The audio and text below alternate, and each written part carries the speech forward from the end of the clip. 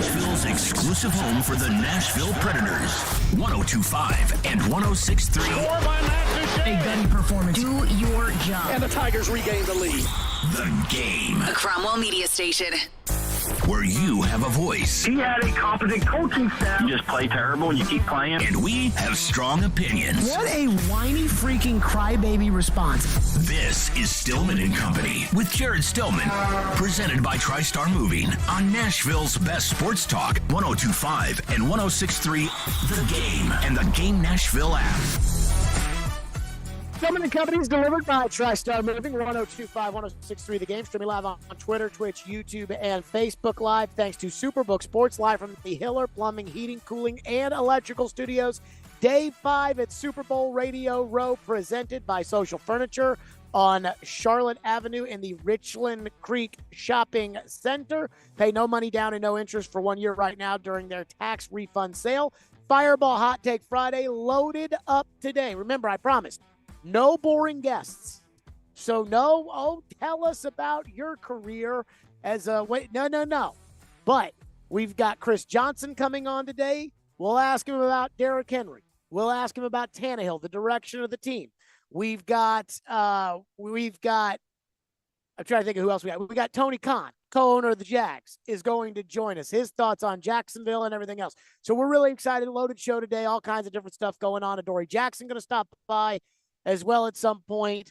What happened between him and Vrabel, all of that here on Stillman & Company program. But I want to start with this. Well, we have not talked at all about the Super Bowl yet, even though we've been at Super Bowl 57 Radio Row all week. And I want to start on the game because this is a copycat league. You know that. So once one team wins a Super Bowl, everybody all of a sudden thinks this is the key to winning a Super Bowl. I mean, remember when Tom Brady went to Tampa Bay and won a Super Bowl, the Rams then said, well, we'll push all our chips in the middle and we'll try to get a veteran quarterback and we'll try to win the Super Bowl. And it worked. And then once that happened, everybody said, we need to do the same thing. We need to be these same teams. And that's how the Cleveland Browns got hoodwinked into a $230 million fully guaranteed contract for Deshaun Watson, where I'm not sure they'll ever see the Super Bowl win. And so there's two sides to this for the rest of the league. Forget about the two teams themselves. There's Kansas City, who's in this game every other year. And there's Philadelphia, who has a great team around a good quarterback.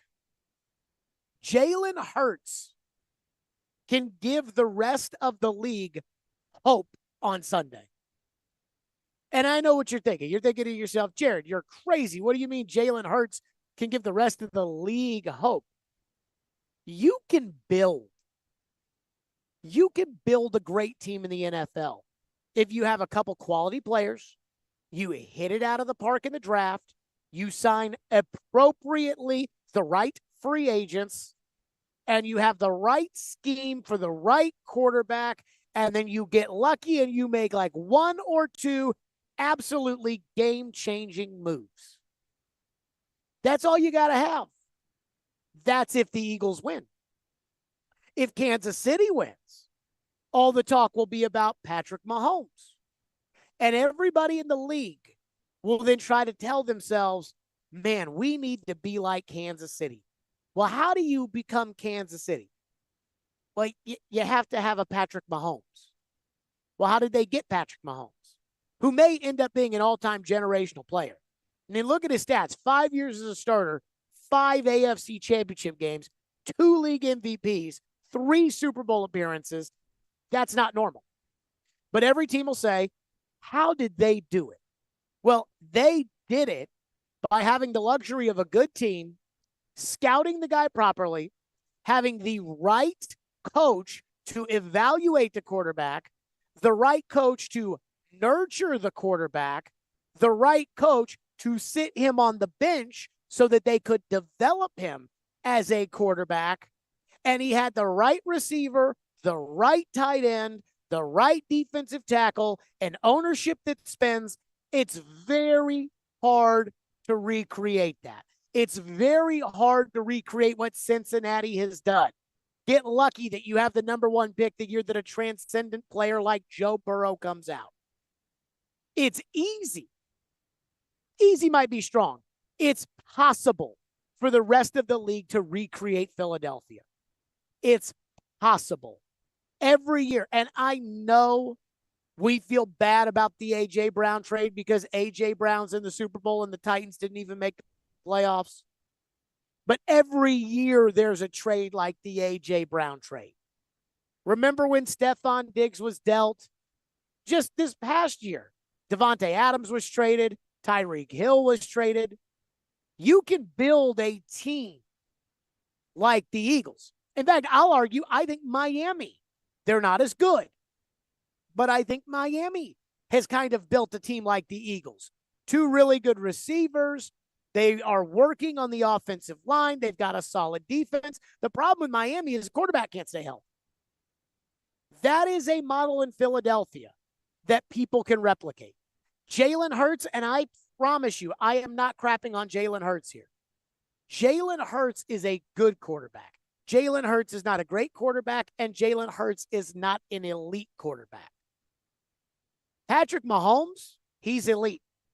Joe Burrow, Justin Herbert, Aaron Rodgers, Josh Allen, those guys are elite. And if you're going to get an elite quarterback, you have to, A, get lucky, and B, you have to be able to scout him correctly. You have to be able to draft him correctly. You have to be able to put good players around him correctly. You have to be able to nurture him correctly. You got to do a lot of things in order to get the next Patrick Mahomes, and you got to get lucky. You got to have an Andy Reid as your coach. How many teams have an Andy Reid? Teams can build themselves up like the Eagles have. And if the Eagles win, that will be what people will say. Now, I think there will be like this whole discussion about how great Jalen Hurts is. And I know a lot of people think Jalen Hurts is better than he is, and Jalen Hurts is going to get $50 million and all of that. But I'm telling you what he is. He is a good quarterback who is a great leader, who is in an awesome scheme, who has everything a quarterback can ask for. He's got a great offensive line. He's got two receivers. He's got a tight end. He's got two running backs. He's got an offensive scheme that is built around his ability to run. He threw for 121 yards in the NFC Championship.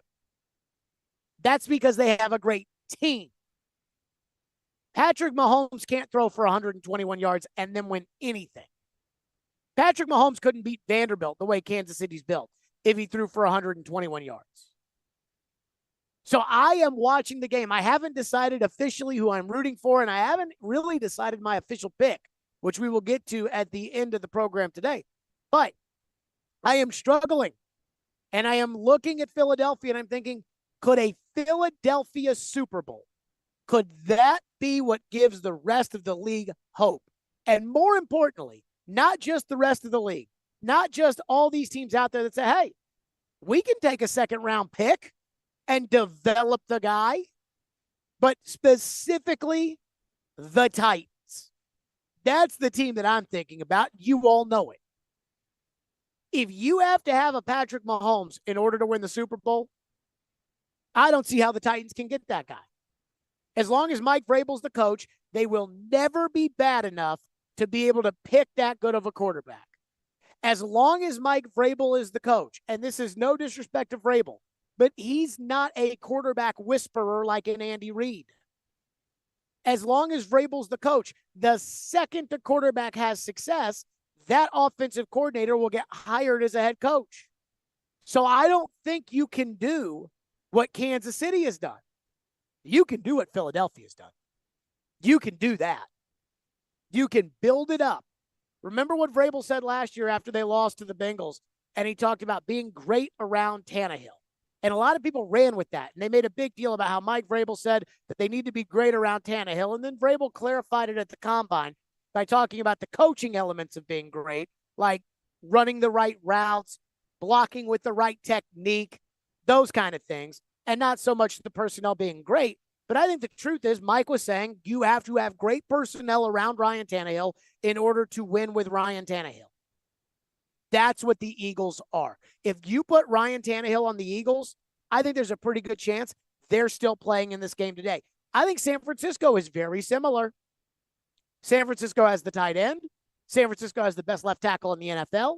San Francisco has 2 receivers. San Francisco has a great running back. San Francisco has all these things. That's how they can keep shuffling quarterbacks in, and they can continue to win. And the time where they lost was when they got overpowered by that defensive line. Anybody could have had Hassan Reddick. Hassan Reddick makes less money than Bud Dupree. So it's about just finding the right guys and building around them. That's the narrative if Philadelphia wins. And I think it gives the rest of the league hope. Indianapolis, Jim Irsay, kind of an old kook. He can't figure out why the Colts don't ever win. And it's because the only time the Colts have ever won is when they got lucky enough to draft transcendent players at the quarterback position. Now, you don't necessarily have to develop a Peyton Manning, and you don't have to develop Andrew Luck, and you don't have to develop Joe Burrow. But for the most part, Josh Allen was developed and Patrick Mahomes was developed, and that is so incredibly hard to do. I am resigned to the fact as a Titans fan that I know deep down inside the Titans will never be able, with Vrabel as the coach, and this is not a knock on Vrabel, but he's a defensive guy. He's more of an overseer. He's a head coach. He's not a run the offense, farm the other side of the ball out kind of guy. As long as Vrabel's the coach, they'll never be able to have the Patrick Mahomes type quarterback. They, with Vrabel, can build a Philadelphia like it's been built around Jalen Hurts. Just like Howie Roseman built it around Carson Wentz and Nick Foles 5 years ago. 615-737-1025 is the phone number, 615-737-1025. Get your Super Bowl thoughts in because today we will be talking a lot about the Super Bowl. So I'm excited. Kansas City, Philadelphia. I had the option of going to the game and sitting up in the 12,000 level, and I said, no, thank you. I will be flying home, and I will be watching the game on TV. 615-737-1025 here on a Fireball Hot Take Friday. Patrick Mahomes did something very special yesterday, but he has the opportunity to do something even more shocking to me with a win on Sunday. We'll get to that coming up next here on the program. Join 102.5, 106.3 The Game this Saturday at 3rd and Home tomorrow, located at 919 3rd Avenue North in Germantown for a Preds watch party as the Predators take on the Flyers at 11:30 a.m. Come watch the game and get some Preds swag and also enter to win tickets to an upcoming Preds home game. The mouthwatering menu at 3rd and Home includes signature items such as wings, stuffed breadsticks, classic burgers, and hot chicken and waffles. They've got $18 domestic buckets, $5 Preds punch, $20 champagne bottles, and a $7 Nashville hot chicken and fries. Want the latest on college football and Nashville sports? They can be a fully formed model of what they're going to be offensively moving forward. Join Outkick 360's Chad Withrow every Friday at 5 with Stillman and Company. You don't know what's going to happen with the roster or the team. He'll bring opinions and charisma for a full half hour every week. This is a good lesson about sports and what we think and what actually happens. Chad Withrow on 102.5 and 106.3 The Game and the Game Nashville app. Now is a fantastic time to sell in Nashville, but you can't do it without the intel. And no one has better intel than the Gary Ashton team. You may be wondering, what is this intel I keep hearing about? Intel so you can sell your home without any staging or showings. Intel on where to find your next home so you can sell your current one while the market's hot. Intel that helps you win the buyer battle and cash in on your home equity now. Everyone else is getting the same information and competing for the same properties. GaryAshton.com gives you the edge with the best real estate intel in Nashville. No one else even comes close. Plus, the Gary Ashton team is the official real estate agent for the Preds. Get the confidence to sell your home and find your dream address without the stress. Call the Gary Ashton team with RE/MAX Advantage today at 615-301-1650 or visit GaryAshton.com. And remember, don't sell without the intel. Mid-State Sports League spring registration is now open. With 7 different sports to choose from, there is something for every player. Join Nashville's largest sports leagues and register as a free agent or bring your own team. Spring registration is now open for softball, sand volleyball, soccer, kickball, flag football, and basketball. For a full list of adult and youth leagues, check out midstatesports.com. That's midstatesports.com. It's no debate. Play Mid-State. If you missed the latest from Stillman and Company, Why is everybody talking about the AFC South? Like, Boomer Esiason said the same thing yesterday. He was like, maybe they can give Jacksonville a run for their money with Aaron Rodgers. I'm like, they gave Jacksonville a run for their money last year with Josh Dobbs. I mean, what are we talking about? They had that game with 2 minutes and 50 seconds to go. They would have been in the playoffs. Not Jacksonville. They lost 7 games in a row. Everybody on the team got hurt except for Byard. What are we talking about? Titans are going to have a second-place schedule, and not that I believe in the salary cap, because I don't. But if you do, the Jags cap situation is terrible. So everybody talks about it like, oh, yeah, this is Jacksonville's division now. Good luck. Guess who they get to play next year? The Bills, the Chiefs, Bengals. Stillman and Company, weekdays from 2 to 6 on 102.5 and 106.3 The Game and the Game Nashville app.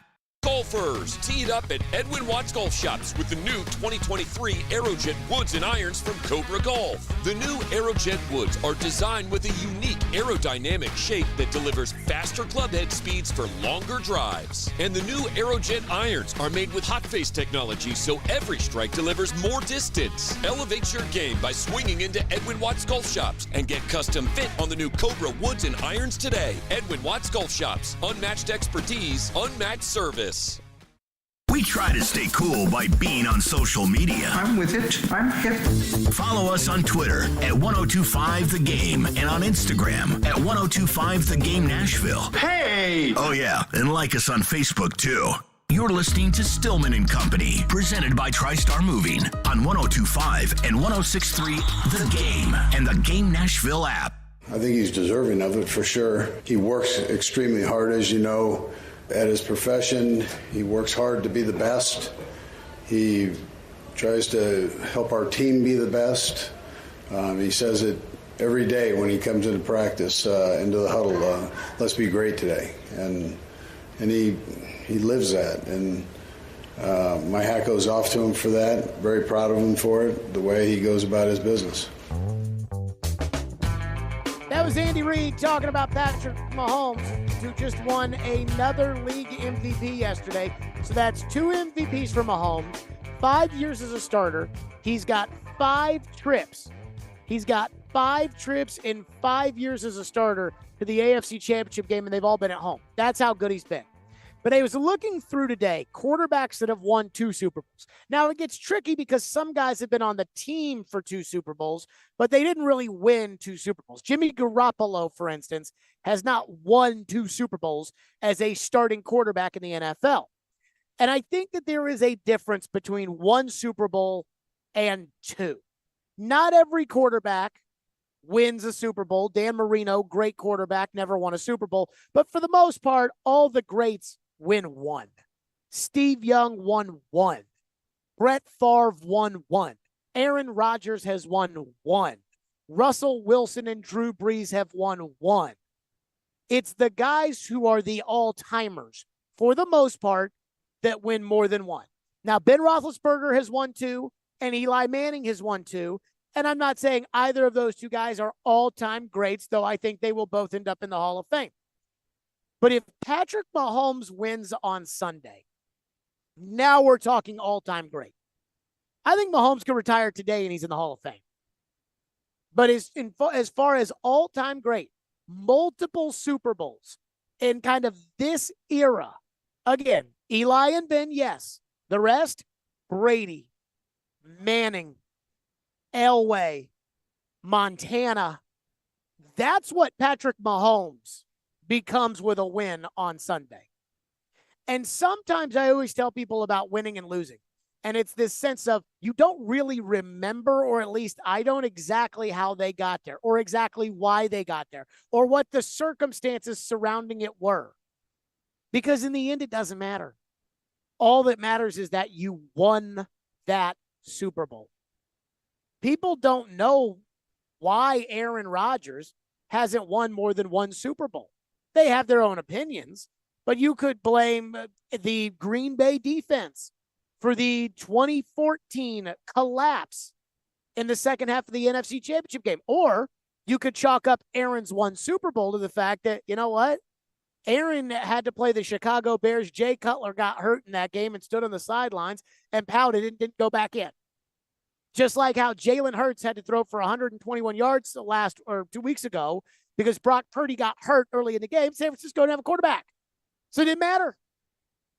So we never remember why somebody won those championships, how they won those, what the extra circumstances were, what we call the loser talk. If this hadn't happened and if that had happened and if this would have and that would have. Every single one of Tom Brady's Super Bowl wins, you can argue, was not because of Tom Brady. And every one of Tom Brady's Super Bowl losses, you can blame somebody else for. David Tyree's miracle catch, that's not Tom Brady's fault. Wes Welker's drop, that's not Tom Brady's fault. Benching Malcolm Butler in the Super Bowl and giving up 350 passing yards to Nick Foles and not being able to get off the field, that's not Tom Brady's fault. Just like people say, well, Tom Brady doesn't deserve the credit for that Buccaneers one because that defense, it doesn't matter. And Mahomes can win too. And I feel pretty certain that Mahomes, if he wins the second one, might win a third, might win a fourth. But we never know. So here he is against what I think is a dominant team. The Eagles, all things equal, defensive line, better than the Chiefs' offensive line. Secondary, good, veteran, smart players. Offense, great receivers, good offensive line, good running back, smart quarterback who's played in big moments. This is going to be a tough test. But yet, the all-time greats find a way to overcome it. And it doesn't always happen the first time. Didn't happen that way for John Elway, but John Elway won too. Peyton Manning couldn't even feel tips with that Broncos team, which, by the way, has not made the playoffs since Peyton Manning retired. And they've tried everything, as you could tell. But Peyton Manning won too. For the most part, the all-time greats. And for some reason, Eli Manning, 500 quarterback in the regular season, but in these giant playoff runs, played like an all-time great. He's so the exception to so many rules. And yet, for the most part, if you're an all-time great, and I'm not talking about in the Hall of Fame, I'm talking about when they had the NFL 100 and they had the top quarterbacks of all time. Brady won 2. And I know he's won 7, but again, 1, 2 or more. Brady, Manning, Montana, Staubach, Favre, only won 1, Marino. And I would argue that you could take Favre out of that group at this point, and you could put in Aaron Rodgers with his 2 MVPs that have happened since then. And I certainly feel comfortable in saying that in 3 or 4 years, Mahomes would belong in that group, especially if he wins on Sunday. 615-737-1025. Let's get some of your Super Bowl thoughts in here at 615-737-1025. If you want to weigh in, our phone lines on this Fireball Hot Take Friday are driven by WilsonCountyHyundai.com. Texter into the text line says, Texter into the text line says, Kansas City can thank the Bears that they were able to get Patrick Mahomes. That's John from Springfield. Let me say this. I watched a couple weeks ago, a YouTube suggestion came up, and it was the Skip and Shannon program on Fox Sports 1 from the day after the 2017 draft. And the topic was, who's going to be the best quarterback? Trubisky, Mahomes, or Deshaun Watson? And Chris Carter, Hall of Famer, was amongst the trio discussing this with Skip and Shannon. And they just glossed over Mahomes. And Chris Carter said, I don't trust Big 12 quarterbacks. And Andy Reid says that he has to sit a year, and I don't want to do that. I want the cookies now. And I remember thinking to myself when he said that, I was like, what? And now you look back at it, and I was looking back at it when I said, what? Just because he's got to wait a year, he's not supposed to be good? No. That's crazy talk. But people didn't see Mahomes the way that Kansas City did. And that's why I don't think that can happen unless you're a quarterback guru, like a Shanahan or an Andy Reid.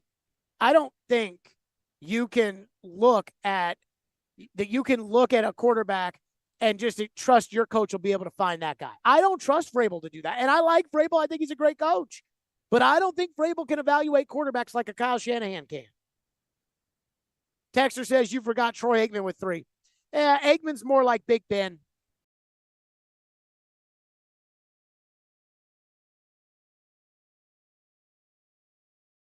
But that was all pre-salary cap. Just doesn't feel. No, Aikman's a lot like Jalen Hurts. Aikman, good quarterback, never an elite quarterback. Now, he played for the Cowboys, so it was a little different. People started telling themselves that he was something that he wasn't. But because he had Emmett and the line and everything else in that era, Troy was good. And they won, just like what Philadelphia has. 615-737-1025 is our phone number. Fireball Hot Take Friday continues live from Radio Row here at Super Bowl 57. Stillman and Company, 102.5, 106.3 The Game. Let me tell you about Chiefs, Eagles. All this week, join Stillman and Company live from Radio Row as Jared gets you ready for the big game. Bring it on, Chop. Let's go. Our coverage is presented by Social Furniture on Charlotte Avenue in the Richland Green Shopping Center. Pay no money down and no interest for 1 year. Right now, during their tax refund sale, it's Radio Row with Stillman and Company on 102.5 and 106.3 The Game and the Game Nashville app. The big game is finally here, and so are huge savings at Electronic Express. Come into any of our convenient locations and save big on 4K TVs from your favorite brands like Samsung, LG, Sony, TCL, Hisense, and more. Electronic Express has huge savings in every department. 4K TVs, computers, appliances, housewares, Bluetooth speakers, and more. Save up to 40% with up to 36 months free financing. Score amazing deals in-store or online at electronicexpress.com. Electronic Express, we make it happen.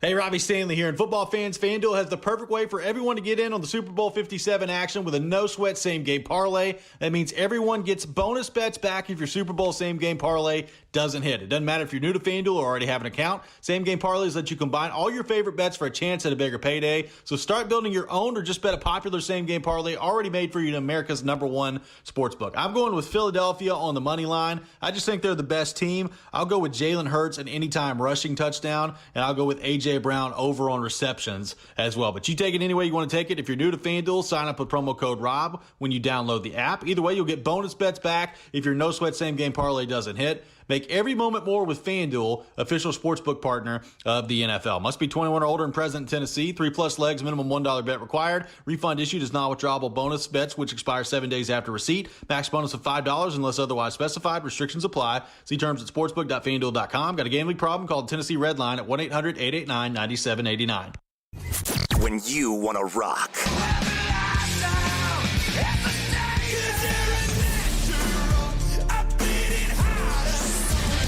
Go, don't wait. This night's almost over. Do all the monsters come out at night? Why do we sleep when we want to? We are Nashville's rock station. 102.9 The Buzz.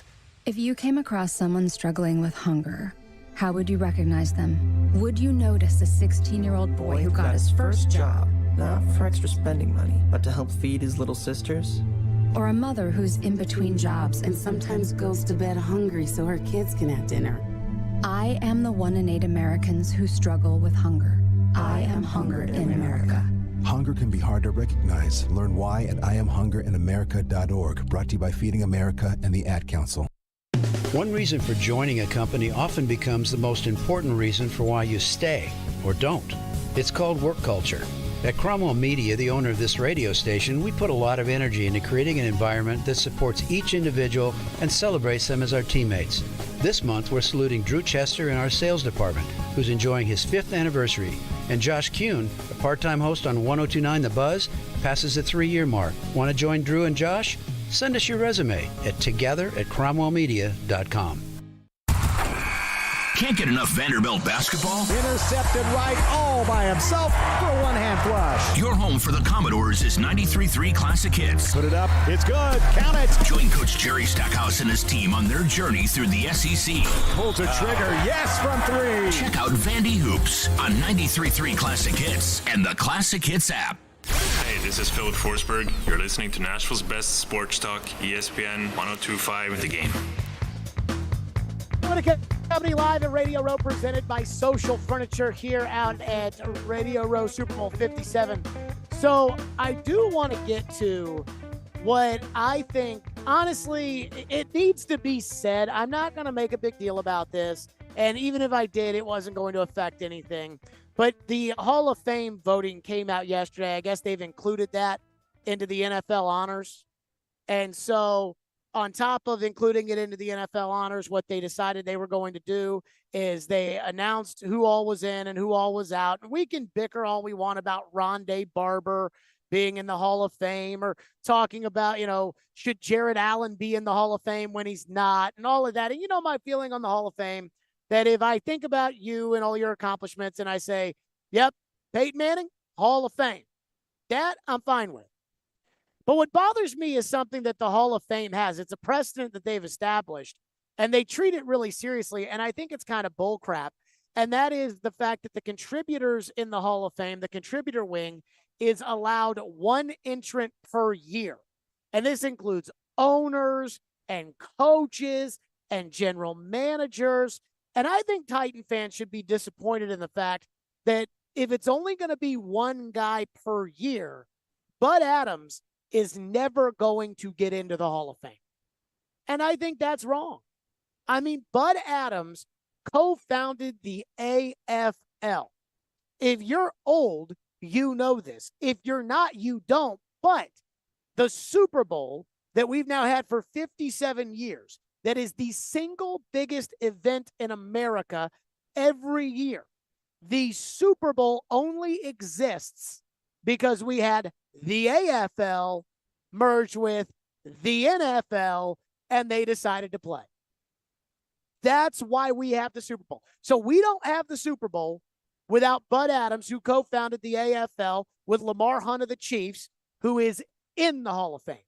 Ralph Wilson, the old owner of the Bills, he's in the Hall of Fame. A lot of these old-time owners, Al Davis of the Raiders, is in the Hall of Fame. And Bud Adams isn't.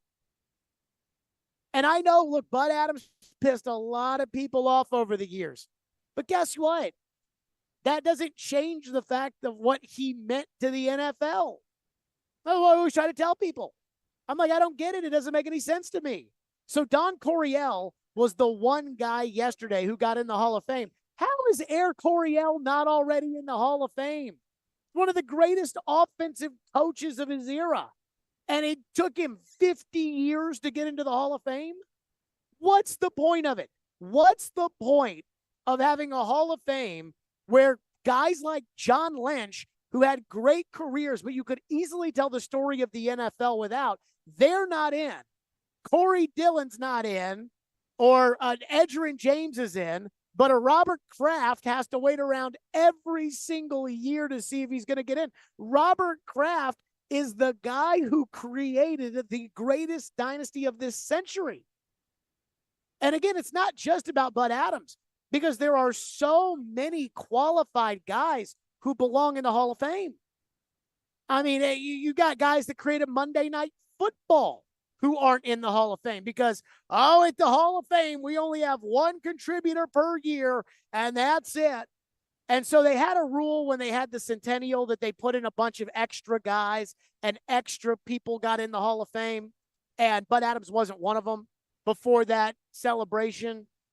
And that's how Jimmy Johnson got in the Hall of Fame, and that's how Bill Cowher got in the Hall of Fame, and that's how those other coaches got in the Hall of Fame.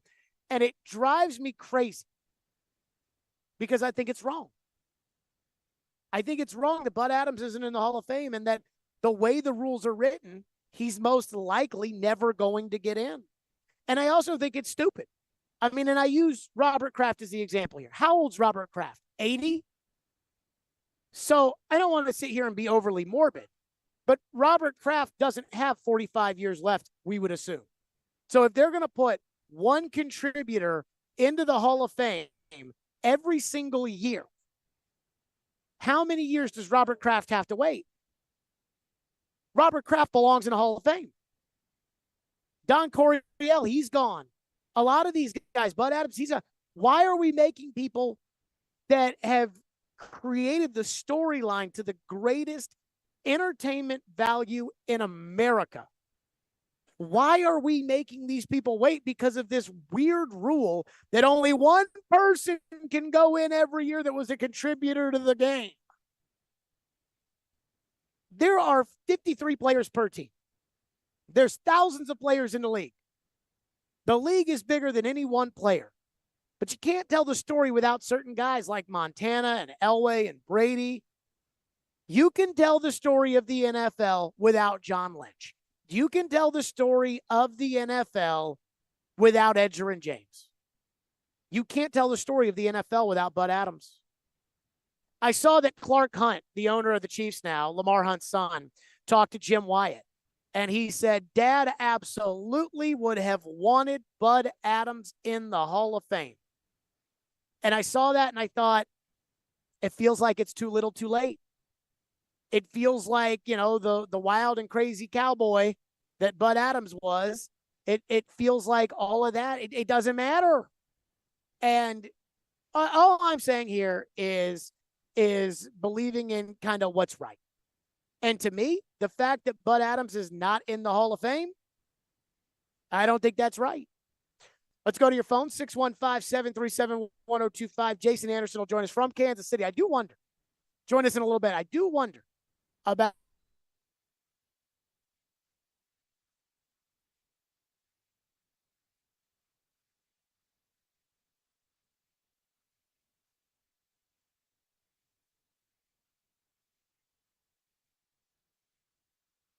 every Wednesday at noon. That fits the mentality of what they're going to do. Outkick 360's Jonathan Hutton joins Caroline, Willie, and D-Mace to talk all things Titans and NFL. Much more creative in how you go about calling certain plays. He's got opinions and insights on the two-tone blue. That doesn't mean that you can't have great or don't need great quarterback play. Catch Hutton every Wednesday at noon on 102.5 and 106.3 The Game and the Game Nashville app.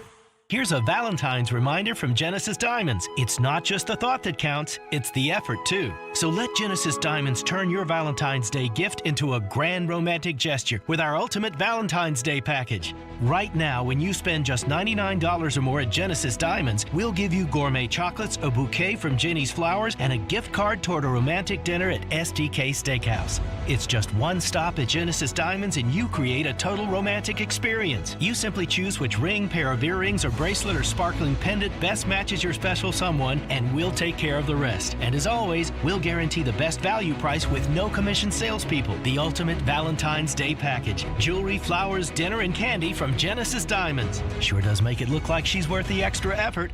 And that's the thought that really counts. Hurry in now because packages are limited. Genesis Diamonds in Green Hills and Cool Springs. Heart of my heart, I love you. This year, give your Valentine a gift she'll never forget. A song of love delivered in person by a barbershop quartet. At home, at work, anywhere in the Nashville metro area. To book your singing Valentine, call 615-200-6193 or go to musiccitychorus.org. That's 615-200-6193 or online at musiccitychorus.org. Interest rates are rising, but not at Spring Hill Heating and Cooling. Replace your old unit fast before new regulations increase prices up to 20%. Get a new unit today at today's price and receive up to $1,500 off, or get 18 months of no payments so the first payment is not until summer of 2024. At Spring Hill Heating and Cooling, all new systems come with a 10-year parts and labor warranty. Schedule your appointment now at springhillac.com. That's springhillac.com. The Nashville Sheriff is hiring correctional officers. Earn $52,500 after paid training and probation. Positions are available immediately. You must be 21 and over with a high school diploma or GED. Come join our family. That's $52,500 with great benefits. Apply now at sheriff.nashville.gov/apply or call 615-862-8170. Earn $52,500. Stop searching. Apply now. The Nashville Sheriff. Losing your hair? It's Chase McCabe. No matter your age, gender, or type of hair loss, it's never a good feeling when you see too much hair on your brush or you begin to notice bald spots. For 45 years, Hair Club has helped more than 500,000 members get hair they love. If you're affected by hair loss and not sure what to do, let Hair Club help customize a solution for you. For a limited time, get 10% off when you book a free consultation today and get started at hairclub.com/chase. That's hairclub.com/chase. A show that lives and breathes sports. Focus in, focus in, focus in. From the SEC. Credit to the Alabamas, the Georgias, and the Ohio States of the world. To the Preds. They've been in a lot of really tight games, but they're not winning enough of them. To the Titans. He's talking about what this franchise has built over the years. Caroline, Willie, and D-Mace. What is this? Check it out. Weekdays from 11 to 2 on 102.5 and 106.3 The Game and the Game Nashville app. Strong opinions and a strong personality on your drive home. This is Stillman and Company, presented by TriStar Moving on 102.5 and 106.3 The Game and the Game Nashville app. Stillman and Company live out at Radio Row here at Super Bowl 57. Our coverage presented by Social Furniture. So the Chiefs are in the Super Bowl for what, the third time now in 5 years has it been? 4 times. Time in 4 years. Okay. 5 times hosting the AFC Championship game, but third time Super Bowl in 4 years. Third time in the Super Bowl for 4 years. Jason Anderson, who's the midday show host at Sports Radio 810 in Kansas City, joins us. So every year as a kid, I used to watch the Super Bowl, and the Titans used to be good. And when the Titans were good, I would be depressed because I would be like, they were right there with these teams that are in the Super Bowl, and it could have been our year. And then when the Titans were terrible, I would get really, really depressed because I would think about how far away they were from these teams. Right now, the thing that depresses me is I don't know how the Titans find a Patrick Mahomes. I don't know how anybody finds a Patrick Mahomes. And I feel like had some dumb team, had Chicago decided they wanted Patrick Mahomes with the number 2 pick in the 17 draft, I don't think he'd be what he is today. I mean, I still think he'd be good, but I don't think he'd be what he is today, which leads me to this question, which is how does a team that has competed with the Chiefs, and I think it gives the Chiefs a lot of fits in the Titans, how do they build up their team so that they can consistently compete with a team that is every year in the AFC Championship? I mean, I think it starts and ends in the NFL at the quarterback position. And, Chiefs football for a long time was not good. And then Andy Reid got there, and it was pretty good. I mean, they'd made the playoffs. They were winning the AFC West. Are right now. Yeah. But they weren't advancing in the playoffs. They weren't doing anything when they got there. They won 1 game, and Alex Smith was a fine quarterback, but they had a really good defense. They would pressure the quarterback. They could run the football. Alex Smith wasn't turning the ball over. It was a controlled offense and a defense that really got after you and caused turnovers. And then it got to the playoffs, and they would lose to teams that had better quarterbacks. They would lose to teams that had Hall of Famers, and you would see Hall of Famers go on and win Super Bowls. And that's why the Chiefs decided in 2017 that it was worth it to trade a first-round draft pick to move up to number 10 to get Patrick Mahomes, even though they had Alex Smith. And a lot of Chiefs players thought they were trading up to get a defensive player when they moved up to number 10. And a lot of people thought they were going to get Deshaun Watson when they moved up to number 10, but they got Patrick Mahomes. They chose correctly out of those 3 from, Mitchell Trubisky, Patrick Mahomes, and we know what Deshaun Watson's been, dealing with. And so when they made that choice, they essentially told everybody, themselves included, that we can keep going down the route we've been going down, but it's not going to change until we get somebody that is a franchise quarterback that we believe is a franchise quarterback. And they scouted, they saw him as a sophomore. Brett Veach, who's now the GM, was an assistant GM at the time, was pounding the table for Patrick Mahomes. He was at practices and games. He said he's the best quarterback prospect he's ever seen in his life. And the Chiefs believed him. They started buying in, and everybody was on the same page of Patrick Mahomes is the guy we got to go and get. And you match him up with Andy Reid, and, the rest is history. So I think if you're going to be competing with the Chiefs, I think you're seeing the teams that they struggle with.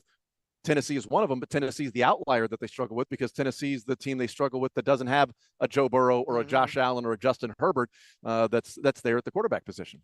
Go back to how they found Patrick Mahomes, because at the time, I mean, people thought he was a first-round pick, but it was, I mean, there was some like, is he going to make it to the second round? Is he going to be a late first-rounder?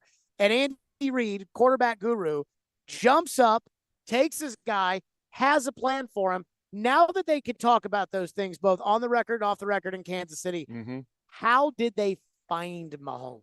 Brett Veach, who's now the GM. Brett Veach was the guy who was on him early and scouted him early and said, this guy is simply different. And he had to sell it to the, John Dorsey, who was the GM at the time, who made the trade ultimately, and Andy Reid. But once they started to see him and talk to him, it became that they were convinced as well. And the one thing that really stood out is, with Arizona at the time, head coach who was with Tampa, they won a Super Bowl. Bruce Arians. Bruce Arians. So Bruce Arians was Arizona at the time. Sean Payton was with New Orleans.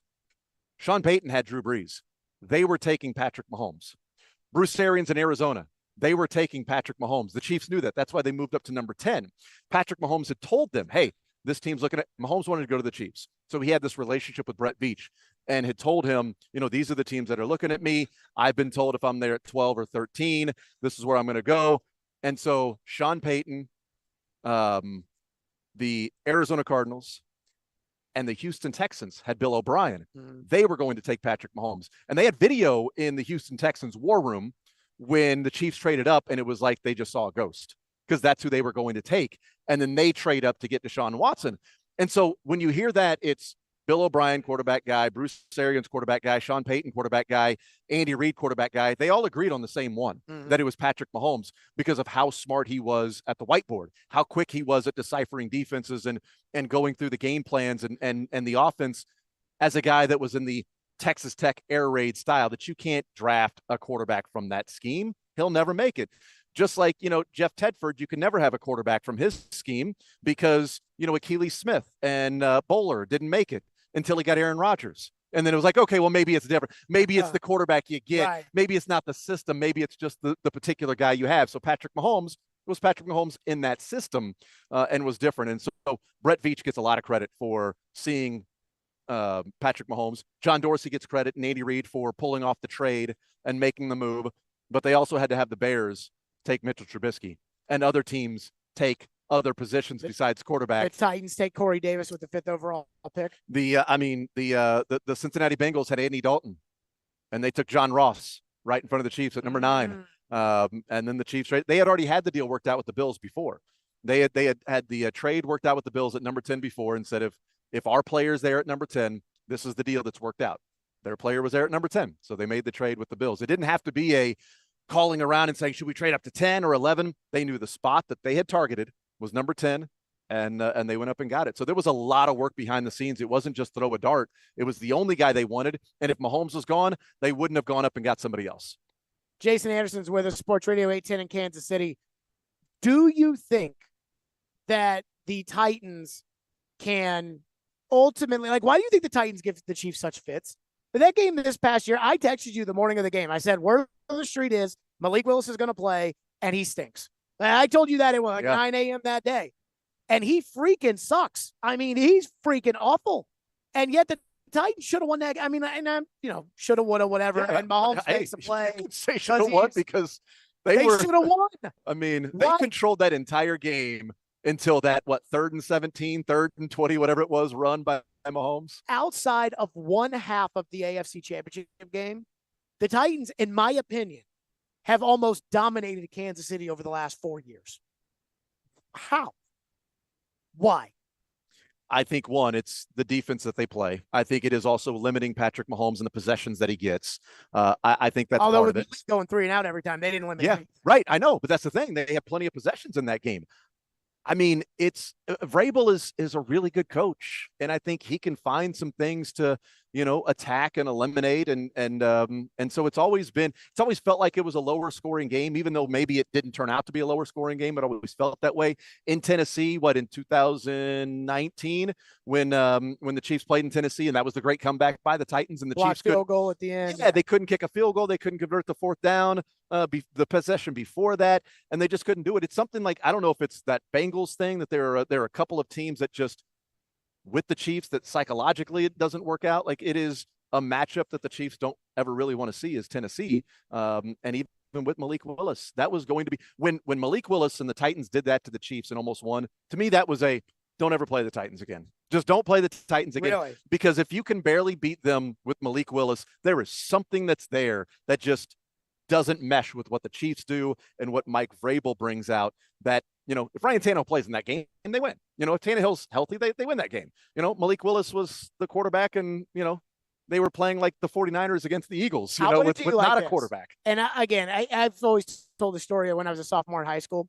I had to fill out this, Jason Anderson's with us. I had to fill out, like an extra page on a research paper. And so I just started doing the speculation, what if, and I got a giant red X through it. And so I understand the whole idea about, the woulda, coulda, shoulda, this happened, and then that happens. Yeah.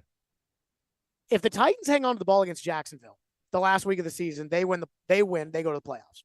I think Brandon Staley's such a stooge with the Chargers. He would have screwed that up no matter what. They could have played Vanderbilt, and he would have screwed it up. So then you got the Titans going to the Kansas City Chiefs. If Patrick Mahomes twists his ankle against the Titans, I don't think Kansas City wins that game. Yeah, but of course, doesn't twist his ankle against the Titans because it wouldn't be, that exact play Right, where, exactly. and that happening. But yes, if he were to get injured or something like that. Twisted his ankle in the AFC Championship game that they played against the Titans go to the Super Bowl and play San Francisco. Well, especially that run before half. That with exactly was Patrick what I was Mahomes thinking about. Yeah. That's why I picked Cincinnati. Cincinnati gives them Well, you're fits, stupid. But the reason Cincinnati gives them fits is because they have Joe Burrow. Like, I get that. The Cincinnati, it's crazy. Like, the matchups with Cincinnati were so weird because the Chiefs for 3 quarters controlled those games. In the 3 previous games. They had played 185 minutes in those 3 games. The Chiefs led for almost 100 minutes of the 185. The Bengals led for 40 minutes of 185, but they outscored the Chiefs 26-6 in the fourth quarter. Now, how does that happen with Patrick Mahomes? It just simply doesn't. For some reason with the Bengals, it happened with the Chiefs were on defense, and the Bengals had a 3rd and 27, and Spagnuolo blitzed and brought everybody. And they threw to Jamar Chase down the sideline, complete pass. They got down inside the 5-yard line. Andy Reid doesn't just let him score. It was 30-30. It's the first matchup. Andy Reid doesn't let him score. They're out of timeouts. The Bengals go for it on 4th down. Chiefs commit a penalty. It's 1st and goal from the 1 with 40 seconds left. Ball game. They kick a field goal as time expires. Second time they play in the AFC Championship game, Chiefs are dominating that game. It's over. Dominating. Mahomes plays the worst half of his life against the Bengals in the second half, and somehow the Bengals end up winning. They score, they score a field goal in the fourth quarter, field goal in overtime, and that's all they need. Earlier this year on December 4th, the Chiefs are leading by 4 in the fourth quarter with the ball, and Travis Kelce gets it to midfield and fumbles. He's fumbled once this year. It was that game. They're up by 4. They're going and driving to control that game. Bengals go down, score a touchdown. Chiefs come down, miss a field goal. And then the Bengals run out the clock. Like, these things that happen at the end of the games, it's like, how does it keep happening against the same team? Well, it's not just happenstance. It's not just luck. So how do they keep struggling against the Titans? How are they continuing to lose close games by 3 points against the Bengals? Well, they flipped the script finally in the AFC Championship game because they had the ball up 20-13 in the fourth quarter, and Mahomes at midfield fumbles. They were up 7 in the fourth quarter, driving. They were going to control that. They were going to go up 2 scores on the Bengals in the fourth quarter. They fumble. Burrow had the opportunity as well to win the game. Yeah, the ball end, twice. Which he's done every time. He had the ball twice in a 2020 game there in the fourth quarter against the Chiefs. And the fact that he didn't get it done is as shocking as really anything that the Chiefs have done against the Bengals, because he has done that 3 times before that they have been able to do that. And that's credit to the defense, the way that they played in that game. They had a huge advantage, their defensive line against a banged up offensive line in the Bengals, and they took they maximized that. But how worried are you about the Chiefs? Jason Anderson's with us. How worried are you about the Chiefs? Well, about the Eagles. Yeah, honestly, there's a worry because they're a good team, right? But I'd be scared to death of the Eagles. This same formula that they have right now beat Tom Brady and the Patriots in the Super Bowl. Yeah, with Nick Foles throwing for 350. Yeah, but Jalen Hurts isn't throwing for 350. Nick Foles didn't. I know, but Jalen Hurts is better than Nick Foles was. Yeah, look, The Eagles have been really good at dominating bad teams. They have been really good at beating awful quarterbacks. And Mahomes is different. I know. The Chiefs are different. The Chiefs have a good roster. I know the thought process is the Eagles are better 2 through 53 and they're this complete team, but the Chiefs have Patrick Mahomes. The Chiefs have a really good offensive line too. Like they're really good. They have Andy Reid, who's been in the Super Bowl Not now 4 according times. to Jeffrey Simmons. Oh, really? Yeah, that's right. Yeah, that's right. He was right though. Game, he was like, "We're going to dominate." He was right though. And he got it right because earlier that year, Shaq Barrett said the same thing. Shaq Barrett and those Bucks got shut down earlier in the year. The offensive line took offense to that, but Jeffrey Simmons backed it up. Yeah. So good on him. But the Chiefs still ended up winning that game because Malik Willis, like we already talked about. The Eagles' defense is not the same as it was earlier in the year. Their first 11 games, they had 23 takeaways. The last 8 games, they only have 7. The Chiefs' defense has flipped. Early in the season, they weren't turning teams over. They've turned teams over 12 times in the last 7 games. Also, 3 of those 8 turnovers by the Eagles was against the 49ers in that quarterback situation. So the whole, you take this away, you take that away. Obviously, you can ifs and buts and all of that. But right, I don't anticipate the snap hitting Mahomes in the face. Right. And before that, they had 5 turnovers in their previous 6 games, 5 takeaways, that defense. And the defense hasn't faced a quarterback that is better than Mahomes at eliminating pressures to sacks. So Mahomes is number 1 in the NFL at pressure to sack percentage. Only 10% of the pressures for Patrick Mahomes turn out to be sacks. The Eagles have faced 2 teams with quarterbacks that have a lower than 15%. Mahomes is at 10%, lower than 15%. Jared Goff and Dak Prescott, 35 and 40 points because they weren't sacking them. Those pressures weren't turning into sacks. Mahomes is the best in the league at eliminating pressures to sacks. And the Eagles have played one of the most dominant game scripts of the entire season. Last year, Jalen Hurts dropped back to pass. 47% of his dropbacks were when the Eagles had a greater than 40% chance of winning. Okay. Sorry. Some numbers aren't great on the radio. 47% of his dropbacks. So you're saying you're not worried? Here's the last part of that. This year, 95% of his dropbacks have come when the Eagles have a greater than 40% chance of winning the game. It was 47% last year. It's 95%. I don't think Jalen Hurts is that good. I'm not really. I think he's a good quarterback. I don't think he's a great quarterback. I agree with that. And we had Ron Jaworski on, and Jaws does all the pre and post for the Eagles. And I said, okay, is it overblown before and after injury for Jalen Hurts? And he goes, no. He goes, no, that shoulder's injured. He goes, there was a play to A.J. Brown in that game against the 49ers where A.J. Brown was there. That was a touchdown. He missed it. It was a touchdown. He goes, you make that throw 10 times out of 10 as a quarterback. And he goes, and he threw it, and the ball just died. He just didn't have it in the shoulder. And he went through 2 other plays in the 49ers where he said the ball just died. And this throw, he does this, the ball just died. His shoulder is not there right now. So last one for you. We'll see. You're a Chiefs fan and you're on the air in Kansas City. I'm a Titans fan. I'm on the air in Nashville. Right. I talk about being a fan all the time. Like I don't hide it. Like I don't. How do you approach that? Oh, I do the same thing. Like, I think it'd be dumb if I said, no, I'm just going to be straight laced. And like, I try to be as unbiased on the air as I can, but there's always going to be a bias that's there because I grew up watching this team, loving this team, going out to Arrowhead and watching them play. And so, yeah, there are some times where you look through certain glasses, but also there are some times where you can hold their feet to the fire more, whatever the organization is, than you would if you're just simply stop because like somebody you've got the passion that's there. And you're like, you know what? I want to know, I want to have the passion that the fans have. Because if I'm speaking for the fans or I'm talking to people within the organization and being that conduit for the fans, like, I don't want to always be like, no, I'm going to be down the middle. And well, no, I'm pissed off. No, I'm mad about what the heck's going on with this. And you should be too. And I know you are. And I am. And I'm the voice for you. And I'm going to do this with the organization. I said last one, I lied. One more. The NFL 100 in Miami. I think the quarterback group was Elway, Marino, Montana, Brady, Manning, Favre, Staubach. Would you take Favre out and put Mahomes in at this point, or does he have to win Sunday? If you win Sunday, I don't see how you can't have him ahead of Favre. I think Favre was Mahomes before Mahomes with a lot more interceptions. Like, that's the thing, is Mahomes is like this gunslinger, but he's not. Right. He's got, 10, 11, 12 interceptions per year. It's not Aaron Rodgers with 3 or 4 or anything like that, but it's not 25 that we've seen. So, yeah, I would take Brett Favre out because Mahomes is the most talented quarterback I've ever seen play.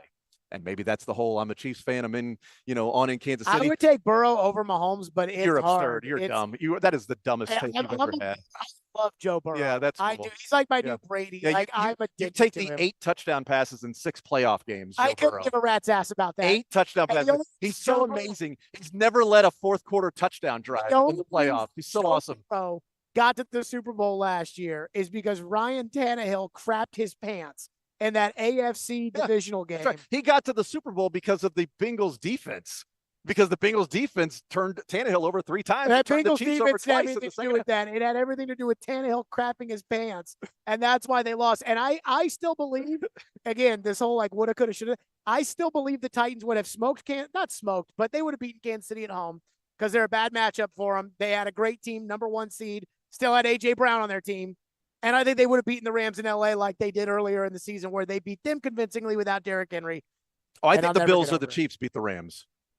Or the Titans beat the Rams. I think I think anybody that had a better offensive line than the Bengals, which was everyone, probably would have beaten the Bengals this year are a much better team than they were a year ago. That Bengals team was they cut the line. They were a year early in how good they were. This Bengals team was better this year. Last year was a Cinderella run, and then they lost to the Rams team. And I think in the AFC, Titans, Bills, Chiefs all beat the Rams in that game. Yeah. And the Bengals didn't because, offensive line. They were better this year. They would have been more deserving if they were here and they win the Super Bowl. I would have seen that as a more of a complete team with a franchise quarterback. Joe Burrow's fine. He can be the 2nd or 3rd best quarterback in the league. He's perfectly fine. But there's no debating who the now 2-time MVP is, Patrick Mahomes, and hopefully 2-time Super Bowl champion MVP on Sunday. There you go, Jay Sanders of Sports Radio 810 in Kansas City. We roll along here on a Fireball Hot Take Friday, 102.5, 106.3 The Game. You love the game. Tennessee touchdown! Middle Tennessee gets the score. We live the game. Just work on the little things every day. They think the coaches are just coaches. We are. Ranks and he scores! On both sides of the ball. One big possession. Touchdown, Middle Tennessee. The Game. Nashville's best sports talk, 102.5 and 106.3 The Game and the Game Nashville app. ElectronicExpress.com. We make it happen. Hey, you think mortgage rates are still super high? Well, think again. Rates have plummeted to a 5-month low. Hey, Willie Donick here. Call my friends at Loan Pronto now to see how low rates are. It may be time to do that refinance you've been putting off, or time to get back to house hunting. If you're like a lot of people, you've got way too much credit card debt right now, and you're getting fleeced with 20+% interest charges every month, or maybe your current home rate is over 6%. So if that applies to any of you, listen, you can get a quick, easy refi at Loan Pronto. Wipe out all those cards. Close in about 14 days and cut your overall expenses by $500 a month or more. How does that sound to you? Right now, Loan Pronto is doing refis with APRs in the 4s. So call now to take advantage of this big rate drop. Get those credit cards to zero. Start that home improvement project or get out of that 7% loan you were forced into last year. Here's the phone number, 615-499-5780. That's 615-499-5780 or go to loanpronto.com. Equal housing lender, NMLS 166-1781, subject to lender approval, NMLSconsumeraccess.org. Hey, Heather, when we ran into you and Mark the other day, you guys looked so happy. Thanks, Tiffany. We are. Oh, I hate to say it, but Jim and I aren't doing very well lately. Oh, what's going on? Well, Jim's always tired. He never wants to do anything. When we try being intimate, he doesn't seem to be into it, at all. I wonder if he's even attracted to me anymore. Oh my gosh, we had the same problem. I thought Mark was having an affair. Then we went to the Tennessee Men's Clinic and learned he just had a medical condition. The Tennessee Men's Clinic specializes in low testosterone and ED. And after some testing and treatments, our sex life is the best it's been in years. Oh my goodness, that makes me feel better. Sounds like the Tennessee Men's Clinic is just what Jim needs. How does he get in contact? It's easy. You can book appointments online or just give them a call. Your first visit to the Tennessee Men's Clinic is only $99. They have multiple treatment options for low T and ED. Book your appointment today. Call 615-208-9090 or book online at TennesseeMen'sClinic.com. Visit our website to learn more, including side effects. Treatments extra. Results vary. Your Game Center update. The NFL honors were last night. Chiefs quarterback Patrick Mahomes won MVP, while Giants head coach Brian Daboll was named the head coach of the year, and defensive end Nick Bosa was dubbed the AP Defensive Player of the Year. And Tim Kelly was named the next Titans OC earlier this week, and team reporter Jim Wyatt caught up with Derrick Henry at Super Bowl 57 and asked him about Kelly being elevated into his new role. Love Tim, man, and I feel like Tim has a bright mind. Actually, going against him when he was with the Texans, I felt like he always had a great game playing against us, and watching the Texans throughout the years, he was an OC.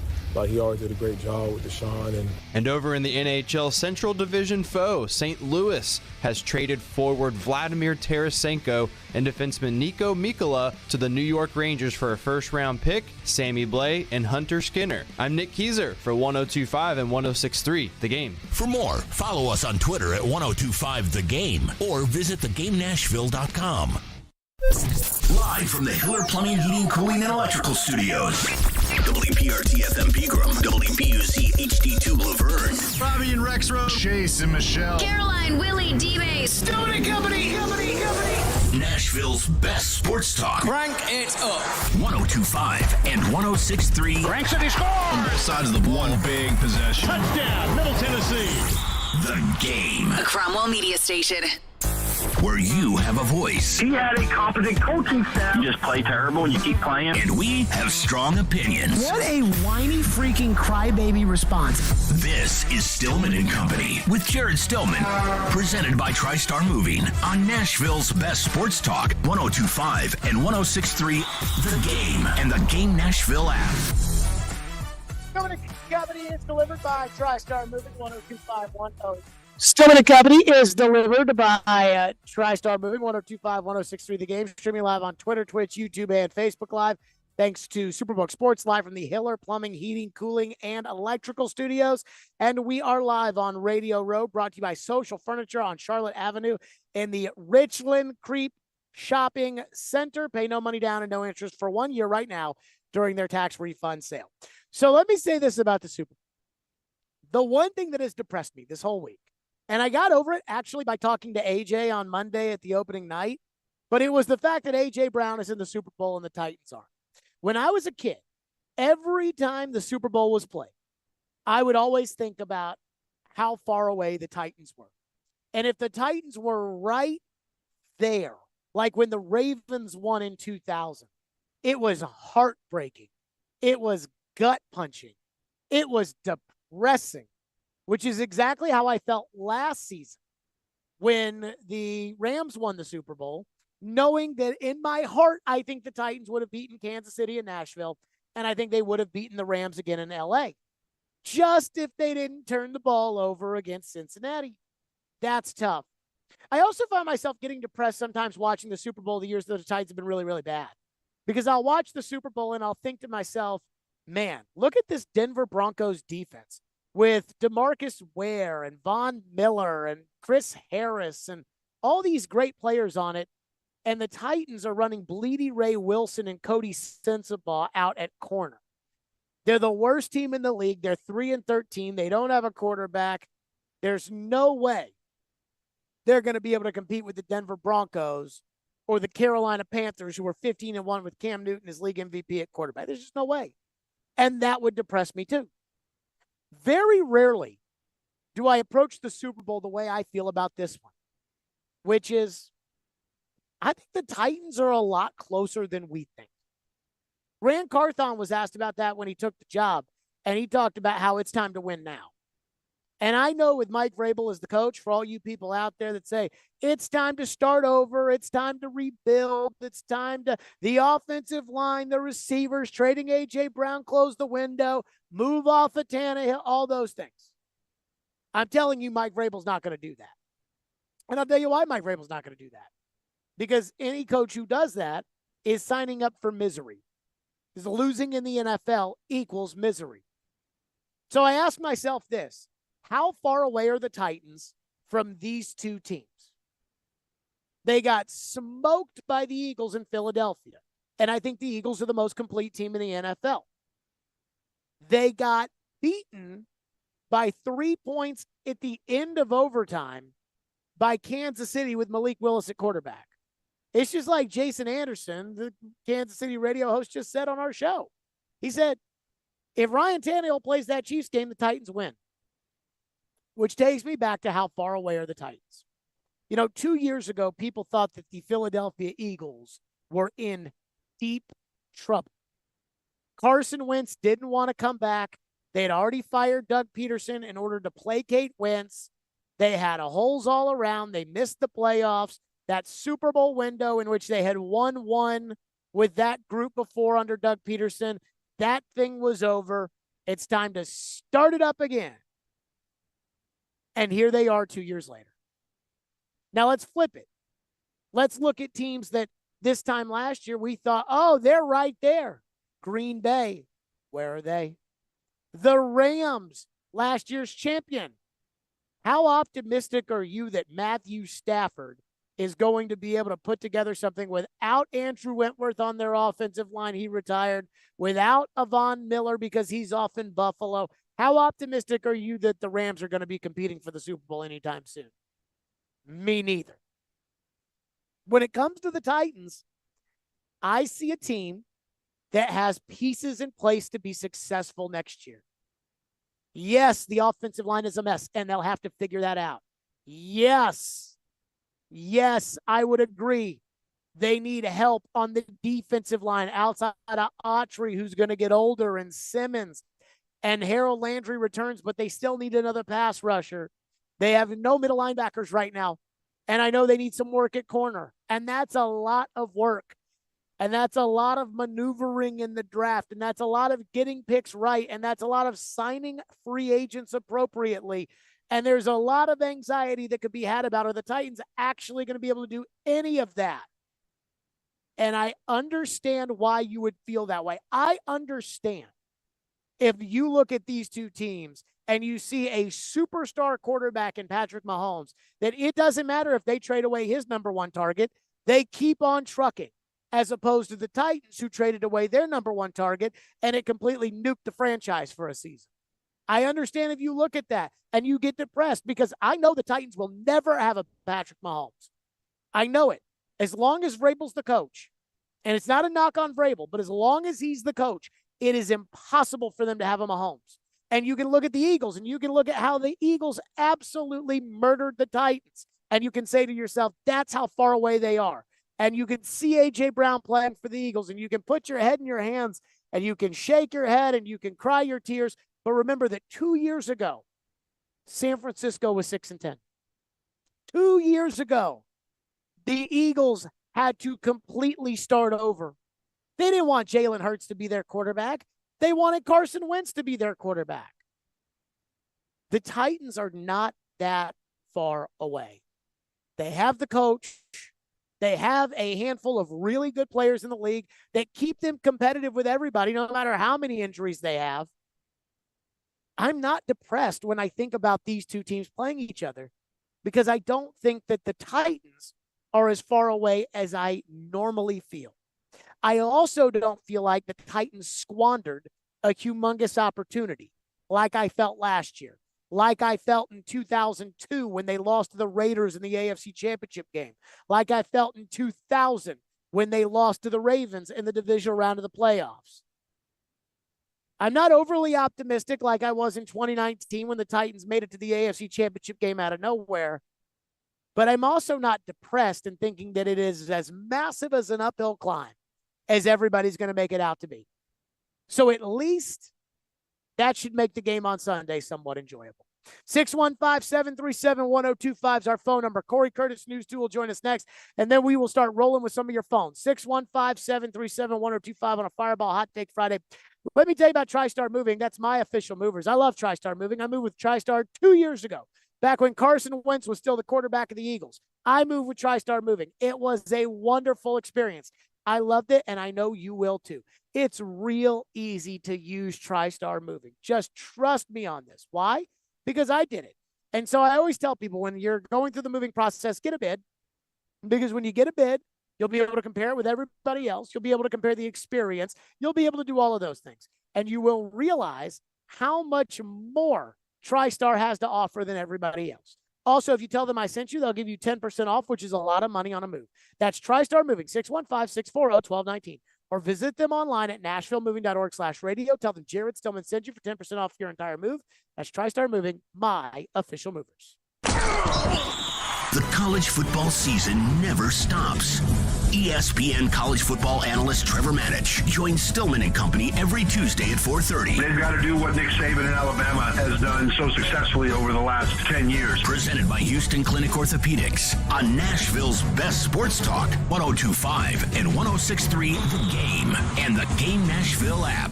Hey, it's Chase McCabe. The final drive for the championship is here, and there's no better place to wager on the football title tilt than Superbook Sports. Superbook features the best menu of prop bets in the business, plus you can check out their special odds boosts and promotions over at Superbook.com. With over 3 decades of odds-making experience in Las Vegas, there's no better place to wager than Superbook Sports. Win some money as one lucky team wins the championship. Download the Superbook Sports app today. Visit Superbook.com for terms and conditions. Gambling problem? Call 1-800-889-9789. If you missed the latest from Stillman and Company. Mike Lombardi's with his former NFL general manager. What is it about Vrabel that you see that makes him a tremendous coach? Because he sees the game from 35,000 feet. He coaches all three things. To be a great head coach, you've got to run your offense, run your defense, run your special teams all at the same time, and understand and intertwine all those three things. And I think Vrabel can do that. I mean, I think, and I sent him this in a text, I think the game against Kansas City should go to the Hall of Fame. Malik Willis gets 1 first down with after 6 minutes gone in the second quarter for the remainder of the game. And yet that game goes to overtime. The Chiefs have 19 third downs. They gained almost 500 yards. They couldn't run the ball. They were 2 for 4 in the red zone. But they got that game to overtime. That's a remarkable coaching job in a 3-level level. Stillman and Company, weekdays from 2 to 6 on 102.5 and 106.3 The Game and the Game Nashville app. Social Furniture's tax refund sale is going on now. You will save up to 50% in every department. Huge markdowns. You don't want to miss this opportunity to make your home spectacular. We have everything for your home in stock with no waiting. And hassle-free same-day delivery makes it easy. Pay no money down and pay no interest for 1 full year during Social Furniture's tax refund sale. Don't wait. Come in today. Social Furniture on Charlotte Avenue in the Richland Creek Shopping Center. And save, save, save. Still overpaying for a razor? In this economy? Gross. At Dollar Shave Club, you can get a top shelf shave at a regular shelf price. We've been hawking shaving products for years online, and we're excited to bring you the same great quality and low prices at a store near you. From high-quality stainless steel blades to super smooth shave creams, Dollar Shave Club's in the business of making your shave easier. Find Dollar Shave Club in the men's razor aisle. Getting your Dollar Shave Club razor wherever you want. Isn't that great? Want to weigh in on the conversation? It's a brain booster. Slide into our DMs. Or just text or call at 615-737-1025. Our phone line is driven by WilsonCountyHyundai.com. You're listening to Stillman and Company, presented by TriStar Moving on 102.5 and 106.3 The Game and the Game Nashville app. Stillman and Company live from Radio Row here at Super Bowl 57 in Phoenix. Again, no Titans, but the Titans did make news by switching the offensive coordinator, elevating Tim Kelly to the position earlier in the week. Derrick Henry was talking with Jim Wyatt yesterday and said that he likes the move and that of course he said it. What, you can expect Derrick Henry to sit there and say, well, I tell you, I hate that move that they made with Tim Kelly. I think he's a bum. Of course not. That's not going to happen. But everybody that is wearing Titan blue seems to love this move. Corey Curtis joins us now, News 2, as he always does on a Friday. Corey, let's start with this. Your reaction to Mike Vrabel elevating Tim Kelly to the offensive coordinator position, all the musical chairs that they have on offense. What do you make of it? Well, number one, Kelly, not a surprise to any of us, right? Because we know how important trust and familiarity are to Mike Vrabel. So, it was almost shocking that it seemed to take so long and that he might be considering other people. And it's kind of exciting to think, hey, maybe they're going to bring some new ideas. And maybe he's got some different ideas. But if he had different ideas, I think last year was a year to try to bring some of them out. There's that. As far as the shuffling of the staff, Mike has worked with a lot of these guys for like 5 years, so he knows what their strengths and weaknesses are. And, we shuffle things all the time. And, like Tony Dew's had a ton of success coaching running backs, whether it be Derrick Henry or Deontay Foreman or or Dontrell Hilliard. I mean, they're guys who came here and did stuff that they never really did before. So, I think Tony Deuce has shown he can coach, and, he's a guy who also been a wide receiver and tight ends coach before, and maybe they think, he's someone to get more out of a position that they want to get more out of. I'm just speculating. The thing I think with him is I look at Chigakonkwo, and I think, Chigakonkwo can be a dude. I mean, he can be a playmaker for the Titans. They just got to figure out ways to get him the ball and ways to make it happen. And when I saw that, that was kind of my initial reaction. As far as some of the other moves, moving Pat O'Hara off quarterbacks, Charles London in, again, another Texans guy, so not real surprising. I think the Chris Harris hire is, seems exciting in a position group that needs to perform at a higher level. So I'm kind of anxious to see how that goes. But, to me, the biggest hire in this is going to be Jason Hodeling. Because if he fails, Tim Kelly's going to fail. If he succeeds, Tim Kelly's going to succeed. I think that hire is more important for the Titans right now than the offensive coordinator hire. Because if they can't do it on the inside, they're not going to do it anywhere else on the outside. Corey, what do you make of the idea of where Mike Vrabel stands right now? Because every single person I've talked to here just loses their pants every time they talk. Oh, Vrabel, he's such a great coach. And, I mean, my God, the only reason Tennessee's ever won a football game is because they have Mike Vrabel. And yet at the same time, they lost 7 games in a row down the stretch. He brought back Todd Downing. The fact that he gets no criticism for Todd Downing, I think is a little ridiculous because he brought Todd Downing back. So he gets no criticism for that. None of that stuff. And yet, I do wonder, after losing 7 in a row, and we saw the owner go off and fire the general manager this year, where does Vrabel stand? You bring up Todd Downing. I still don't know if he thinks Todd Downing did a bad job. Because Todd Downing's calling the offense that he.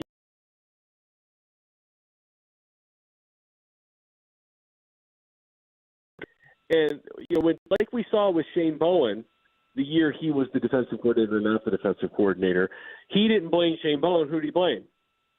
He blamed players. They went and got new players. So they got rid of Todd Downing.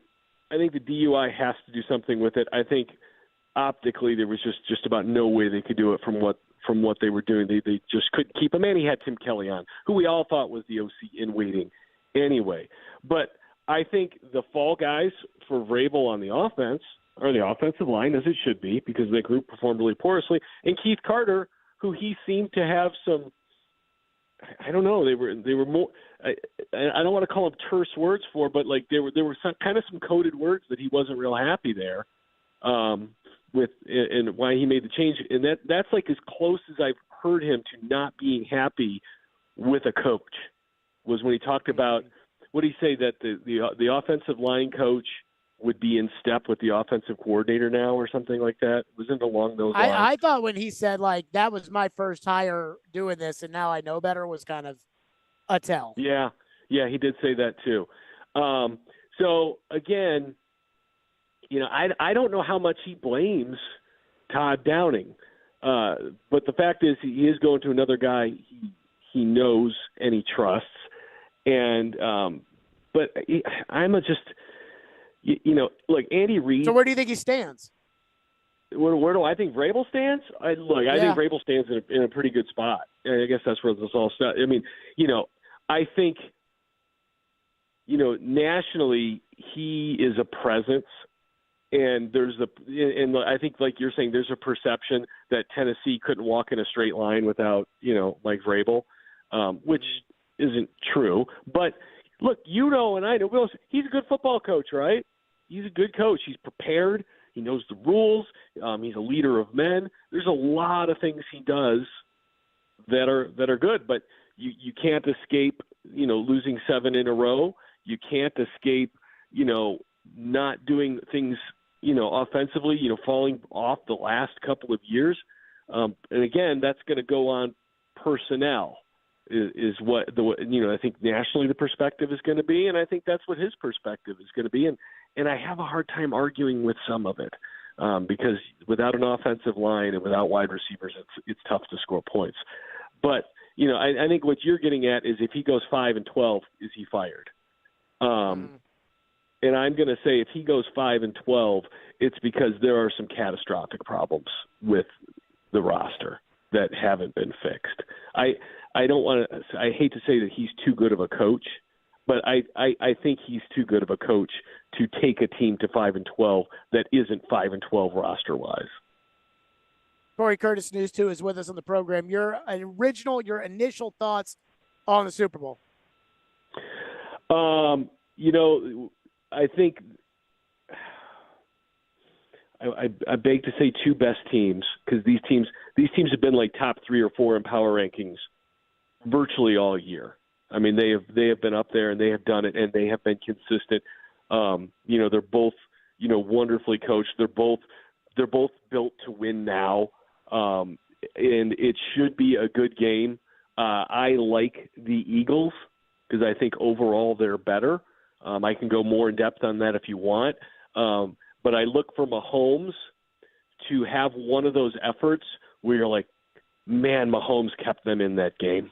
He battled and he kept them in that game. But I think the Eagles will be too much. Why do you think that Mahomes has been so successful? Do you think it's his talent or do you think it's the way Kansas City grew him? Because if they win another Super Bowl, everybody in the league is going to try to do what Kansas City did, and that may be the Titans this year, which is to jump up, take a guy, stick him on the bench, and develop him. And I don't know if that's as feasible without an Andy Reid or without the Mahomes person himself. Well, Andy Reid is a huge part. I mean, he is a generational coach. He's not Bill Belichick, but he didn't have Tom Brady either. He did it for a long time with a lot of other dudes. I mean, Andy Reid won with Kevin Cobb. Andy Reid won with Nick Foles. Andy Reid won with Alex Smith. I mean, I can go on and on with Andy Reid won with. And they all played at their name a quarterback who didn't play at their highest level for Andy Reid. I mean, Andy Reid can coach, and he can coach offense. There is no doubt about it. I think Patrick Mahomes is clearly athletically special. I mean, he just makes throws that other people can't, right? I mean, he just at angles, at distances. I mean, he makes plays, and he's with a great coach. So it's a wonderful, wonderful combination. He's more athletically gifted than Tom Brady was, right? But, does that mean he's a better quarterback? There's a lot that goes to that position. It's not just throws. It's not just no-look throws. But, I think one of the great things for Patrick Mahomes this year was losing Tyreek Hill and still performing at an MVP level. And I know people say, well, you had Juju Smith-Schuster. Juju Smith-Schuster is not Tyreek Hill. Come on now. I mean, Tyreek Hill is a mutant. And he did it without him. I know Travis Kelce's a great player, but that relationship is part of what makes Travis Kelce a great player. Fireball Hot Take Friday. Corey Curtis, News 2. What's your hot take this week? You know what? I just think we got to put a bow on this year and how absolutely rotten it has been for the Tennessee Titans. And it just felt like, just a big giant pile of garbage. So we're going to make A.J. Brown the Super Bowl MVP. Ooh, that would be putting a bow on the season of horrible for the Titans. Yep. Corey Curtis, as always. Too. Corey, great stuff. Appreciate it. We'll talk next week. Hey, glad to have you at the Super Bowl. Glad to have you bring in us everything you did. Safe travels, and enjoy your time.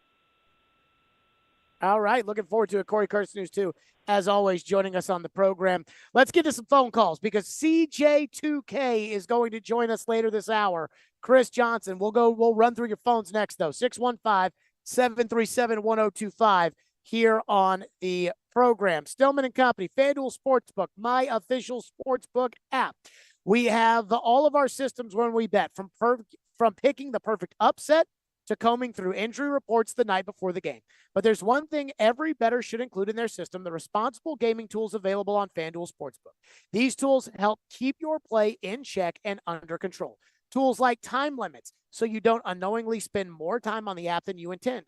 Wager limits to help prevent you from betting more than you should. And you can even take a timeout, which pauses your account for as long as you may need.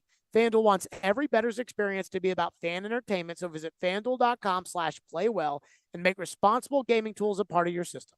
21 and older and present in Tennessee. Gambling problem? Call the Tennessee Red Line at 1-800-889-9789. Saturday.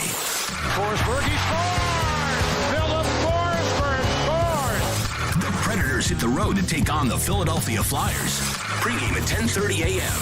Puck drop at 11:30 on your home for Smashville. 102.5 and 106.3 The Game and the Game Nashville app.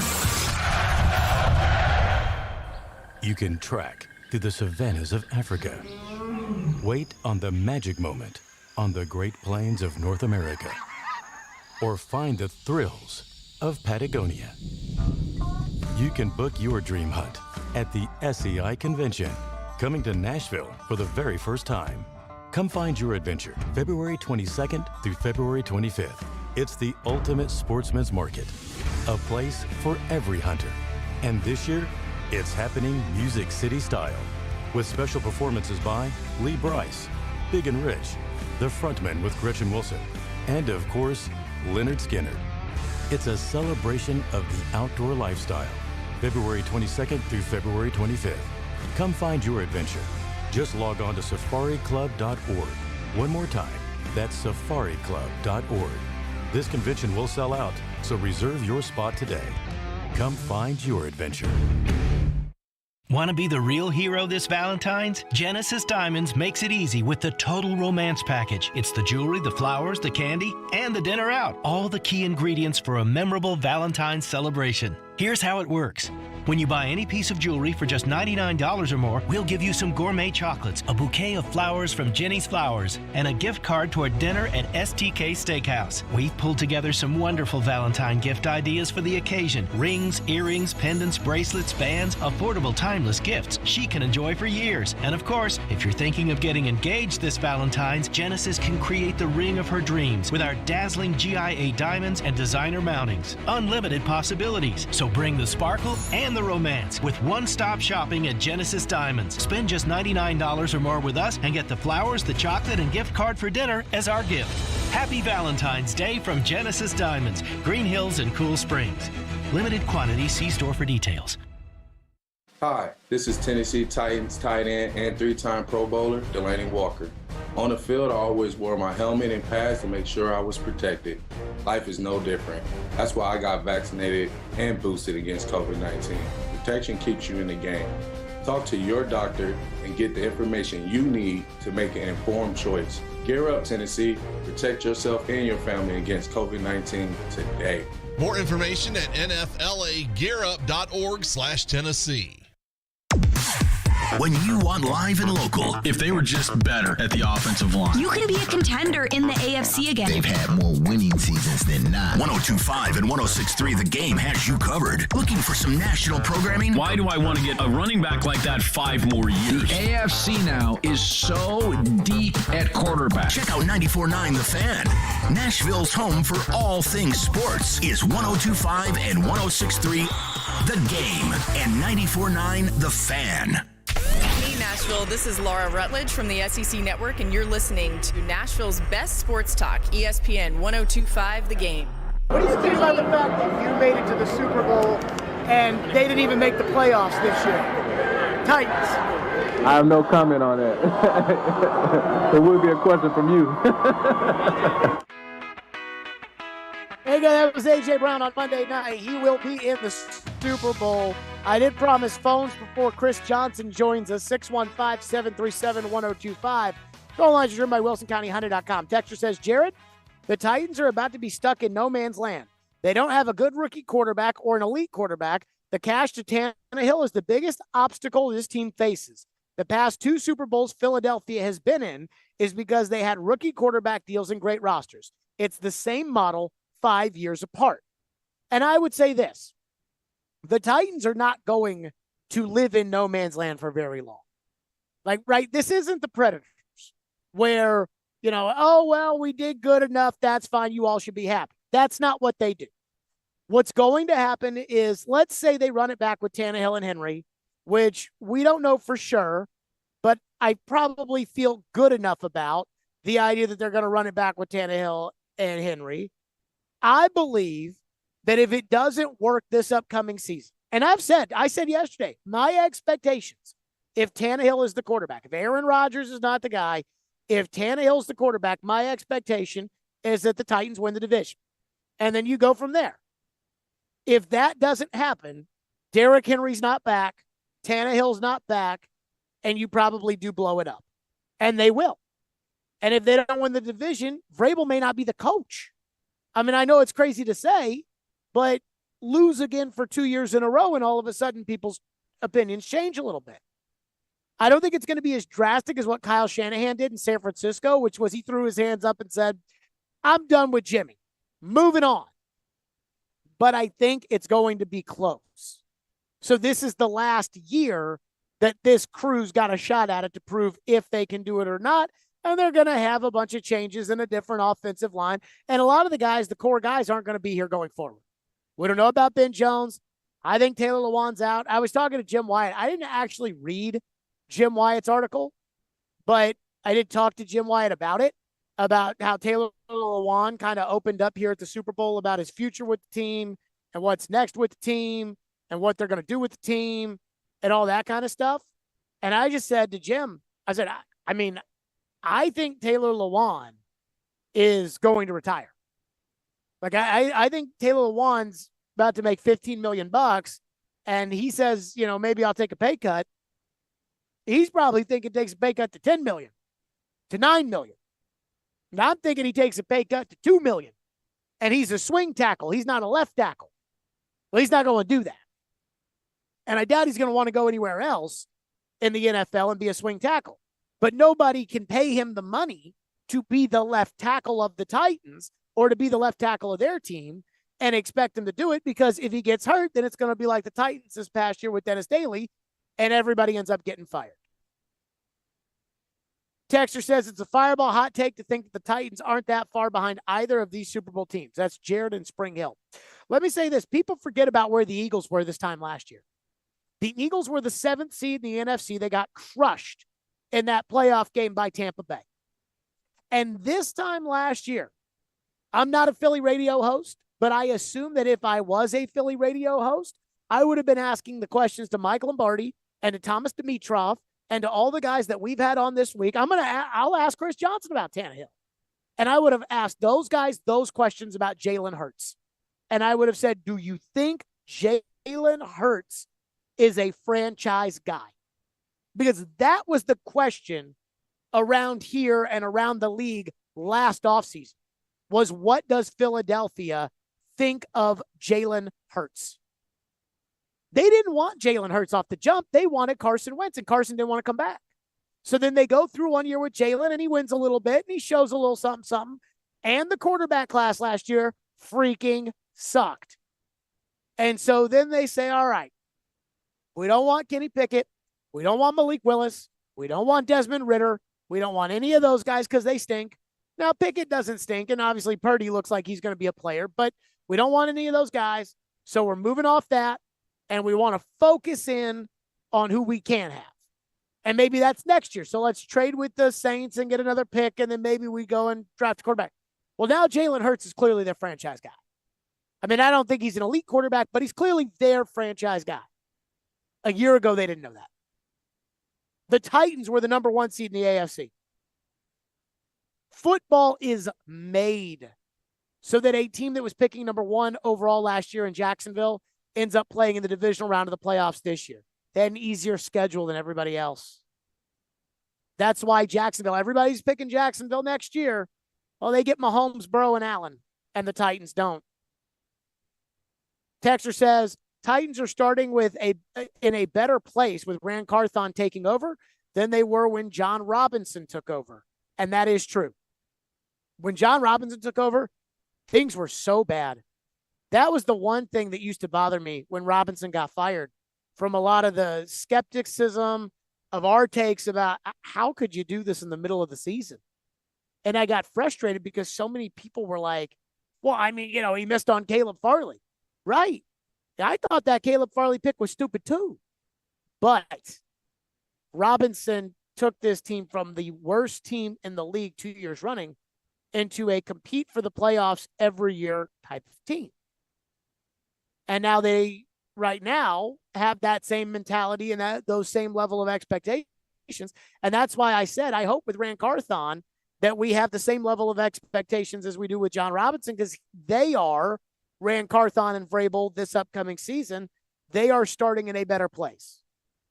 Texter to the text line says, Jared, have you gotten any Philadelphia radio hosts that are as big of a homer as Jason Anderson was in the first hour talking about Kansas City? Let me say this. No. I do think I would be interested in having a Philly radio host on, but I'm not going to go out of my way to go get a Philly guy to be like, all right, give us the Philly preview, because I'm just not sure enough people care about that. With Jason, I know he's going to talk weird about the Titans and how far away the Titans are from the Chiefs. And it's like the guy who texted in and said that the Titans are nowhere near these two teams. The Titans had Kansas City dead to rights on the road on Sunday Night Football with Malik Willis at quarterback. You think that this team's that far away? I think this team still has something to it. And they almost made the playoffs with Josh Dobbs as the quarterback. Texter says, by the story on Mahomes, it sounds like he had someone scout him, and then they made moves to get him. Since Rand Carthon is so good at evaluating and scouting talent, could the Titans eventually get their Mahomes? Anything's possible. With Vrabel as the coach, I find it highly unlikely that the Titans would be able to pull off a move for a Patrick Mahomes and be able to raise him right and be able to put the players around him correctly. And that's no knock on Vrabel, but Vrabel's not a quarterback guy. Vrabel's not a Bill Walsh guy. Vrabel's not a Shanahan. Vrabel was a defensive player. He was a defensive coach, and his teams are not the quarterback-centric guru philosophy Montana type teams. It's the tough, the gritty, the hard-working, what he came from, what he was as a player kind of teams. And it's hard to find that Mahomes if you're doing it that way. 615-737-1025. CJ2K joins us next here on the program. Fireball Hot Take Friday. I love Fireball whiskey. If you are having a big game party, you need to make sure that you include Fireball. That's right. You do not want to have that party and not have Fireball at your disposal. So be sure to include it. Goes down so smooth and it tastes so great. There's no better way to ignite the night and to ignite your big game party this weekend than to do it with ice cold Fireball cinnamon whiskey. That's Fireball whiskey. Ignite the night. Please do it responsibly and be 21 years or older to enjoy Fireball cinnamon whiskey. Every Wednesday at 8:30. Join Robbie and Rex Road for The Choice is Yours. 2 sports questions, 2 non-sports questions. They'll answer a couple of questions about life and sports. The Choice is Yours is built by Jarrett Companies. You have a choice. So when you have a need for site and utility work, fire protection, concrete and asphalt services, the choice is simple. It's Jarrett Companies. For more, visit JarrettCompaniesInc.com. The choice is yours. Wednesdays at 8:30 on 102.5 and 106.3 The Game and the Game Nashville app. Blackberry Smoke's Brothers and Sisters Ryman Reunion. Yeah, I can feel a good one coming on.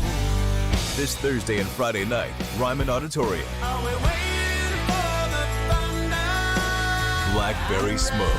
My pony ride out of this one horse town. Tickets on sale now at Ryman.com. Sponsored by PNC Bank and Access, proud partners of Ryman Auditorium. The big game is finally here, and so are huge savings at Electronic Express. Come into any of our convenient locations and save big on 4K TVs from your favorite brands like Samsung, LG, Sony, TCL, Hisense, and more. Electronic Express has huge savings in every department. 4K TVs, computers, appliances, housewares, Bluetooth speakers, and more. Save up to 40% with up to 36 months free financing. Score amazing deals in-store or online at electronicexpress.com. Electronic Express, we make it happen. Houston Clinic Orthopedics has been serving Wilson County for over 12 years to ensure safety of both their patients and staff. They are strictly adhering to CDC and OSHA guidelines. They're located where you live and work, just off South Hartman Drive in Lebanon, focusing on general orthopedics, sports medicine trauma, and arthroscopic of the hip, shoulder, foot, and ankle. When experience matters, trust the #1 orthopedic clinic in Wilson County. For more info or to book an appointment, visit tn.houston.com.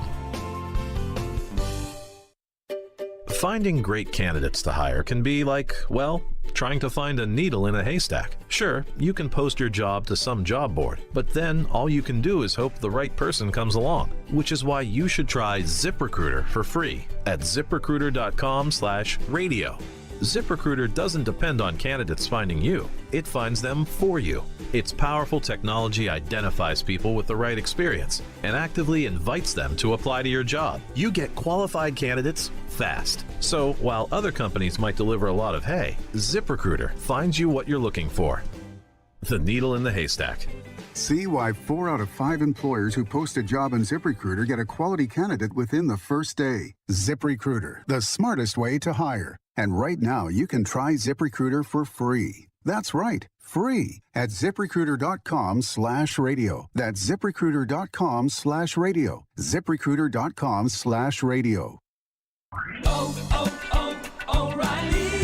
Protect your engine with Syntec Full Synthetic Motor Oil at O'Reilly Auto Parts. Syntec is designed for today's engines to dissipate heat and reduce friction and wear. Get 5 quarts of Syntec Full Synthetic and a MicroGuard Select oil filter for just $33.99, plus 2 times O Rewards points. Choose Syntec, available exclusively at O'Reilly Auto Parts.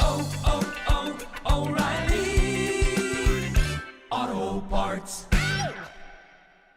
They're insightful. To me, you got a left guard situation you got to figure out. Credible. I trust this guy more than this guy. But sometimes they just argue. Why do you like the NFL playoffs? Those teams lose. I don't want college football to be the NFL. When they get... Robbie Stanley and Joe Rexroad are Robbie and Rex Road. Weekdays from 6 to 9 on 102.5 and 106.3 The Game and the Game Nashville app.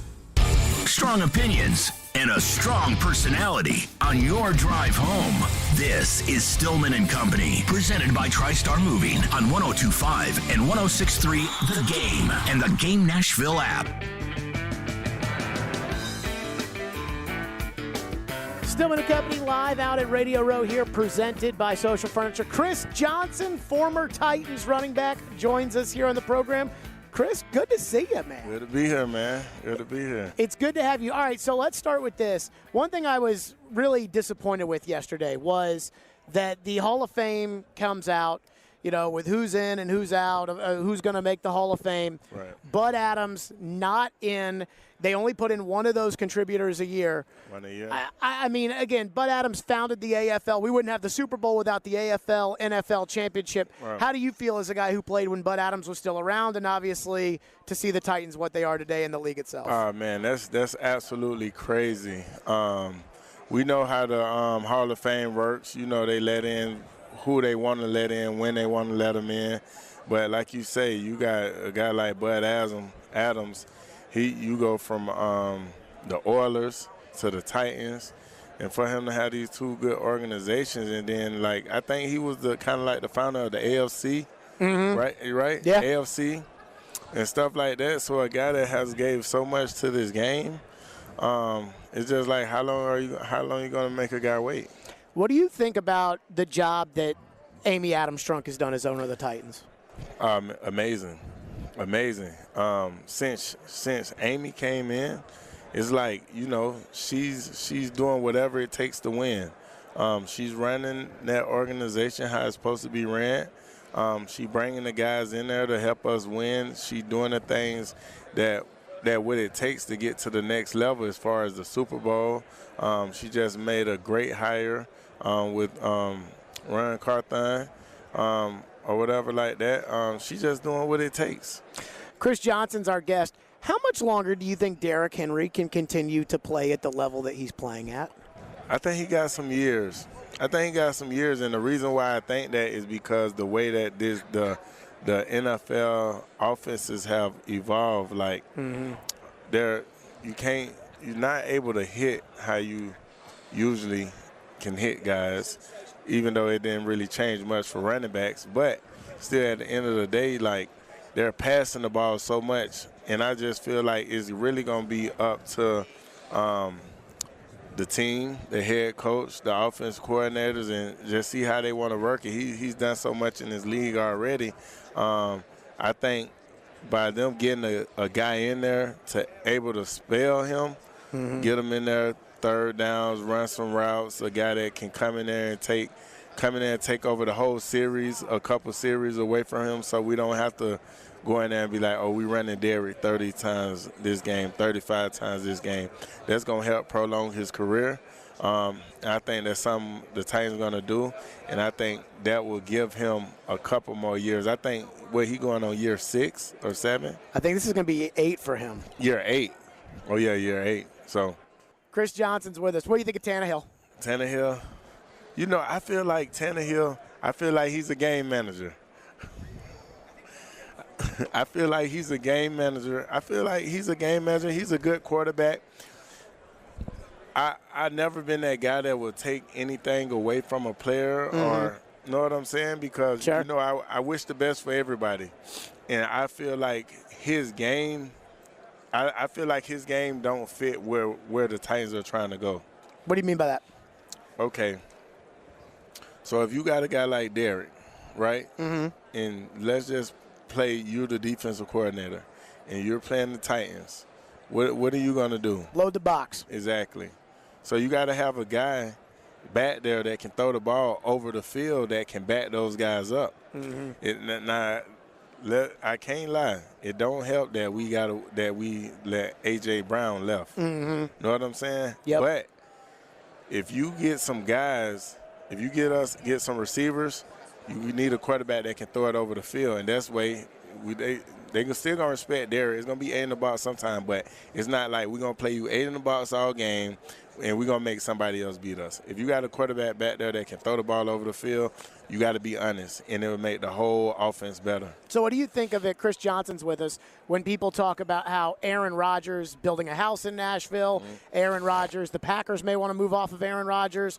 What do you make of what that means for the Titans? Should they be in the Rodgers sweepstakes? And even at 39, what would that mean if they brought Aaron Rodgers in? Yeah, well, I look at it like when people start going and saying a certain person or whatever player, they building a house here and this and that, like, it'll be a different story if we was talking about, like, Cleveland, or if he didn't play for Green Bay and he was building a house in Wisconsin. But Nashville is a up and growing city, and it's a lot of people moving there. But being that he is moving there and, he's close in, I would definitely be in on the Aaron Rodgers sweepstakes. Like, just imagine we have A-Rod and Derrick Henry in the backfield together. It's crazy. You think the Titans can compete for a Super Bowl with that? Of course. We just need we get those two. I still feel like if we get those two, we still need a receiver. We still need a receiver. And then I think the way our defense is playing, the way our front seven is playing, that would definitely make us a Super Bowl contender. Chris Johnson is with us here on the program, former Titans running back. What do you make of, Vrabel and his ability as a coach, the fact that the Titans have all these injuries and they're still always competing? Man, it's crazy. Being that Vrabel was a player and didn't have too long off of that from, like, retirement to now coach, it's just showing you, like, the mindset that players have. Like, it's the next man up. That was always beaten into our head. It's the next man up. Always be ready for your opportunity. So I feel like that is what mindset and that's what approach Mike Vrabel always stick with, always go with, because it seems like we always have a lot of injuries, but the next man always step up, and that never affects us. We always still put ourselves in. We always compete, and we always in the game, no matter if we got 2 players injured or if we got 20 players injured. We always competing. You said that you like the hire of Ran Carthon. Why? Man, it's just, so when I look at it, you look where he come from. San Fran. Not to only mention, I live in Orlando, so back when I was in high school, back then, you only seen, it's different now. The cable is different now. So in college, in Orlando, you only seen Florida State, Florida, and Miami games. Mm-hmm. So I used to check him out. He was a badass running back. Right. I used to check him out. You know what I'm saying? But seeing where he coming from, he come from San Fran. Look at the moves San Fran was making. Mm-hmm. Like, you got Debo, you got Christian McCaffrey, you got Garoppolo before he got hurt. You got Kittle. You got all these pieces. And that's come from the organization putting this together. So I feel like if he come over there with that same recipe, it has no choice but to be contagious over here with the Titans. Come over there with that same recipe and do whatever it takes to win. That's already Miss Amy mindset. So it's like we're going to bring whatever players we have to in here to win. Like, the big thing about it, like, they already was stacked on offense. They didn't need Christian McCaffrey, but they still brought him in because they want to do whatever they got to do to win. So I feel like that's why I like that hire. What do you think about your career when it comes down to being a Titan? Do you have regrets about your career as a Titan? Are you proud of your career as a Titan? Because I do think that when they start moving to the next era for the Ring of Honor and things like that, you're probably right there with some of the guys that would enter in that next wave.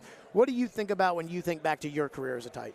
I don't regret nothing about my career as a Titan. Like, I feel like I feel like I had one of the best careers as a Titan. Like, I don't know how the Ring of Honor thing go and stuff like that and how the wave go, but when you look up there in the stadium and you see the names that's in the Ring of Honor, I don't think that you can mention either one of those guys up there and say they had a better career than me or I don't belong up there with them. Like, I know we got, I think, Wycheck, Eddie, we got McNair up there, Earl Campbell.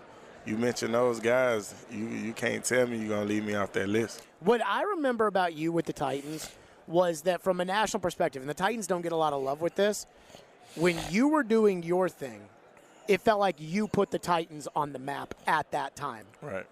Right. I feel like that, yeah. And then, like, you just look at it, you look at a lot of my seasons that I had, like, perfect example when we were just talking about earlier. You bring a quarterback in there where they can't stack 8 in the box on the Derrick Henry, right? All my seasons that I was there as a Titan, every year in, year out, it was 8 in the box. It's crazy you mentioned that because the other day I was watching the game. I watched a few of my games, and every single, I probably didn't recognize it then. Well, I knew it then, but like when you go back, you look at it and you just be like, wow, I can't even imagine how many plays back to back to back. They got 8, 9 guys in the box, and they understand that I'm putting this team on my back. I'm doing whatever it takes to get this victory, to get this win. I'm going to do whatever it takes. Like, I'm with it. So, quickly tell us about the podcast. Oh, Smash and Dash Podcast. Me and Lindell White. Oh, boy. Yeah. He's a character. You know, we talk about everything, not just sports. We talk about everything. And, you know, we drop every week, all type of topics. So, man, it's definitely lovely. It's definitely lovely. CJ, good to see you, buddy. Thank you. More Stillman & Company live from Radio Row, presented by Social Furniture, right here on 102.5, 106.3 The Game. You love the game. The doors on the board. Touchdown, TSU. We live the game. Going up against that defense, he can make some plays and take that next step. We are A gunny performance. Do your job. And the Tigers regain the lead. The Game. Nashville's best sports talk, 102.5 and 106.3 The Game and the Game Nashville app. ElectronicExpress.com. We make it happen. If you missed the latest from Stillman & Company. Former NFL general manager Thomas Dimitroff, you hired Ran Carthon in Atlanta when you went there, his first job in the NFL outside of playing. Take us through what you saw out of Ran Carthon then, and take us through what you think of Ran Carthon now. So back then, you think about someone that you bring in 2008, right? It was early. We were trying to place our people in the right spots. We needed someone in pro personnel who had an understanding. Out the gate, what I realized, and you know, we all know who his dad was, so he comes from very good stock. He's been around football people. He was incredibly passionate and encyclopedic about not only the players that we were looking at in the league, but he had a real understanding of the rising collegiate players. That's something that very few people do. So he followed the high school people as well. What I realized, he had a passion for it. He had a passion for personnel. Stillman and Company, weekdays from 2 to 6 on 102.5 and 106.3 The Game and the Game Nashville app. Hey guys, it's Q, Murr, and Sal from Practical Jokers, and we are excited to announce our brand new Drive tour. True TV and Practical Jokers, the Drive Tour, starring Q, Murr, and Sal. July 27th, the Opry House. This is going to drive me insane. Tickets on sale now at Opry.com. 16 years of age or older suggested to attend. Produced by Outback Presents.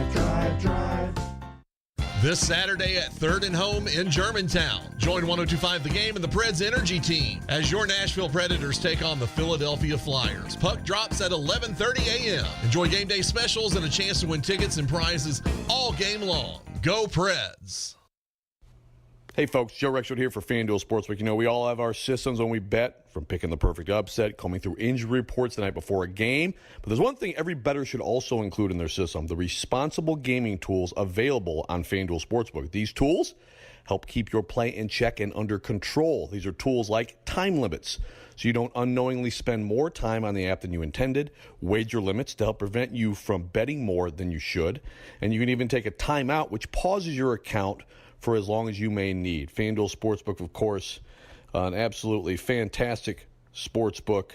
And, you know, it's easy to use, it's fun, it's safe, secure. It also needs to be used responsibly. FanDuel wants every bettor's experience to be about fun and entertainment. So visit FanDuel.com/playwell and make responsible gaming tools a part of your system. You must be 21 or older and present in Tennessee. If you have a gambling problem, call the Tennessee Red Line, 800-889-9789.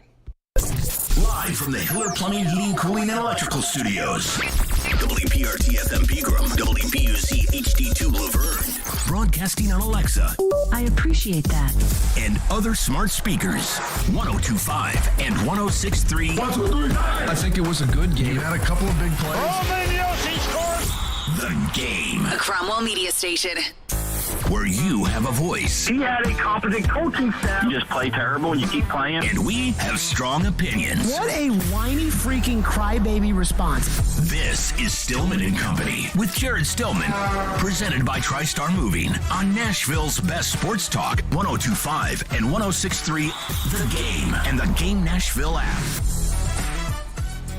Stillman and Company is delivered by TriStar Moving, 102.5, 106.3 The Game. Streaming live on Twitter, Twitch, YouTube, and Facebook Live. Thanks to Superbook Sports. Live from the Hiller Plumbing, Heating, Cooling, and Electrical Studios on a Fireball Hot Take Friday at Super Bowl 57 Radio Row. Our coverage, of course, presented by Social Furniture. Tony Khan, co-owner of the Jacksonville Jags. He's technically the chief football strategist. His dad's the owner. But he will join us in just a little bit. Adoree Jackson, former Titans DB, will join us on the program. So we are absolutely loaded this hour. So I did see this come up during the week. And I do feel the need to at least give my take, which is, I think I'm still torn as to who I think's going to win. I think I'm leaning Eagles, though, over the Chiefs. And one of the reasons that I'm leaning the Eagles over the Chiefs is because I think they have a more complete team. I think the Chiefs have Patrick Mahomes, Travis Kelce, Chris Jones, and then a bunch of average. You know, like Nick Bolton, the middle linebacker, and Orlando Brown, the left tackle, is going to get paid an exorbitant amount of money. But the rest of the guys on the Chiefs are just Juju Smith-Schuster and Noah Gray and an injured Mecole Hardman who's not going to play this week. They're just guys. Mahomes, special. Absolutely special. The other guys, we'll see. Kelsey's a Hall of Famer, probably one of the greatest tight ends who ever played. And I'll give you, if you want to go with the back half of it, I'll give you Chris Jones. And then in big moments, there is nobody who is bigger. There is nobody who is badder. There is nobody who is nearly as good as he is. So I get with that. Aaron Donald is, but he kind of tailed off after he got paid. And I don't think Simmons is as good as Chris Jones.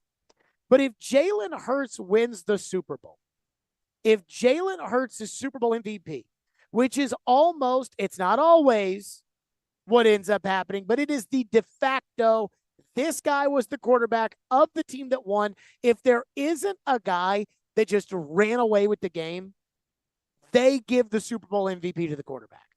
If Jalen Hurts wins Super Bowl MVP, the Philadelphia Eagles are going to have to pay him $50 million a year. It's as simple as that. They're going to have to pay him $50 million. And I just don't think Jalen Hurts is worth it. If the Eagles lose this game, I think in large part it will be because the Kansas City Chiefs will force Jalen Hurts to make special plays and to beat them. How many times did Hurts do that this year? I didn't watch every Eagles game, but for the most part, every time I watched them play, they killed whoever they played. I could have quarterbacked them, and they would have won half those games. And so here's Jalen Hurts, who I think is a great leader. I think he's a hard worker, and I think he's tough. I give Jalen Hurts all the credit in the world for the fact that he was the starter at Alabama. He got benched in the national championship game for Tua. Tua throws the touchdown pass to Devontae Smith. The first guy off the bench to jump up into Tua's arms was Jalen Hurts. He comes back the next year, competes for the job. We all knew after the national championship game, we all knew that there was no real shot Jalen was going to win that job. He doesn't. He sits on the bench, ends up having to come in the SEC championship game when Tua gets hurt, takes Alabama to the playoff, and then Tua returns. And then ultimately transfers to Oklahoma. He didn't quit. And we live in the society today where if a quarterback thinks he's supposed to play and he doesn't play in college, he leaves. So I have all the respect in the world for Jalen Hurts. But can the Philadelphia Eagles really pay him $50 million a year? This past season, the Eagles spent $215 million in cash on their team. That's $2 million less than the Titans did. Now, I don't know how the Titans ended up spending $217 million on their team, but the Eagles spent $215 million. So then let's say that the Eagles ballpark is $215 million, that's their budget on a yearly basis. You pay Jalen Hurts $50 million a year, you have two choices. Either you go up to a $265 million payroll, which would have been third this year and is up there with the Rams and the Bills and the Browns, or you pay other guys less. That's really how the NFL works. Forget about the cap, because every year I could spread out the signing bonus and convert it to a signing bonus, and the Eagles do that as much as anybody else does in the NFL. So this is the moment where Jalen Hurts has to earn the $50 million. And if he does, I don't think they're going to end up having a very good team.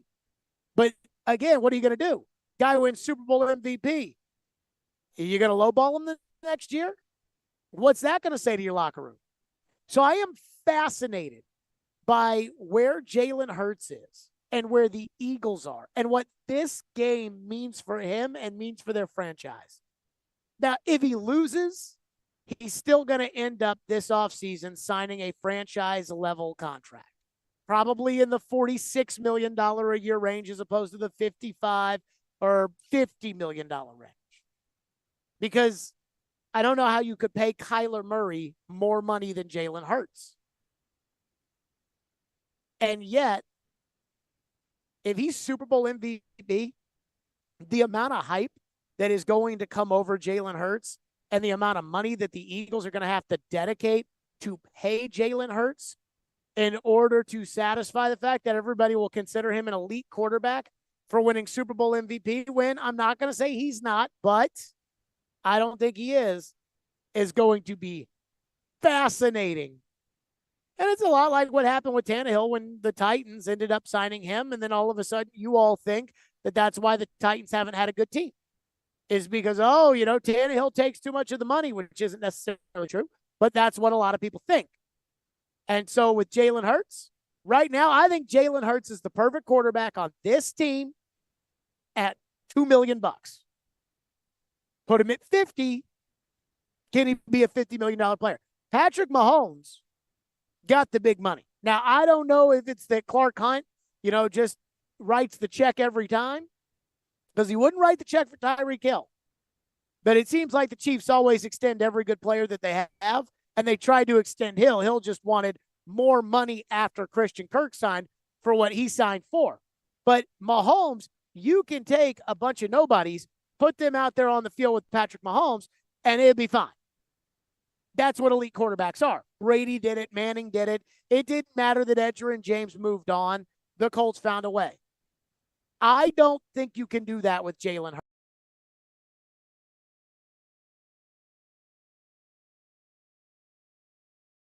Hurts, the guy. I like how hard Jalen Hurts persevered after what happened at Alabama. I do. I appreciate everything that man represents.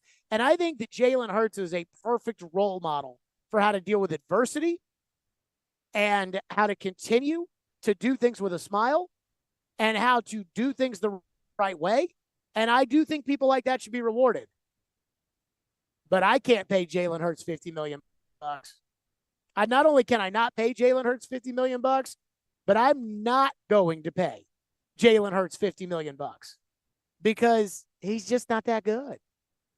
I hate to say it, but a lot of people are going to get worked up. If the Eagles win, everyone is going to anoint Jalen Hurts as the next guy to ascend to the big boy group. The group that right now, Brady's out, so it's Mahomes, Allen, Burrow. I still think Rodgers is in there, and I always put Herbert in there too because I just think Herbert's got total stoogery around him. They're going to want to put Jalen Hurts in that group, and they're going to say, he won a Super Bowl. He was Super Bowl MVP. I'm telling you, Jalen Hurts works because of what's around him. That's why it works. Now, he's still good. He's no schlub. He's no bum. And he doesn't cost that team games. But I can't pay Jalen Hurts $50 million. I would be glad to pay Joe Burrow $50 million if he was my quarterback. When Jalen Hurts misses a guy, he misses him by 5 feet. When Joe Burrow misses a guy, he hits him in the face mask with the ball. I'm not knocking Jalen Hurts. I'm just saying I can't pay him $50 million. Texter says, Justin, phone lines driven by WilsonCountyHunter.com. Jared, it's good to hear from CJ2K. It is sad that in his seasons, the Titans didn't do more because I feel like that is going to diminish his career, even though he was amazing, kind of like Barry Sanders. I like Chris Johnson. Now, I asked Chris Johnson if he had any regrets because after the 2,000-yard season and after the contract stuff, Chris Johnson was never really the same player. And I look back on that and I wonder to myself, would he have had regrets about that? And he said no regrets. And I do agree. I mean, I'm not going to say that he's as important as Steve McNair was when he was talking about the Ring of Honor, but I do think Chris Johnson is on the short list of players who, in the second era of Titans, have to be considered for those honors. I think Derrick Henry is in, and I think Kevin Byard is probably in, and I think Jarrell Casey should be in, and I think Delaney Walker's got an argument, and then I think there's Chris Johnson and Keith Bullock. And I think that's kind of the next wave of Titans that people should remember. Matt is up next on a Fireball Hot Take Friday here on Stillman and Company. Thank you for waiting. What's up, Matt?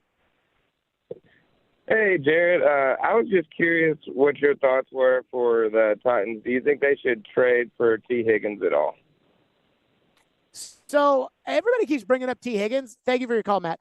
Everybody I've talked to here, I haven't heard a single person at the Super Bowl even hint at the idea that T. Higgins will be available. We talked to Jordan Schultz yesterday, the insider for the Score, and he was just saying, no, they're going to sign Higgins. They're going to sign Higgins, they're going to sign Chase, they're going to sign Burrow, and they're going to go from there. Even for a notoriously poor organization in Cincinnati. Oh, John Robinson drafting Isaiah Wilson ahead of T. Higgins. Oh, that one's tough. Texture says maybe Amy Adams Strunk not only was infuriated by AJ spanking the goalpost with us, but only spent $2 million less than Philadelphia.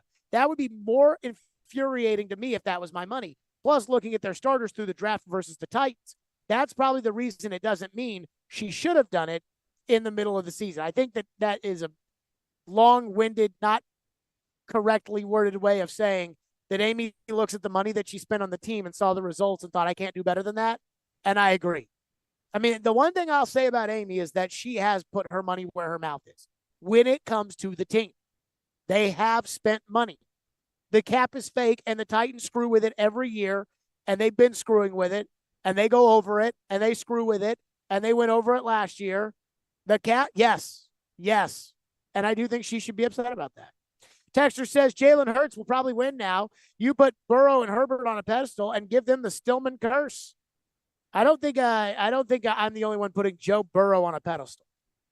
Maybe I'm a little bit different in regards to Justin Herbert. Maybe I like him more than everybody else, but I am not the only one that's doing that.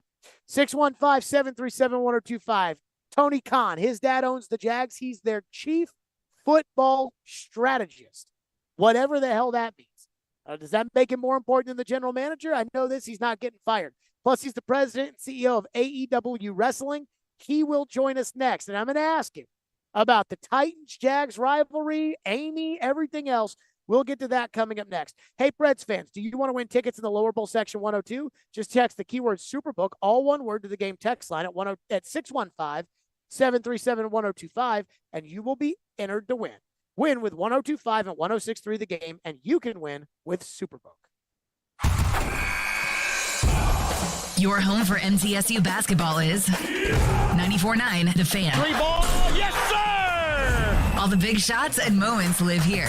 MTSU basketball is on a station built for you. 94.9 The Fan.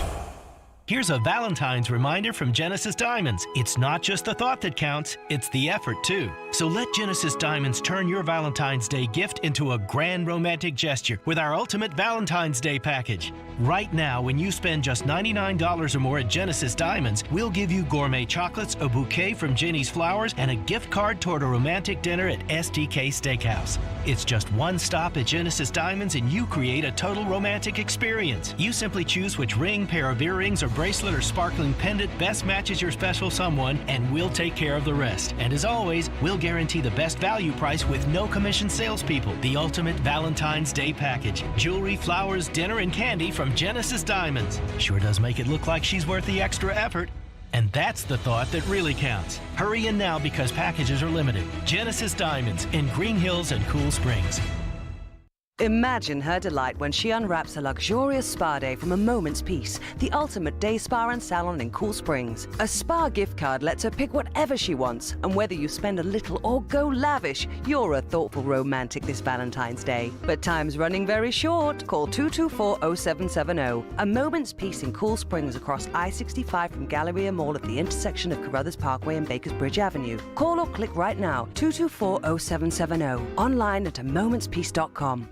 Hey, you think mortgage rates are still super high? Well, think again. Rates have plummeted to a 5-month low. Hey, Willie Donick here. Call my friends at Loan Pronto now to see how low rates are. It may be time to do that refinance you've been putting off, or time to get back to house hunting. If you're like a lot of people, you've got way too much credit card debt right now, and you're getting fleeced with 20+% interest charges every month, or maybe your current home rate is over 6%. So if that applies to any of you, listen, you can get a quick, easy refi at Loan Pronto. Wipe out all those cards. Close in about 14 days and cut your overall expenses by $500 a month or more. How does that sound to you? Right now, Loan Pronto is doing refis with APRs in the 4s. So call now to take advantage of this big rate drop. Get those credit cards to zero. Start that home improvement project, or get out of that 7% loan you were forced into last year. Here's the phone number, 615-499-5780. That's 615-499-5780, or go to loanpronto.com. Equal housing lender, NMLS 166-1781, subject to lender approval. approval. NMLSConsumerAccess.org. Signs First, Nashville's leading locally owned and operated sign and physical media company, has been supporting local community organizations for over 30 years. Signs First offers a 10% discount to all churches, nonprofits, and charities. Go to sfnash.com. Celebrate Nashville's chefs and diverse food scene throughout the month of February with Dine Nashville. Scheduled events include one-of-a-kind chef collaborations throughout the month and Restaurant Week, February 20th through 26th. Reservations and more information can be found at visitmusiccity.com/Dine Nashville. Want to see our smiling faces? You can watch us on Twitch, Twitter, YouTube, and Facebook Live. We are good to go. Presented by Superbook Sports, voted #1 sportsbook in Vegas. You're listening to Stillman and Company, presented by TriStar Moving on 102.5 and 106.3 The Game and the Game Nashville app. Stillman and Company live on Radio Row, brought to you by Social Furniture on Charlotte Avenue in the Richland Creek Shopping Center. Pay no money down and no interest for 1 year right now during their tax refund sale. Joined now by Tony Khan. He is the president and CEO of AEW, the all-new, what is that right there? All Elite Wrestling. All Elite Wrestling, AEW, but also the chief football strategist for the Jacksonville Jaguars. Tony, I know this. Your dad owns a team. You've been, there ever since that's gone. To beat the Titans at the end of the season, you're going on the radio in Nashville now, to make it to the playoffs. How big of a deal was that for the franchise, not only for Jacksonville to get back into the playoffs, but to do it by beating the Titans? It was a huge win for the Jaguars. It's a great rivalry in the AFC South, but obviously the Jags have been looking for a win in Tennessee for a long time. The last time we won a game there had been 2013 when Will Blackman stripped the ball and ran it back for a touchdown, and it was Gus Bradley's first win ever as the coach of the Jaguars. Mm-hmm. So it was a big deal. And I was saying to Doug Peterson, Doug, it's been 10 years since I've been in this office and we won a game. And I've been here every game we've ever had. And what Doug Peterson's done for Jacksonville, for the organization, it's unbelievable. And obviously I have so much respect for the Titans organization. I know Mike very well. I have a lot of respect for Mike Vrabel as a coach and as a friend of mine. And I think the Titans are on a great organization, and they've had so much success. And now the Jaguars, hopefully we can have some good success going forward too. Doug Peterson and Trent Baalke, what they've been able to do in the organization, it's incredible. And I work in analytics, and that's what I've done in the NFL. I've actually been in the NFL since 2012, so it's pretty amazing now. Wow. Going into my 12th season in the NFL and working in stats and analytics the entire time. And that's been my main focus. And I have to say, the most analytics-focused coach I've ever worked with is Doug Peterson, and the most analytics-driven GM I've ever worked with is Trent Baalke. I think it dates back also to their previous times. In Philadelphia, you saw Doug Peterson really relying on analytics, making great decisions, often whether it was fourth down aggressiveness or two-point conversions. And Trent Baalke in San Francisco worked with one of the most analytics-driven front offices. And I think what we're seeing in Jacksonville is completely different than what we're used to. How do you guys go about looking at the future, knowing you've got Trevor Lawrence at quarterback, but also, now you're going to get a tougher schedule. You're going to get a first-place schedule, which means you get Joe Burrow, Patrick Mahomes, and Josh Allen next year. And trust me, because the Titans have had to deal with that the last couple of years. How do you look at that and manage the expectations for a fan base that really feels like last year the team broke through? Well, I think it's really important for the team to keep building off some success we had last year, and hopefully the team only gets stronger and we have more success going forward. And I think it comes from the hard work mentality, the leadership we have. Trevor Lawrence is a great leader on offense, and we have a lot of great players, young players on defense that have come in. And really what we have is a coaching staff that Doug's put together. I think they've done incredibly well in their first year, and to take a team that struggled as much as we had the previous several years and to win the AFC South and get to the AFC divisional playoff round, what Doug accomplished, it's amazing. When did you feel like, Tony Khan's with us, when did you feel like not only Doug was going to be the right guy for Trevor Lawrence, but that Doug had turned kind of the mentality of the players and the organization? Because, again, covering the Titans, I've been watching the Jags for, since 99. And I've seen a lot of times in the past couple of years where heads have gone down or it's here we go again. This year, it wasn't like that. No, that's true. And I think it's important to note the Jags coaching process last year really in national circles was questioned a lot. Sure. And it was a very long process. And it was one of the most savage attacks on a team. And to be fair, because we hadn't had success, I could see why people would feel that way. But during the process, I think what was fair to say is that we had really great from the first time we met him, a great interaction with Doug Peterson. And Doug Peterson was the very first person we interviewed in the coaching process. And he was the last person we interviewed. We went out and did, I believe, about a dozen interviews and talked to different people all over the league with all different positions and wanted to really get a sense of the league and make sure, because it was so important to the Jaguars, this was the right hire. I felt really strongly from the first time we sat down in our home in Florida with Doug and Trent and my father and I. And it was a great conversation. We went out and we had a lot of conversations, talked to a lot of top minds in the NFL, including several people who are head coaches in this league now, or at least some more, and more who were last year. And I think Doug, at the beginning and the end, I thought, for your question, was probably the person who had the best credentials and the best chance to come in and build that relationship with Trevor and have that success with Trevor leading the offense and leading the team to great things. You know, I used to work with an old general manager, Floyd Reese, who I guess knew your dad a little bit when you guys entered the league. And he told me years ago, before he passed away, he told me, you know, Shad Khan loves his team. You know, he was saying he's made moves that sometimes I wouldn't have made, but, you know, everything that he does is because he wants to put a winning team on the field in Jacksonville. How hard was it for you guys not only to own the mistake with the Urban Meyer thing, but to make sure that you guys got it right with the quarterback that you have? Well, the most important thing was to get it right for the team and the fans, and we have great players. We had a great quarterback that was going into his second year, and a lot of great young players, and then a great chance with the number one pick in the draft again. Especially all those guys on defense. Yeah. I mean, I watched you guys play, and I see, you know, Josh Allen. He's a high first-round pick. Trayvon Walker. You know, he strip sacks Tannehill in the first game, and people are mad at the left tackle in Nashville. And I said to myself, I go, that's the number one pick in the draft. You can't ask a backup left tackle to take on the number one pick in the draft. And so I look at a lot of the young players the Jags have, and then the free agent signings of Aluakon and, Marvin Jones and Christian Kirk, and you guys got criticized on Christian Kirk.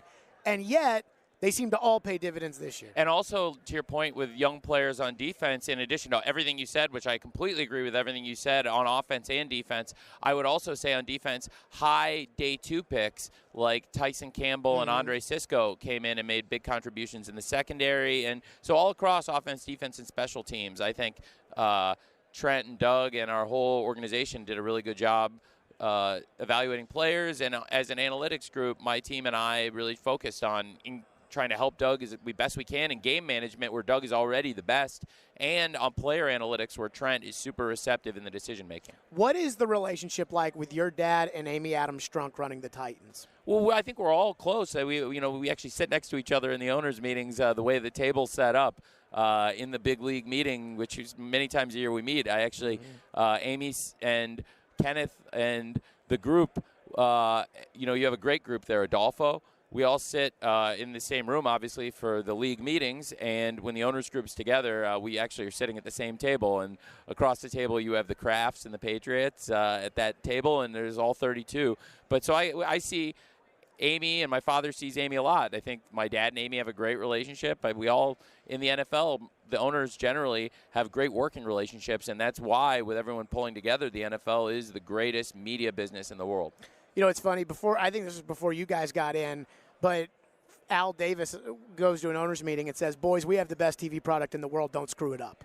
And that was kind of the vibe, and obviously you guys haven't. What is, Tony Khan's with us, what is from ownership, the level of respect that the league has for Amy Adams-Strunk and what they've done with the Titans in terms of the draft in Nashville, building a new stadium in Nashville, kind of that progress with the organization. Great respect for Amy and what she has built with her family in Nashville. And, we've seen it firsthand going there and playing every year and seeing Nashville every year, how it's developed. I travel every week for AEW also. I'm on the road I haven't had a Wednesday off since 2019 when we started. I can see it in your eyes. Well, it's going, I love it. I do love it. And it's, for me, working on football and wrestling every week and having Wednesday nights on TBS, Friday nights on TNT, and then being able to work on the NFL on the weekends, it's the greatest job in the world. And I used to work 80 hours a week at the Jaguars Stadium, and now having a more analytics-driven coach and being able to go out on the road, and we have a great team that does a lot of the organization and analytics legwork that I would do, and I'm still in the office writing reports, but just not like 80 hours a week like I used to be because I'm touring for AEW too every week. It's great. And I think Amy has built something really special in Nashville. I see it firsthand, and the Titans are a big draw. I think the NFL is a big draw in every market it's in, and the Titans have a big influence in the community, and they've done a great job with the organization, Amy and her leadership, and they have a great group with Kenneth and Adolfo, and I have a ton of respect for them. So I do want to get to AEW in just a second, but I will say this. I am a Titans fan because I grew up, in Nashville rooting for the Titans. I just want everybody to know that this upcoming season for the Jags, tougher schedule, and the Titans, with all their injuries, were still 2 minutes and 50 seconds away from just eking out the division. So what I will say is don't get too arrogant and think the Jags are going to walk right to it, because I think everybody in the media is going to write the Titans off and write the Jags. I think everybody in the media loves the Jags now, and I think that just I sense the Jags are going to be the hot pick this offseason by most everybody out there. Am I giving off that vibe to you? You're not. Oh, good. But you're not the media. No, I know that. And believe me, that's why I was saying before, if you look at how we were criticizing the search, I mean, Doug certainly, I think, is proven he's one of the best coaches in football, and we were criticized for taking our time in the process, but I think it was smart. We started with Doug, who certainly at the beginning we thought made all the sense in the world. Criticized for the Christian Kirk contract. Yeah.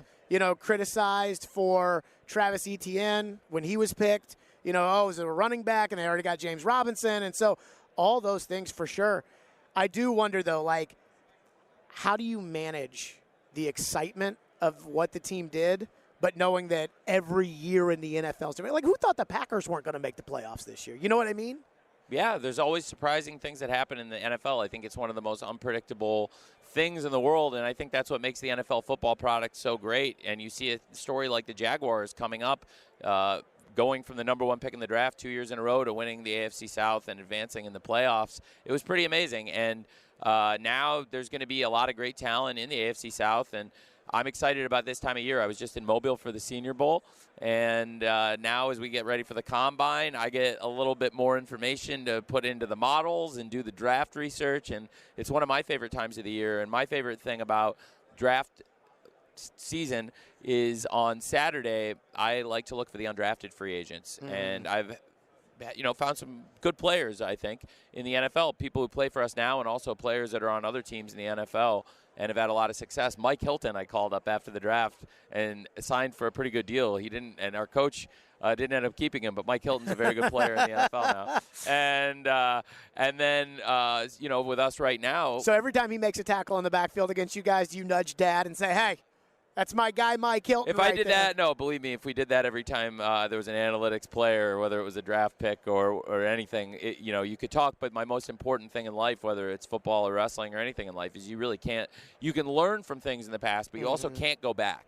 Sure. So you can only lament things to the point where you're learning from them, not where you're kicking yourself.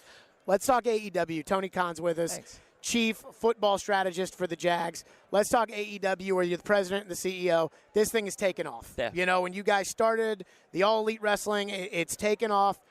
Nashville has become very big at attracting these kind of events.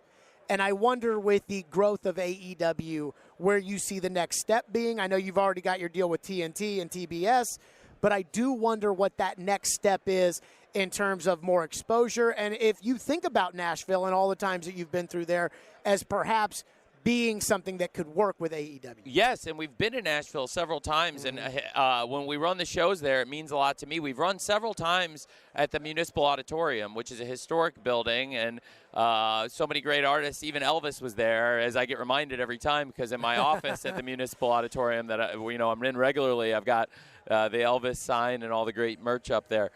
So I love Nashville. I think it's one of the best wrestling markets. I'm a big fan and a student long before I was a wrestling promoter, a historian of pro wrestling, and a student of it. And it's great working with so many great talents. I've always been a fan of, in particular, Mid-Southern Wrestling, the Jarrett promotions.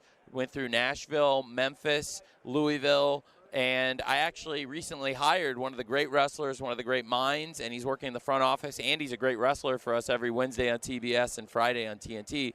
You may have heard of him, Double J, Jeff Jarrett. Mm-hmm. And Jeff is a big Nashville guy. Yes, big name in Nashville, big name everywhere in the world of wrestling and everywhere in the world of entertainment, but in particular, huge in Nashville, and certainly with the power of AEW, and now Jeff in the front office and his connections, and Jeff smashing people with that guitar in the ring. Who knows what could happen in Nashville? I think it's awesome. I think you guys have really expanded on a market with AEW that maybe was even underserved. What do you think kind of the next step is for AEW? Oh, it's a really exciting time for us. We've, got 2 hours every Wednesday night, 7 p.m. Central on TBS, and we're on 9 p.m. Central every Friday night on TNT. And with the great growth and reach of the audience, I think what we need to do is keep it up and keep building it. We do pay-per-view events. We have March 5th on pay-per-view, Sunday, March 5th in San Francisco. Revolution at the Chase Center is going to be a huge show. Nashville has been a great town for live events, TV. We have really, I think it's important to reach out to local markets, big towns like Nashville and all over the country where we can grow the TV audience and grow the live event business. We do great with online merchandising. We have a video game coming out very soon. Action figures, a huge revenue stream for us. Multi-million-dollar sales in action figures in every Walmart in the country.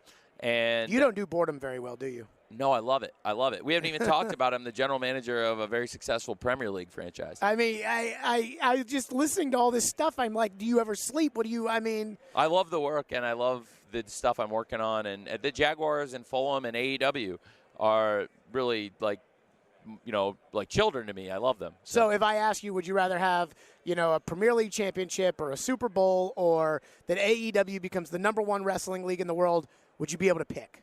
I want them all, and I think that child analogy is so good because it's like it's like picking between having great success for only one of your 3 children. But I want all 3 to be very successful, so I would like them all. Tony, thank you so much for stopping by. I enjoy that the Titans-Jags rivalry, it feels like it's back on, the way it's been over the years. When I was a kid, it was the biggest rivalry in football.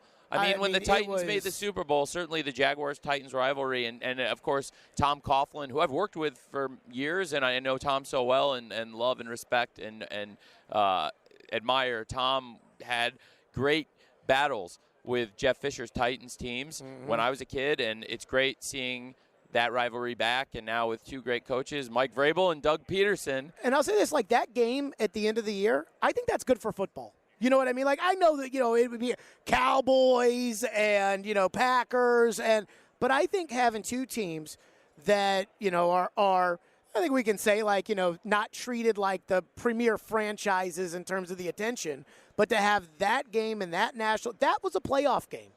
And I think the attention was on the game. I thought it was a well-played game. I thought it was an exciting game that came right down. I thought that game was great for the NFL. Well, like I said, I think that it's an exciting time, and I grew up on that rivalry, and it was at one point certainly in the AFC the rivalry in football, and hopefully we can get back to where it's that way again, where Jaguars-Titans could be the rivalry. And I know for the Jaguars, we want to take it to the next level. Tom Coughlin had that great year in 1999 and went 14-2, and that was certainly one of the great years. I think this past year for the Jaguars is one of the very successful years in the franchise, and what Doug Peterson and the people around him are doing, it's amazing. And I have so much I could probably talk for hours about how grateful I am for what Doug Peterson's done for Jacksonville. But I agree with you. I think it's good for the NFL that Jaguars-Titans can be a good rivalry again in the AFC South. Good luck next season, just not too much. Thank you, sir. Same to you. And I know, before you get out of here, Tony, AEW tonight, right? TNT, tell them about it. Yeah, we got a big show, Friday Night Rampage on TNT tonight. Some of the biggest wrestlers in AEW, some of the biggest names,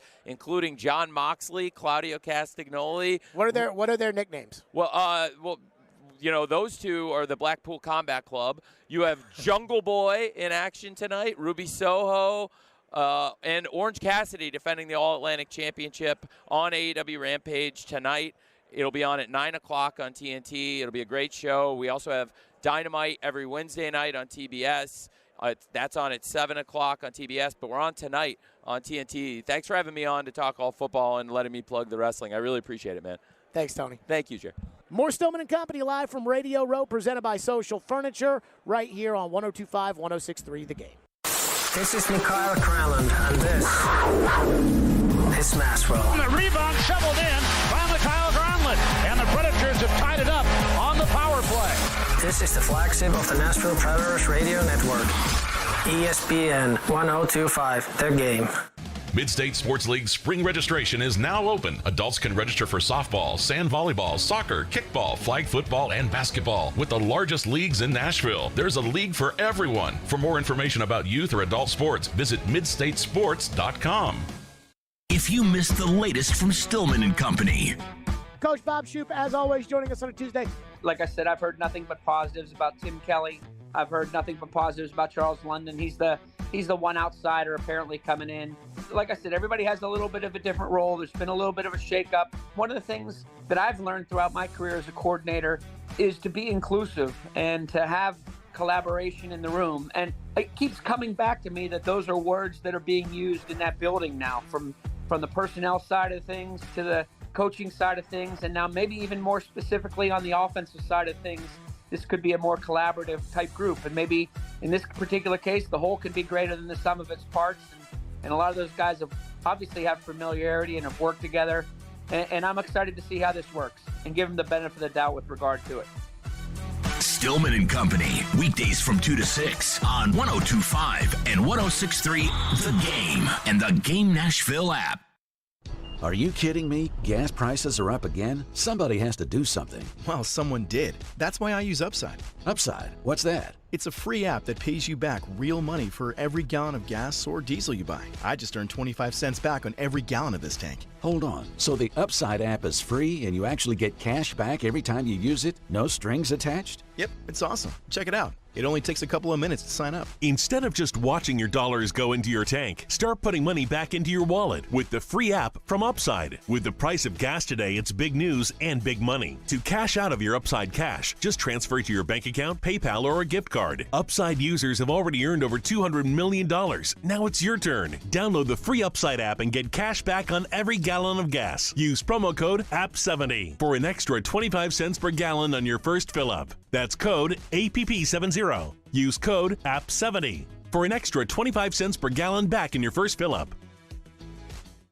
102.5 and 106.3 The Game is live and local. And now, let's meet the starting lineups. Robbie and Rex Road 6 to 9. You are talking about a team that's building a roster. Chase and Michelle 9 to 11. He's still under contract. It's not always X's and O's. Caroline, Willie, and D Mace 11 to 2. Trades, free agents. Let's get it going. I think this is a good hire. And Stillman and Company 2 to 6. I can give you one of the best coaches in the league. And don't forget, we're your home for all things Nashville. He scored! Nashville's best sports talk. 102.5 and 106.3 The Game. Hey Nashville, Trey Wingo here. You're listening to Nashville's best sports talk, ESPN 102.5 The Game. Stillman and Company live on Radio Row, brought to you by Social Furniture on Charlotte Avenue in the Richland Creek Shopping Center. Pay no money down and no interest for 1 year right now during their tax refund sale. Joined now by Adoree Jackson, current Giants corner, former Titans corner here on 102.5 in Nashville. So, Adoree, first off, congratulations on the season that the Giants had. I want to go back to you as a Titan when you were drafted in the first round and kind of the success the team had building it up to what it became in the AFC Championship game and the season after that, and now seeing it kind of go down a little bit. I kind of wonder what your thoughts are of how the team ascended when you were there and why that happened. I think that we, just played for one another, played for each other. I think that was one of the great things. But a lot of people don't know that second year before we start having the success in the playoffs, we don't make it in 2018. And then 2019 AFC Championship, 2020, winning the South and being the number 1 seed. Getting home field advantage. And, the year after I was gone, but, still having that success and playing at home. So I think that they do a great job of playing for one another, playing for each other, being in the moment and understanding that games are going to be tough, but it's what you do throughout the course of the game. It doesn't matter what happened in the first quarter. It's about playing for 60 minutes, and I feel like the Titans do a great job at that. What did you make of kind of your exit there with you and Vrabel and the team and where you were and where the team was? I just think that was part of the journey, just how, the Lord had it written for me. So I didn't think too negative or harshly on it. It's crazy when I got the call that I was getting released. I told my mom, and she just asked me, was I okay? I told her, I'm fine. The Lord has something, in plan, and I wasn't worried or stressed. And then when I said that, she seemed more relieved, and I felt like she was just trying to see, my temperature and how I was. That's just pretty much how I went. And, I was still rooting for him. Always do. There's a lot of my guys still over there, KB, Derek, Jeff. So to see the success, those guys continue to have, it's always nice to see. Adoree Jackson's with us. You played with Tannehill. You played against Tannehill. What do you make of him as a quarterback? A guy that gets the job done. I feel like he's a guy that can affect the game in different ways, can throw the ball, and can run, which a lot of people probably don't know as much if you don't really watch the Titans play, but he is, I would say, a dual threat. He does his job at a high level. Do you think he gets too much criticism? I think a lot of people in this league get too much criticism, but that's just the game we play. Like your quarterback, Daniel Jones? People were criticizing him. They said he was no good, and then all of a sudden, new coach comes in, and now everybody says that Daniel Jones might make $45 million a year now. I pray he does. I pray he gets everything he deserves. But I feel like, like I said, that's just the league that we play in, and just the nature of the game, Everybody's not going to like you. Everybody's not going to love you. But at the end of the day, you should just go out there and work. Do you miss the Titans and, the bond that those guys had?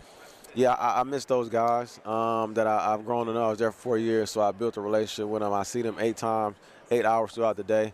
Those were my guys. I call my brothers. And so I do miss a lot of them not there anymore, but I do miss a few that I've played with. What do you think about Vrabel as a coach? Adoree Jackson's with us. I feel he's a great coach, honestly. I feel like somebody asked me about this the other day. I feel he knows how to win regardless of the situation. You can take account where I didn't even know they had 91 people on IR that did that crazy skit, during the game. And it goes to show that no matter the people that play, he always finds a way to plug and play and make sure that they get the job done and understand. So I think he's a great coach, and you see he has a lot of success. Last one for you. When I was in London, your dad was part of the same group that I was part of. Uh-huh. Your dad was the class clown of the entire London trip.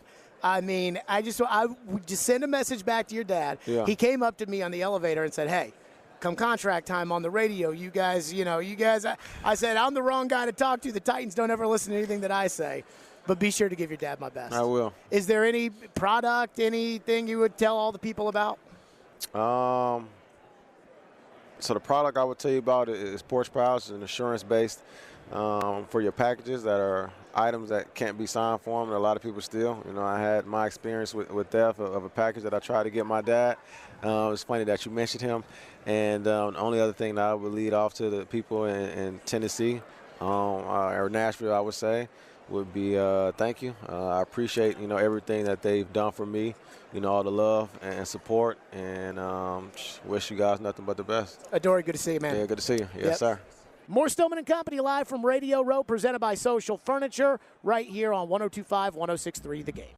185! Every team needs a quarterback. 185! That's why we have Hasselbeck, bootleg, rollout, toss, touchdown. Tim. You can run good plays at the right time. ESPN NFL analyst Tim Hasselbeck gives his expertise on all things NFL. You evaluate players, and then you're turning them over to the coaching staff. Every Tuesday at noon. At the right time. With Caroline, Willie, and D-Mace. Tim on 102.5 and 106.3 The Game and the Game Nashville app. The Australian Pink Floyd Show. Dark Side 50 Tour. September 3rd, First Bank Amphitheater. Performing Dark Side of the Moon in its entirety. Plus favorites from Wish You Were Here, Animals, The Wall, Metal, Relics, and more. Tickets on sale now at livenation.com. The Australian Pink Floyd Show. Dark Side 50 Tour. Part of the Farm Bureau Concert Series.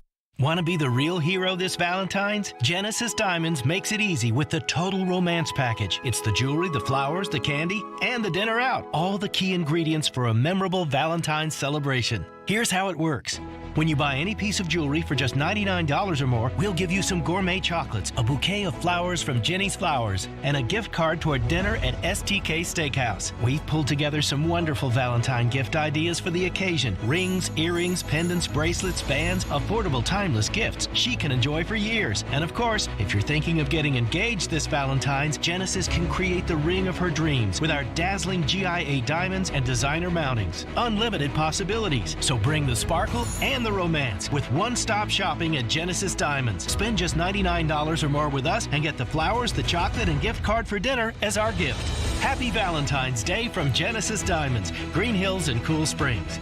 Limited quantity. See store for details. When looking to buy or sell a new home, economy comes into play, right? Hey, it's Withrow. Hunter, Richard, and the crew at Regal Realty Group are in the know about the housing market. Rates have started going back down and are more feasible, and Nashville is on the upswing again. The Regal Realty Group team can help you from contract to closing and everything in between. Their in-house title company, Monarch, will even come to wherever you are to close. These days, it's all about convenience, and Regal Realty Group makes it so convenient. Give them a call at 866-OUTKICK and let them get to work for you. Start your day with a cup of Joe.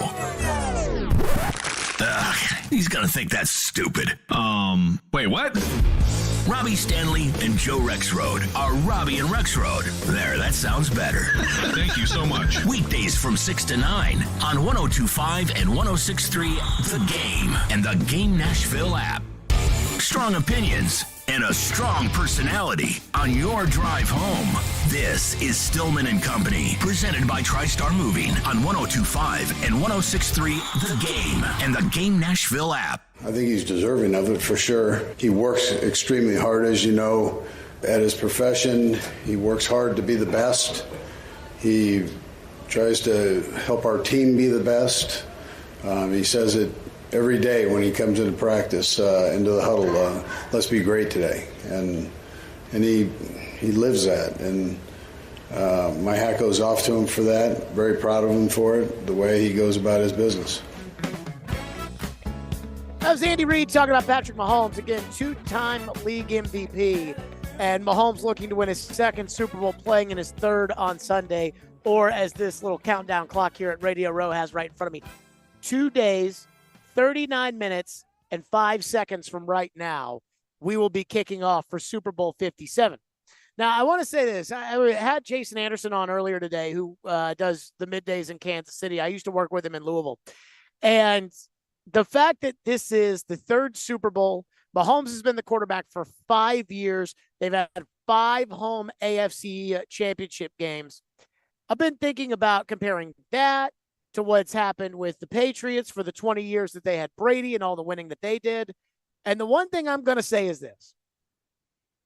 I do not think in my lifetime that the Tennessee Titans will ever have a run like the Patriots had for 20 years. In my lifetime, I never think the Titans will have a quarterback like Patrick Mahomes. I remember years ago, Mariota got his first career start against Tampa Bay, and his stats were something like 14 for 18 for 235 and 4 touchdowns. It was the best career starter in the history of the NFL. And I remember coming on the air the Monday after the Titans beat the Buccaneers and saying, what if this is their Tom Brady? What if this is their Aaron Rodgers? What if this is their Peyton Manning? What if this is the guy? And now where we sit today, I'm just here to tell all of you, I don't think it's ever going to happen. I just think some franchises are built certain ways. I think the Titans will win the game with running the ball and defense. And I just don't think that they're ever going to have that kind of guy. But if they ever do, I will not take it for granted. I will not be in year 7 of a 13, 14, 15-year dynasty thinking to myself and saying, oh, man, it'd be better if they had Jimmy Garoppolo as quarterback. I will not do that because I am so jealous. I am so jealous of the fact that the Titans are not at the Super Bowl. And I keep thinking about what this weekend is like, everybody was, and everything else. And I keep thinking about how it's been 23 years since the Titans have been in the Super Bowl.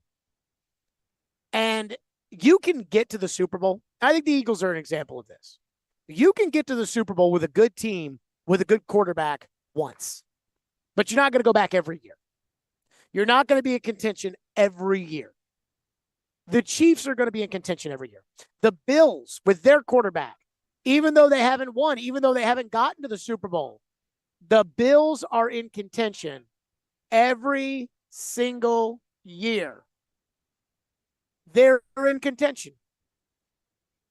The Patriots were in the AFC Championship game, or at least the divisional round of the playoffs, almost every year of the Brady era, except for a couple, including one where the Titans ended up beating them. And this is a long-winded way of saying that Cincinnati's going to be back in there, but that's it. Like Cincinnati, Kansas City, Buffalo, those teams are going to be there. And I just know that that's how it's going to be, and that I have to be okay with that. You have to be okay with that. And we all have to hope that one year the Titans will be able to find their way into the playoffs, get on a nice little run, and have things go their way and get to one Super Bowl and hopefully win it. Just like if Philadelphia doesn't do the deal Sunday, they're probably not going to be back here next year. Kansas City will be. So you have two choices. Either the Titans end up with that quarterback one day, or you can be like me and just hope that one year they can put it all together and steal that Super Bowl. 615-737-1025 is our phone number if you want to weigh in. 615-737-1025. So Joel in Woodbury, our phone lines are driven by WilsonCountyHunter.com. Joel in Woodbury says, please bring AEW to Nashville. I heard Tony Khan talking about that, the AEW stuff. And I know, again, I guess they're on TNT and TBS. And I know people love wrestling. I don't. But what I do know is I know that a lot of you do. And that would mean money in everybody's pocket, which I am pro. So sure, go ahead and bring it to Nashville and Municipal Auditorium and everything else. Nick says, what about Lamar? Do I think he's one of those guys? No, I don't. How many AFC Championship games has Lamar Jackson played in? And it's not like Lamar Jackson's had bad teams. He had a 14-2 team and didn't get to the AFC Championship game. The Chiefs have been to the AFC Championship game 5 years in a row. There is a difference between those guys. Peyton Manning in Indianapolis. They didn't go to the AFC Championship game every year, but they were there pretty much almost every year. No, Lamar Jackson is not one of those guys. Just like I don't think Drew Brees was one of those guys when he was in New Orleans. And Drew's a Hall of Famer, but he wasn't one of those guys. 615-737-1025 is our phone number if you want to weigh in. 615-737-1025. Chad Withrow, Outkick 360, always joins us on a Friday at 5 o'clock.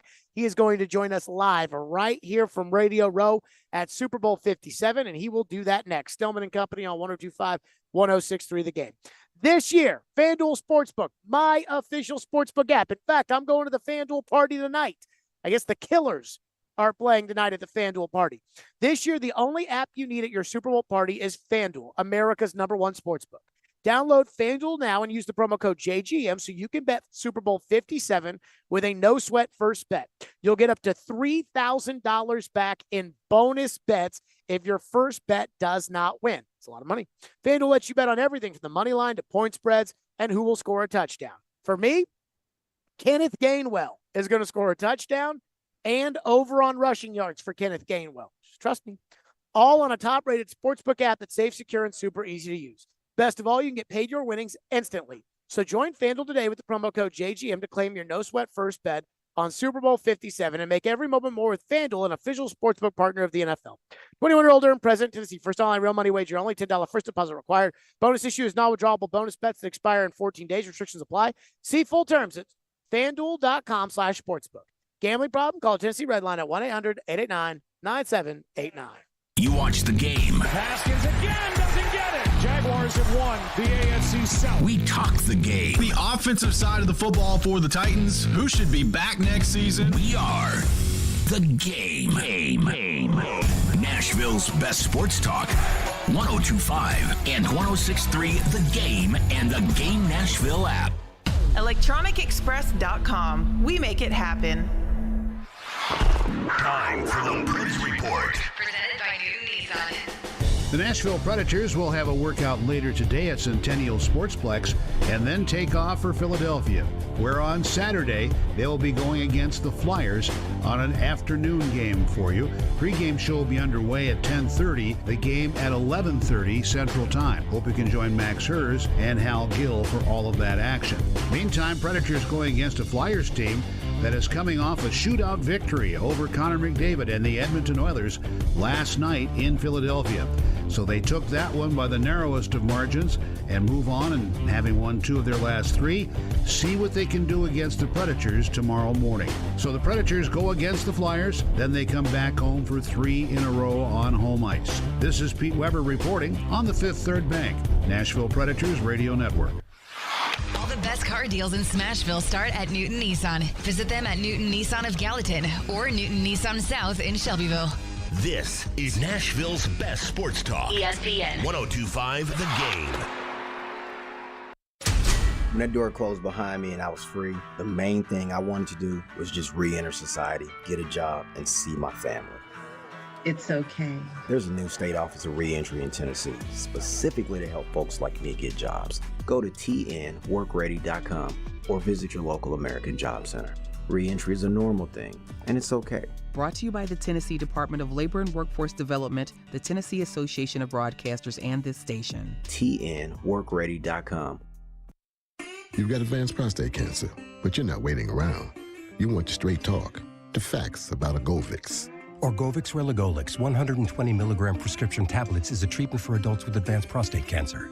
Fact: Orgovix is a different kind of androgen deprivation therapy treatment, a pill, not an injection. Orgovix may cause serious side effects, including a heart condition called QT prolongation.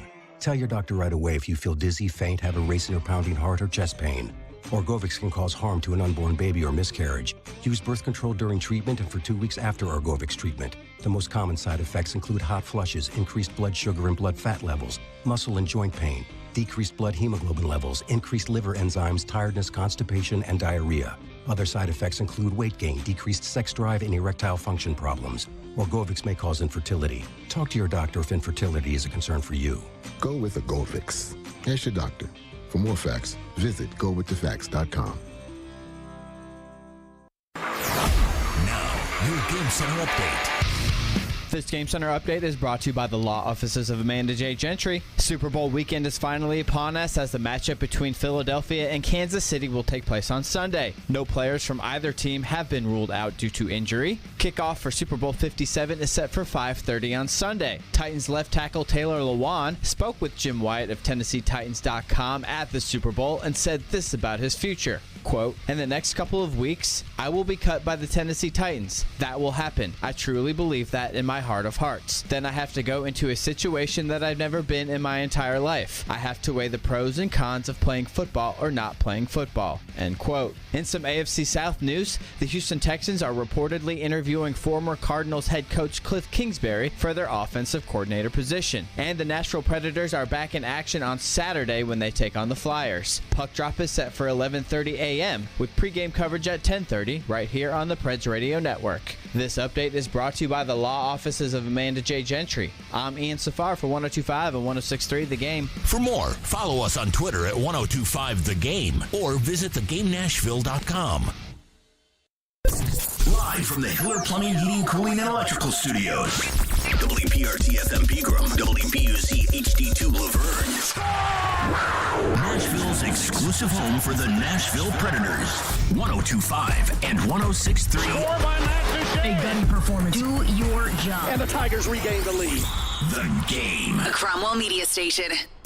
Where you have a voice. He had a competent coaching staff. You just play terrible and you keep playing. And we have strong opinions. What a whiny freaking crybaby response. This is Stillman and Company with Jared Stillman. Presented by TriStar Moving on Nashville's best sports talk, 102.5 and 106.3 The Game and the Game Nashville app. Stillman and Company is delivered by TriStar Moving, 102.5, 106.3 The Game, streaming live on Twitter, Twitch, YouTube, and Facebook Live, thanks to Superbook Sports, live from the Hiller Plumbing, Heating, Cooling, and Electrical Studios. Super Bowl 57 Radio Row, presented by Social Furniture. Chad Withrow, Outkick 360 is here with us. Good to see you, Chad. Good to see you, Jared. This is fun, man. We don't ever get the chance to do this one-on-one live. I'm either on a stream somewhere, on Zoom, or on my phone, so it's nice to be here with you in person. It is nice to be here at the Super Bowl. So I've always talked about how I will watch the Titans, and then I'll watch the Super Bowl, and I'll either get really depressed because it'll be a year like last year where I'm like, oh, God, they could be here right now. Or I get really depressed because they're terrible, and I think, man, they are so far away from these two teams that are playing in the Super Bowl. I don't know how they're ever going to be able to compete with them. This year, I don't feel either way. I don't feel like the Titans deserve to be here, and I'm not jealous about that. And I don't feel like the Titans are miles and miles and miles away from being able to compete in this game. Do you believe that? I think they're miles and miles away, but miles and miles away in the NFL. I mean, it wasn't that long ago the Eagles weren't any good, right? Miles and miles away you can close that gap quickly in today's NFL. You know, the Giants were awful. They're supposed to be awful, and they're a playoff team this year and won a playoff game. So you can get good quick in this league. Flying over, I flew in with Clay Travis, and he asked me the question: if you had to put your life on an over/under for the Titans getting back to this game, how many years would you put on it? And it's hard to say that because of all the variables and the fact that they haven't been since their first year in the new stadium that they now call home back in 1999. You mean the old stadium now? Yeah, and it's going to be the old stadium soon. It was new then, it's old now, and it's about to be demolished. I said 6 or 7 years, and he thought I was crazy. He said, "Oh, it's going to be way longer than that. Look how long it's been in between now." I'm not that fatalistic about the Titans, chances moving forward, because I do think you can get really good quickly. I mean, Jalen Hurts was not a top pick at quarterback, and he's here in this game. And it's largely because he's playing on a rookie contract that's very team friendly that allowed the Eagles to build up that roster all the way around him. So look, I look at these two teams right now, and it's not like I'm looking at it the way you said, if it's the years where you're depressed because the team that you follow is so bad. And it's just the Titans are kind of stuck right now, right? They're okay. They're squarely in the middle of the pack. And while you can go up or down quickly in the NFL, I just don't see the route where it's going to go up really quickly and they're going to be a team that can play for it all, even though they were the number one seed in the AFC a year ago. Do you think that Ryan Tannehill returns as the quarterback, or has anything you've heard here this week make you think differently? I think he returns as the quarterback, but I'm trying to think. We talked to so many people. I'm trying to think of who we interviewed that made me think a little bit about it. It doesn't feel like, Jared, after the move to get rid of A.J. Brown a year ago, that Rand Carthon is going to come in and make some huge move for quarterback in year one, following that up. Now, I could be wrong. We don't really know Rand Carthon or what his thoughts are or how he operates. If they, traded up to get a quarterback that they wanted in the draft, would not shock me, but would be surprising. I think any move for an Aaron Rodgers, let's say, that would also surprise me. I don't know that I'd be shocked. I guess I say all that. You wouldn't be shocked if you're sitting there on Outkick 360, you and Hutton are talking, and all of a sudden Adam Schefter tweets out, the Titans are sending their 2024 first-round pick to the Packers in exchange for Aaron Rodgers. The Titans are flipping Ryan Tannehill to the Buccaneers in exchange for a 2023 fourth-round pick. I'd be thrilled. I don't know if shocked is the word. I'd be very excited about that possibility. Shocked if that happened. I don't. I mean, yeah, I'd be surprised. Again, I don't know that I'd be completely shocked. I say all that to say that we knew a track record with John Robinson. Mm-hmm. He was at times you could not expect what he was going to do, a la last year by trading away A.J. Brown. He was surprising at times, but I felt like I knew what he valued and how he went about his business. First time GM Rand Carthon, I have no clue. Mm-hmm. So I lay all that out to say nothing would shock me because I have no base level of expectation with Rand Carthon and what he wants to do. Now, in that opening press conference, and I think you were there for it, Jared, he was very staunch on Derrick Henry, and a big fan of Derrick Henry and him being a part of this team. He wasn't as committed to Ryan Tannehill when answering the question. So, look, I believe that Ryan Tannehill will be the quarterback next year, but because the newness of Carthon, I wouldn't be shocked with anything. Chad Withers with us, Outkick 360, presented by Two Rivers Ford. Are you down on the fact that Vrabel just promoted within at the offensive coordinator position? Very down on it. Very, very down on it. And here's why. And I'm giving credit right now to D'Amico Ryans as an example. He's interviewing Cliff Kingsbury. Has not hired him yet.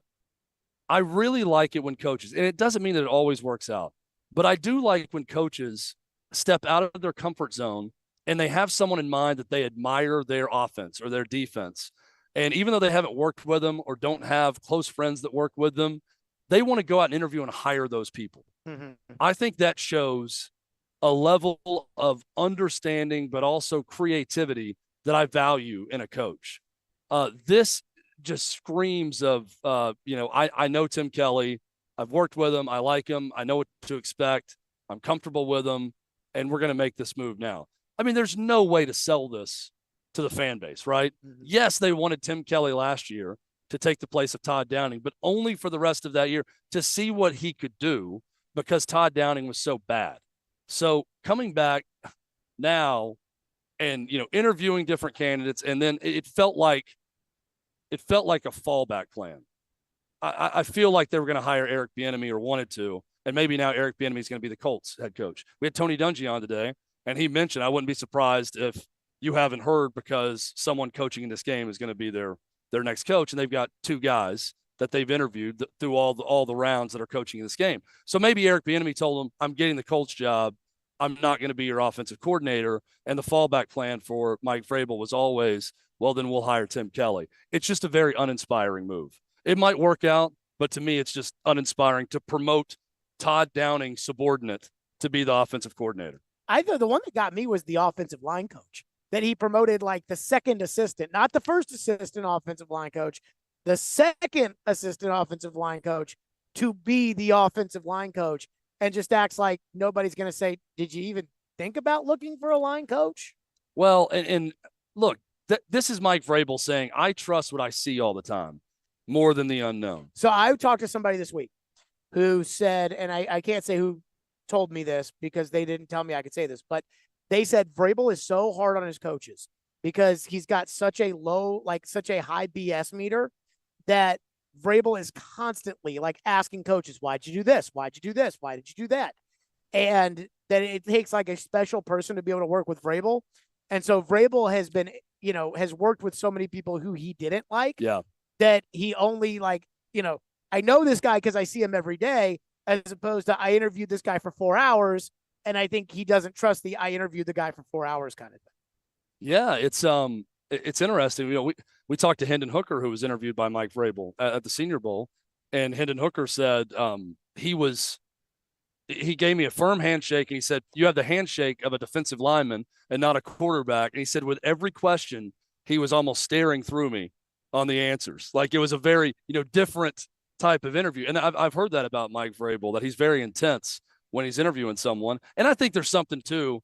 You want someone that is going to get along with the staff and understand you and not have that unknown and not bring that into your locker room or whatever culture that you're building. I just think Nick Saban is the greatest coach in college football, right? Mm-hmm. Nick Saban doesn't get along with a lot of people and doesn't get along with a lot of coaches. Lance Thompson's a good example. I feel like Lance Thompson's left Alabama 2 or 3 times for worse jobs because he can't stand Nick Saban. Mm-hmm. Nick Saban always welcomes him back whenever it's time, right? Because he knows even if we have a personality conflict, this guy can recruit or this guy can coach or this guy can do it.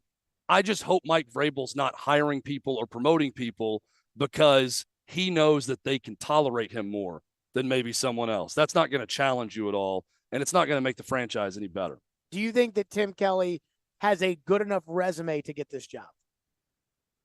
Yeah, probably. I mean, it's not great, but for an offensive coordinator hire in the NFL, I think it's a resume that you can stomach based on what he's done. This was an opportunity to me to get creative, to think a little bit outside the box. And I'm not talking about, thinking outside the box where Todd Downey's trying to throw the lateral in the middle of the game against Jacksonville. That was outside the box. I'm not talking about that necessarily, but step out of the comfort zone a little bit, do something different that could pay off huge. And they did the opposite. Chad Withrow's with us, Outkick 360 here on the program. What Chad heard, Outkick 360, you guys had about 5 million people over the last 3 days. Yeah. What you heard from those, we'll get to that coming up. First, I want to tell you about Hiller Plumbing, Heating, Cooling, and Electrical. You know I love Hiller. They've been taking care of my home for years, and they can do the exact same for you. Kick off the new year with new upgrades for your home. This month, when you buy something you need for your home, Hiller will give you something you want. Pick your prize, like a free 55-inch TV, an Apple iPad, a Solo Stove, or a Nintendo Switch when you purchase a new whole home generator or select new HVAC systems. Or get a free 55-inch TV, a Nintendo Switch, or a Solo Stove when you upgrade to a new tankless water heater. There's no better time to take care of the necessary replacements for your home than right now, and to do it with my friends at Hiller Plumbing, Heating, Cooling, and Electrical. That's Hiller, proud supporters of the Preds, the Vols, and Vandy. Hiller, call the Happy Face truck today. Want the latest on college football and Nashville sports? They can be a fully formed model of what they're going to be offensively moving forward. Join Outkick 360's Chad Withrow every Friday at 5 with Stillman and Company. You don't know what's going to happen with the roster or the team. He'll bring opinions and charisma for a full half hour every week. This is a good lesson about sports and what we think and what actually happens. Chad Withrow on 102.5 and 106.3 The Game and the Game Nashville app. Here's a Valentine's reminder from Genesis Diamonds. It's not just the thought that counts, it's the effort too. So let Genesis Diamonds turn your Valentine's Day gift into a grand romantic gesture with our Ultimate Valentine's Day package. Right now, when you spend just $99 or more at Genesis Diamonds, we'll give you gourmet chocolates, a bouquet from Ginny's Flowers, and a gift card toward a romantic dinner at STK Steakhouse. It's just one stop at Genesis Diamonds and you create a total romantic experience. You simply choose which ring, pair of earrings, or bracelet or sparkling pendant best matches your special someone, and we'll take care of the rest. And as always, we'll guarantee the best value price with no commission salespeople. The Ultimate Valentine's Day package. Jewelry, flowers, dinner, and candy from Genesis Diamonds. Sure does make it look like she's worth the extra effort. And that's the thought that really counts. Hurry in now because packages are limited. Genesis Diamonds in Green Hills and Cool Springs. Golfers, tee it up at Edwin Watts Golf Shops with the new 2023 Aerojet Woods and Irons from Cobra Golf. The new Aerojet Woods are designed with a unique aerodynamic shape that delivers faster clubhead speeds for longer drives. And the new Aerojet Irons are made with hot face technology, so every strike delivers more distance. Elevate your game by swinging into Edwin Watts Golf Shops and get custom fit on the new Cobra Woods and Irons today. Edwin Watts Golf Shops, unmatched expertise, unmatched service. Hey, it's Chase McCabe, and in the past, hair loss was inevitable, but now you have a choice for thicker, fuller hair. Trust the experts with 45 years of experience at Hair Club. They've helped more than 500,000 clients love their hair again. No matter your age, stage of hair loss, or budget, Hair Club can customize a solution for you. And for a limited time, you can get 10% off when you book a free consultation today at hairclub.com/chase. That's hairclub.com/chase. When Smashville wants to rock.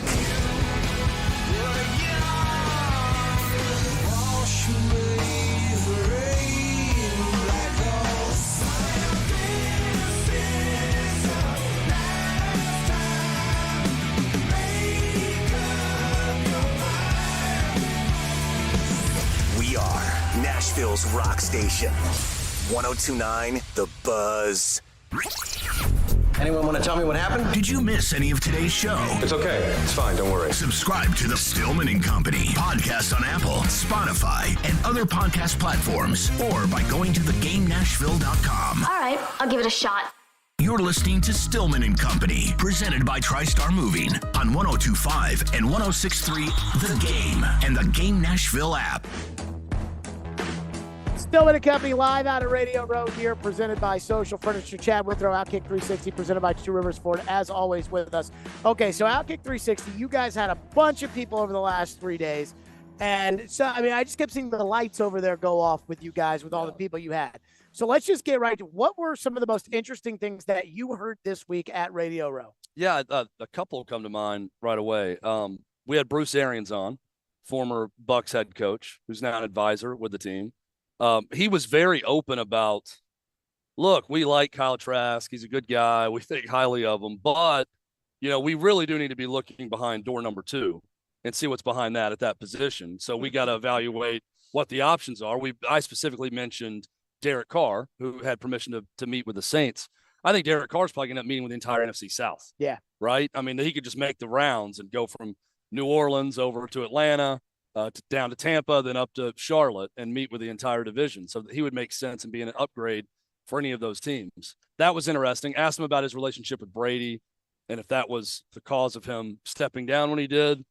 Kind of laughed it off and said, I'm playing golf with Tom next week, so take that for what it's worth. Mm-hmm. We're fine. I've never had an issue with Tom. And today we interviewed Nate Burleson of CBS This Morning and the NFL and CBS show. Super interesting dude. Jared, most ex-pro athletes, let's put it this way, they can get a reputation of not really wanting to work in our business when they're done playing sports. Absolutely. Because sports are, that's their passion. And Burleson made a lot of money too. Right. Playing pro sports, though, that's their passion. That's what they always wanted to do. So when that's over, anything else is a step down. They don't carry the same passion to their next job. They're not as reliable. They don't always show up.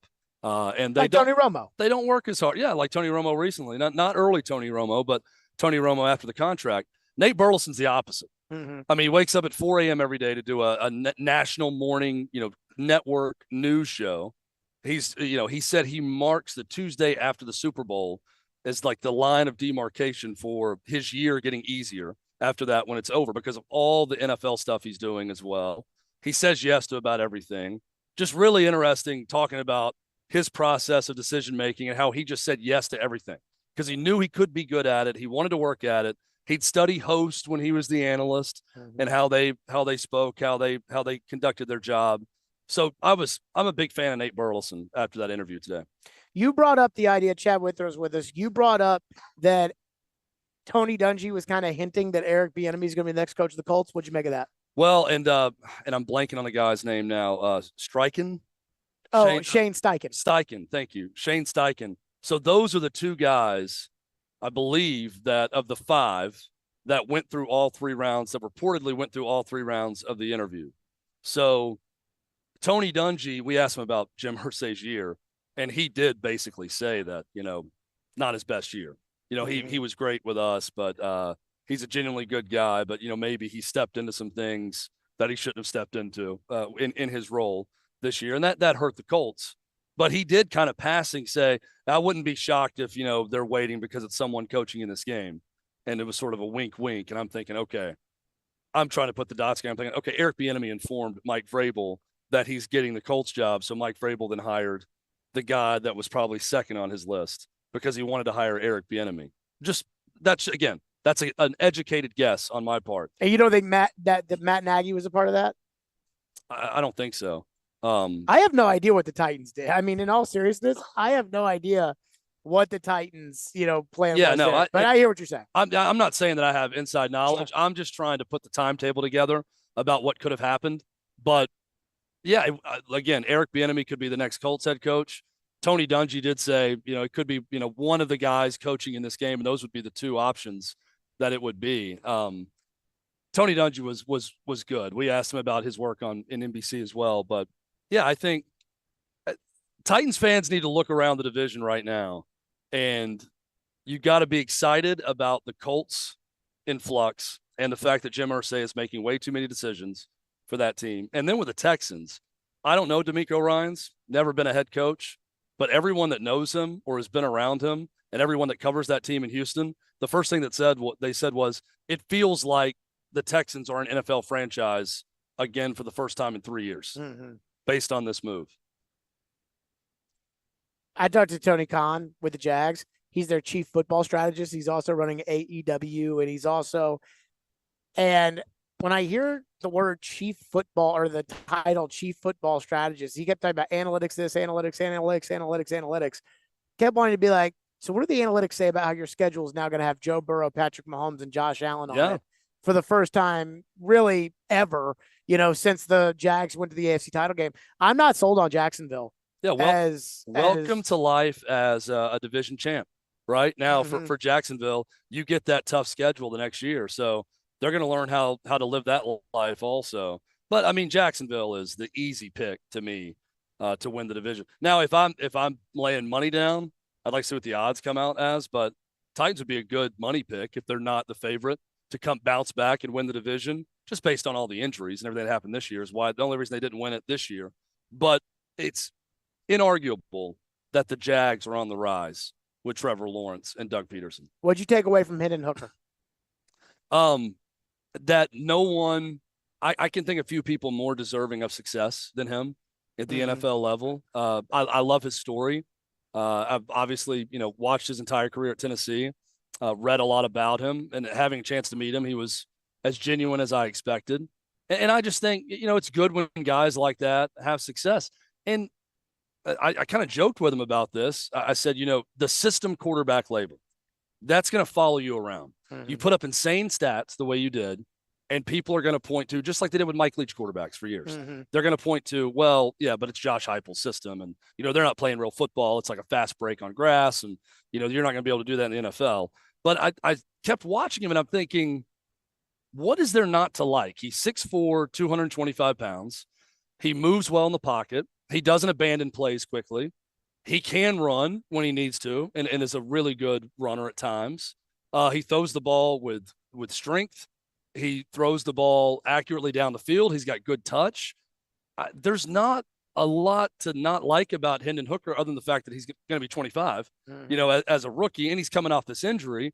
But he told us that he's going to be ready to go in training camp. So it's going to be a pretty fast recovery. He was walking around well. He had a huge brace on underneath his jeans, but he said he's doing well and walking around well. But every time I've seen him in an interview and watched his career and watched his story at Virginia Tech, what led him to Tennessee, the fact that he wasn't the starter, they brought in Joe Milton to start, and he stuck with it, and he won the job, and then he kept it. I'm just rooting for his success. I don't know what that means. I think optimistically, late first round would probably be the best that he's going to be drafted. Probably a second-day pick. But, I think he's a guy that's eventually going to have a chance. And I asked him about being a backup because that's the knock on Stetson Bennett. He didn't want to be a backup, and that's why he didn't want to go to the Senior Bowl, because a lot of people are going to ask him about how he would do as a backup and if he can be supportive of the starter and help and do all those things. Stetson Bennett is not one of the 32 best quarterbacks. No. Now, Hendon Hooker wasn't, foaming at the mouth to go hold a clipboard. Sure. He wasn't saying, I think I'm going to have a really good career as a backup. He kind of answered in a way that said, well, I'm excited to go learn and do whatever I can to help and learn under someone for a little while if that's what's necessary, but not, I'm going to be a career backup. What did you make of your conversation? Chad Withrow with his Outkick 360 with Jalen Hyatt when you guys sat down with him, because Jalen Hyatt put up great stats, but I'm not sure a lot of people know a lot about Jalen Hyatt. Yeah, I mean, first off, he's very small. He's not big. He's got long arms, but I mean, he's listed 6 feet. He's probably, maybe 5'11". I saw Kyler Murray when I picked up my credential here. Kyler Murray was picking up his credential. Yeah, you probably towered over him. We're like the same height. Yeah. Nice. And I mean, now he's listed at 5'10". I guess that's what he checked in at the combine. If he's 5'10", then I'm 5'10". Yeah. And I ain't 5'10". No, he is definitely not 5'10". And again, I'm not sure that Jalen Hyatt's 6 feet, but I did ask him. I said, I'm going to go through some of the things that people have said about you or will say about you when they interview you. You're too small. You can't get off press coverage. What's your response? And he said, try to catch me. That's my response. Anyone says I'm too small. He claims that he wants to run a 4.29, a sub 4.340 at the combine. It's his goal. And he's actually here in Scottsdale. That's where he's living and training with his agent right now. So look, if he runs a 4.29, he's first round pick. Oh, I think no he's doubt a first about round pick no matter what. I think he's going to be too. I wouldn't take him in the first round, but I think he will be picked in the first round. He is going to impress a lot of people because everyone wants that burner. They want that Tyreek Hill type option, and they're going to see that in Jalen Hyatt. And you could not have a more productive season as a receiver than what he had this year, winning the Blitnikoff Award. But he also told us, but we asked about NIL and how much he was set to make, and what would have brought him back, with the money he could have made in that. And he said, if I thought I was going to be a second-round pick, I would have come back. Mm-hmm. So, in other words, Jared, to your point, if he thought that was even a possibility, then or likely he was going to come back for another year at Tennessee and, light up the scoreboard again, this time with Joe Milton throwing to him. But he clearly doesn't believe that. He's a first-round pick. I didn't believe that at the end of the season, but I think, again, 4.29 40, he's going to be a first-round pick. Chad Withrow, Outkick 360 live here from the Super Bowl. It is funny. You said to me about 5 hours ago, you said, and in this ballroom we're in here at the convention center, you said to me, you were like, by the time your show's wrapping up, it is going to be a ghost town in here. Yeah. And it is legitimate. Like it is, I feel like we're at the wedding reception after it's over and the lights come on and like the party planners, they're taking it down and they're setting up for the next wedding. And I mean, not that I'm complaining about it, but it is wild how you predicted it. Because 5 hours ago, this place you couldn't even walk in here. Yeah, it's a little bit of like a 3 a.m. at the bar look around here with the lights coming on also, because everyone around here by the end of the week looks haggard. They look like zombies. They're walking around. They're ready to either go home or get to their weekend here in Arizona. So, yeah, I knew that it was going to be pretty sparse by the time you were wrapping up, Jared, and it's definitely delivered on that. Kudos to you, by the way. Here by yourself, doing everything, getting your own guests, doing your show here, for as long as you do every day. That is not easy. So great job. It has been a week. We will continue along next. Good to see you, Chad. Hey, it's both a marathon and a sprint at Radio Row at the Super Bowl. I always say that because you're sprinting through whatever tapings you're doing or trying to get on time for the next person, but yet you're here all day. Yes. Every day. So it's an absolute marathon too. Good seeing you, buddy. I will say this. I land, I think, at 1:40 tomorrow. I think I will be in bed at 2:40, and I don't think I get up. Yeah. Tomorrow. See, that's the joy of not having kids. With 2 kids, I will be flying back Sunday, and there will be no rest. I will get off that plane, and I will be told to entertain the children for as long as it takes to lead up to the Super Bowl. Then I'll watch that. There will be no stopping for me. So enjoy that. Enjoy that now. Who's your pick in the game? I'm going to go Eagles 27-24. They've been the best team in football all year. I think they proved that again. A prop bet that I like, A.J. Brown to score the first points of the game is plus 900. I'm going to go A.J. Brown scoring a touchdown to get the scoring started in this game, plus 900. But Eagles win 27-24. Chad Withrow, we roll along from Radio Row, Stillman and Company, Fireball Hot Take Friday, 102.5, 106.3 The Game. I think it's a really good move. TD, it's never the offseason for ESPN's Teron Davenport. I mean, that's something you obviously have to look at. He's always talking about what's next for the Tennessee Titans. Quarterback is a really important thing that they have to get determined. Check out TD, Mondays at 1, Thursdays at 3, and Friday mornings at 8:30. Plus, the Talkin' with TD podcast. Looking forward to that. TD is on 102.5 and 106.3 The Game. Middle Tennessee, you can count on an award-winning service team for all your home maintenance and improvement needs. Lee Company, we're A+ rated with the Better Business Bureau and trusted by thousands of homeowners in our community. Our team is ready to assist with all your home maintenance projects, heating and air conditioning, plumbing, electrical, appliance service, and more. Experience the convenience of calling one phone number for all your home maintenance needs. Call Lee Company today at 615-567-1000 or visit leecompany.com. Welcome to Smashville, home of your Nashville Predators. Join us at Bridgestone Arena Monday, February 13th for the Valentine's Day date game and your college night with Austin Peay as your Nashville Predators take on the Arizona Coyotes. Purchase your college night tickets today at NashvillePredators.com/college nights for a Preds and Austin Peay co-branded hat. And don't miss the Thursday and Saturday games against the Boston Bruins and the Florida Panthers. For your tickets, go to NashvillePredators.com/tickets. Let's go, Preds!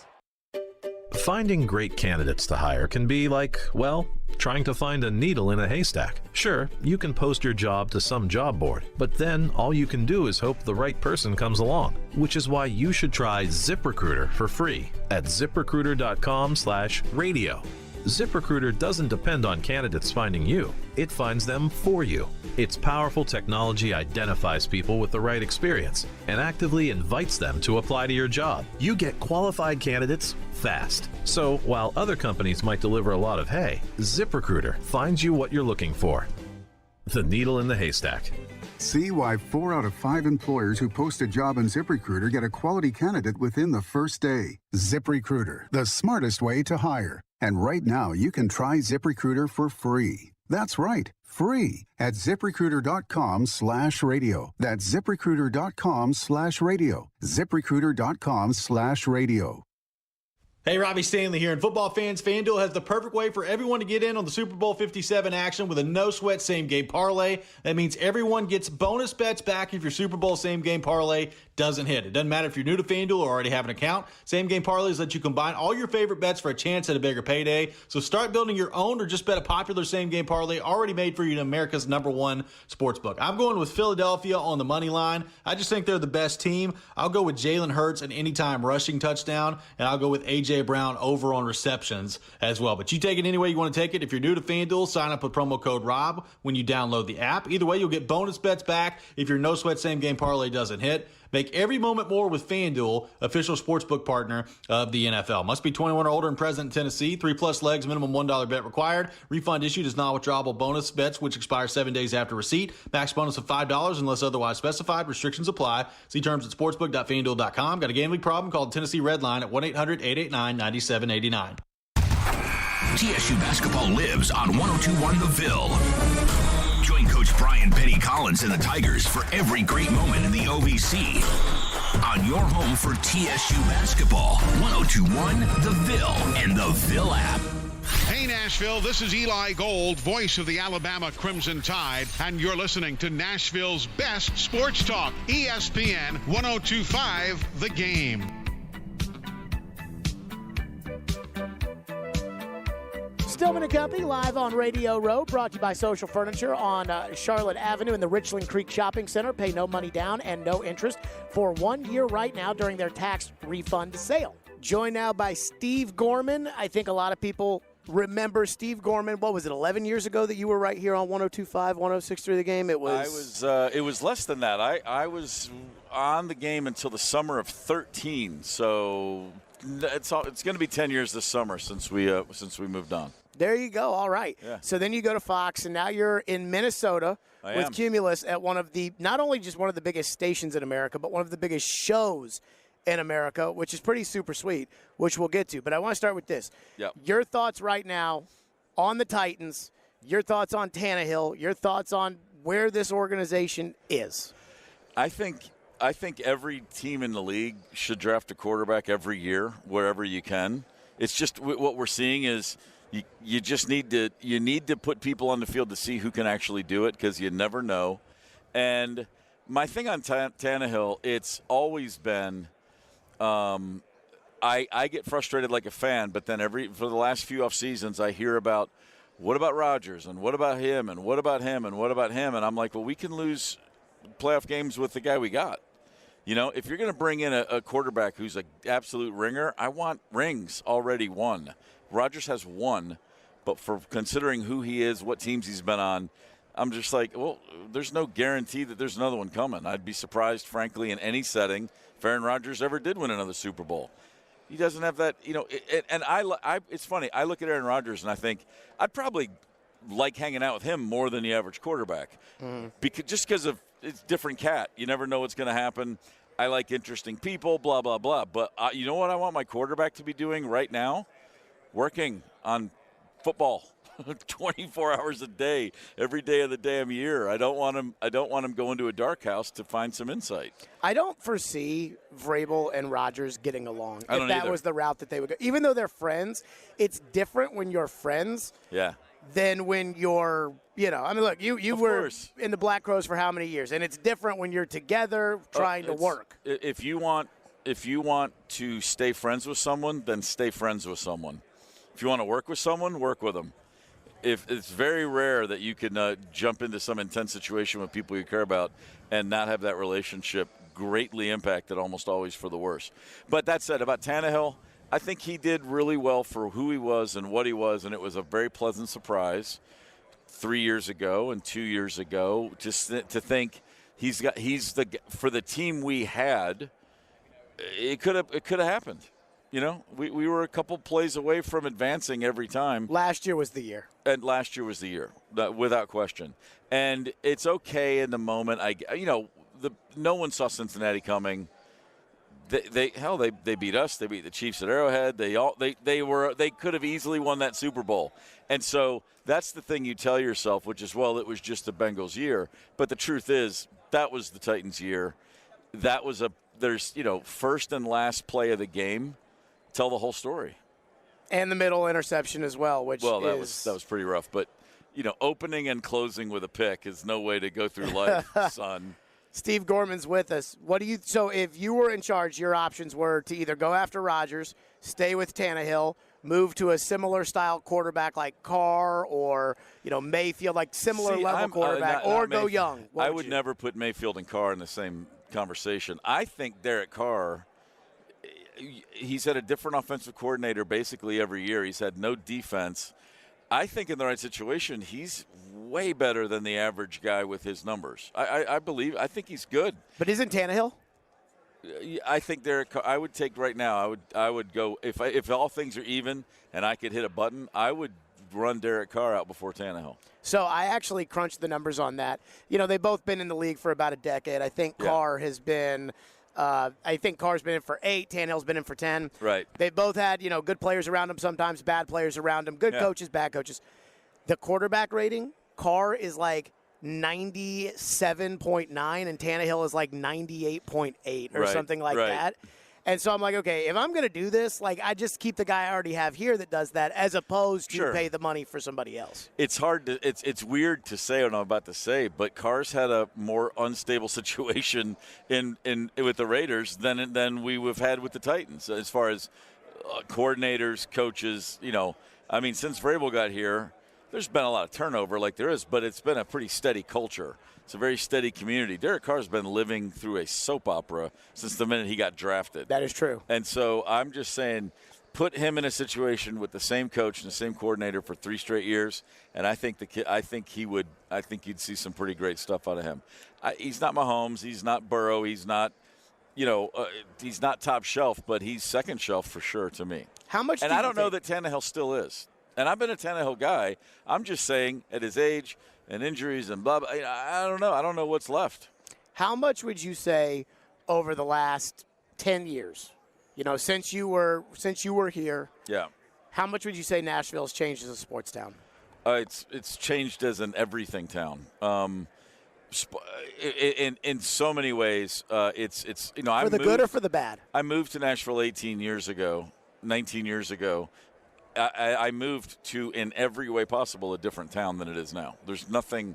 I got here in 2004. And I thought, man, it's changed since I was hanging out here in the late 80s. But that change of that 20-year shift was nothing like this last 20 years. As a sports town, you've got, I think, a very healthy influx of people from other sports towns that are raising the bar. It's not nearly as parochial as it used to be, but there's still pockets of that. But I think it's just like every other sector of the city. It's just changing rapidly. There's still a sense of who are we trying to be, and are those two things ever going to be in lockstep? And this is not me knocking on Nashville. This is what it is to be in a boom town. It's beautiful and a lot of ugly all at the same time. I have I know a lot of people who lost their independent businesses in the last 10 years because they got priced out with rent. They got priced out with all sorts of things. The places I like to hang out, a lot of them aren't there anymore. I would rather, I'd rather spend a weekend in jail than on Lower Broadway. I mean, that is truly death on earth to me, is hanging out in those honky tonks on a weekend night.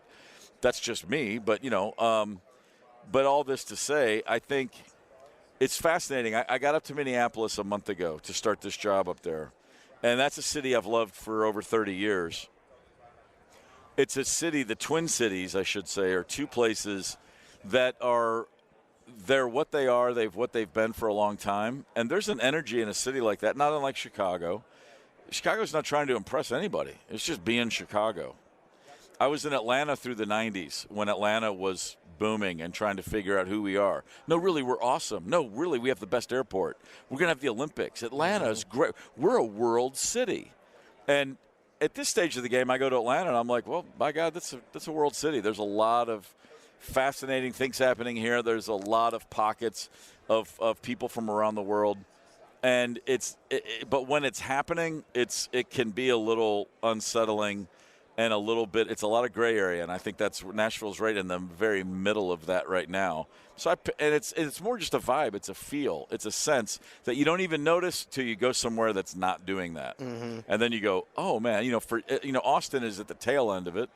Austin's just huge. It's never going to be what it used to be. It's never going to be as weird as it used to be. It just is its thing. It'll settle in, and then it's like there's an overcorrection in life, and then it balances out. And I think the boom cities, they boom, and it's a little weird, and it's a little unshaky, and everybody's constantly trying to put their best foot forward. You're selling the city every day to everybody, whether you know you are or not. And then eventually, one day, you're just like, I just live in Nashville. It speaks for itself. It is what it is. And it'll be awesome when it gets there, but it's not there yet. What do you think about, Steve Gorman's with us, what do you think about when we're going to have one of these, when they build that new stadium? We assume, if they build it, we're getting one of these. I don't know if we're going to get two. They will. But we're going to get one. What would you think about Nashville with this? It'll be in the fast track. I think Nashville will it'll soon be right up there next to New Orleans, which is every 4 or 5 years. I think Nashville has a better chance to land regular Super Bowls than Las Vegas does. Really? Yeah, well, because the truth is, Vegas is far away, man. You know what? And when you got Vegas East, essentially, in a lot of ways in Nashville right now. Mm-hmm. You've got a lot of people that look at Las Vegas and look at Nashville and go, no, I'd rather go to Nashville. Everybody thinks they know what's going on in Vegas. Whether you do or not, everyone knows. Vegas means one thing to everybody. It might be a different thing to people, but everybody has. People still look at Nashville like, well, you can do this, you can do that. I want to try this. I want to go there. I just think and I think for a lot of reasons, Nashville's just it's weird to say. I think once that stadium is built, and it will be, and once they have a Super Bowl there, and they're going to be on the short list of repeats for sure. Last thing for you, the Black Crows, sports radio. You wrote a book. You did rock radio. And now you're hosting the premier morning show in Minneapolis every day. What was the decision behind going to Minneapolis and taking this job, and what's that been like? It was pretty simple. I've been doing a syndicated classic rock show at night for 4 years with Cumulus Westwood One. KQRS is the station in Minnesota. It's as strong a rock station as there's ever been, and it maintains its relevance, and it's got a huge cultural footprint on that area. I've been aware of it since the first time I went to Minneapolis in 1990. I was thrilled when KQRS was one of my affiliates for the show at night. Just knowing I was on KQRS, that's one of those. I'm on all these stations, but man, I got KQRS. That's big. Mm-hmm. And so the KQ morning show has been a staple in that market for 40 years, and the host who'd been there for most of that 40 years.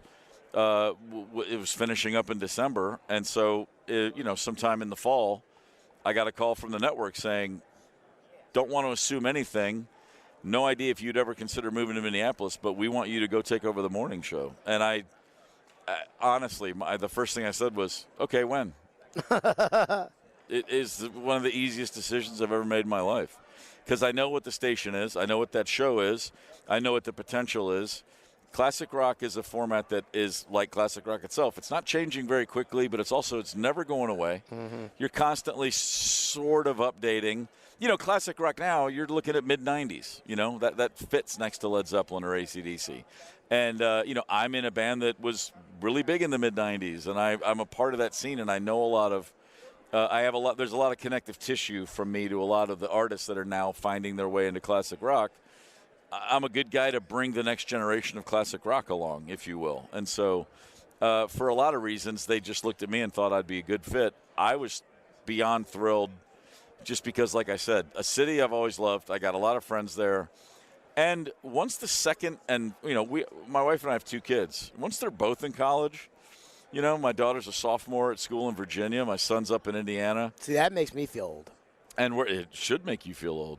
We're all old, baby. I'm old. I'm getting that Jewish man bald spot coming in. It looks good, man. You wear it well. Yeah. Steve Gorman, as always, joining us. Steve, thanks for stopping by here at Radio Row.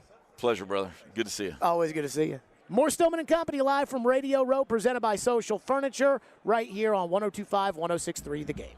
Every Wednesday at noon. That fits the mentality of what they're going to do. Outkick 360's Jonathan Hutton joins Caroline, Willie, and D-Mace to talk all things Titans and NFL. Much more creative in how you go about calling certain plays. He's got opinions and insights on the two-tone blue. That doesn't mean that you can't have great or don't need great quarterback play. Catch Hutton every Wednesday at noon on 102.5 and 106.3 The Game and the Game Nashville app. Want to be the real hero this Valentine's? Genesis Diamonds makes it easy with the Total Romance Package. It's the jewelry, the flowers, the candy, and the dinner out. All the key ingredients for a memorable Valentine's celebration. Here's how it works. When you buy any piece of jewelry for just $99 or more, we'll give you some gourmet chocolates, a bouquet of flowers from Jenny's Flowers, and a gift card toward dinner at STK Steakhouse. We've pulled together some wonderful Valentine gift ideas for the occasion. Rings, earrings, pendants, bracelets, bands, affordable timeless gifts she can enjoy for years. And of course, if you're thinking of getting engaged this Valentine's, Genesis can create the ring of her dreams with our dazzling GIA diamonds and designer mountings. Unlimited possibilities. So bring the sparkle and the romance with one-stop shopping at Genesis Diamonds. Spend just $99 or more with us and get the flowers, the chocolate, and gift card for dinner as our gift. Happy Valentine's Day from Genesis Diamonds, Green Hills and Cool Springs. Limited quantity. See store for details.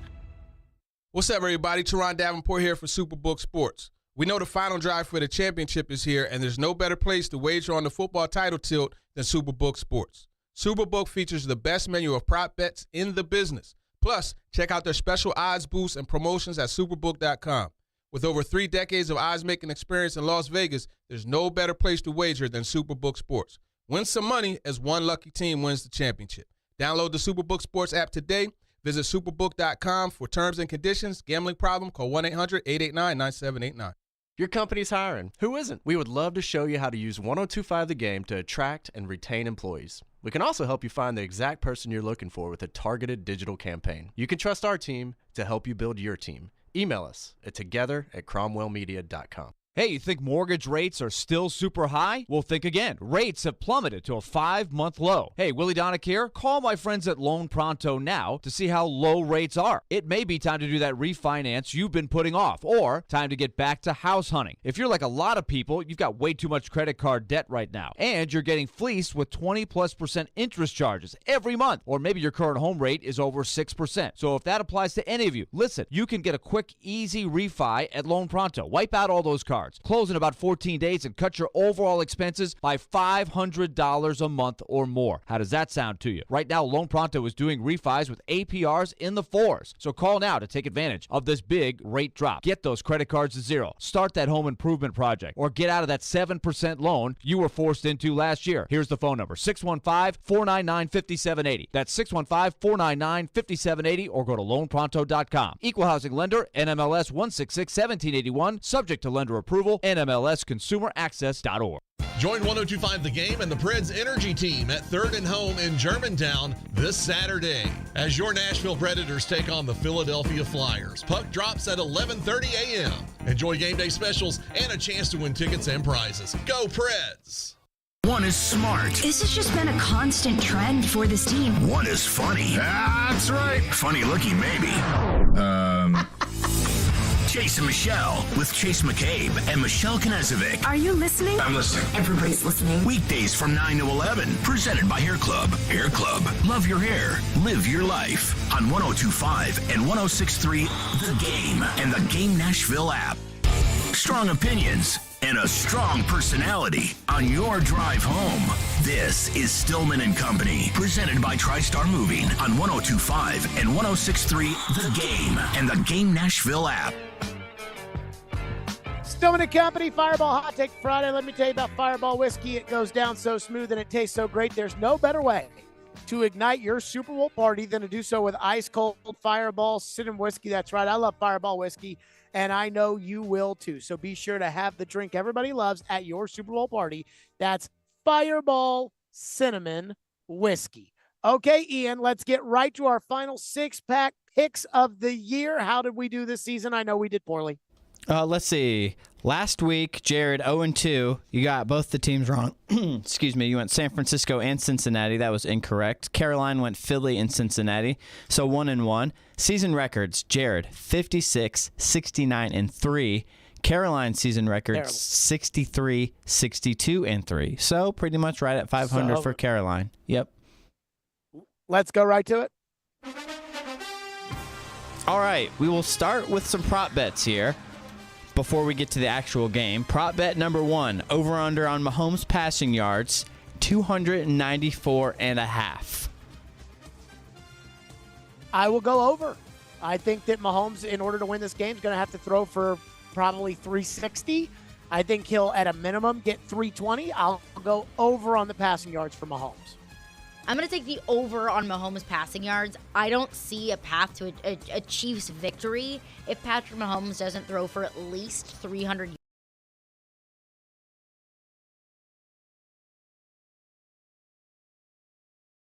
yards. Passing yards, over-under, 238.5. I'm going to say over, only because I think the under is such an obvious bet that I think he'll go over. I'm Sally ruling it here. I'm going to go with the over. I'll take the over on Jalen Hurts passing yards as well. Although I don't think that the Philadelphia is its most successful with Jalen Hurts throwing the ball all around the yard, but I do think that you're going to see a lot of dinks and dunks from Jalen Hurts that is going to add up to be around, the 240, 250 mark. So I'm going to take over, but just barely. Okay, moving on. The last little quarterback prop here. Who will have more total touchdowns? That includes running and passing, Mahomes or Hurts?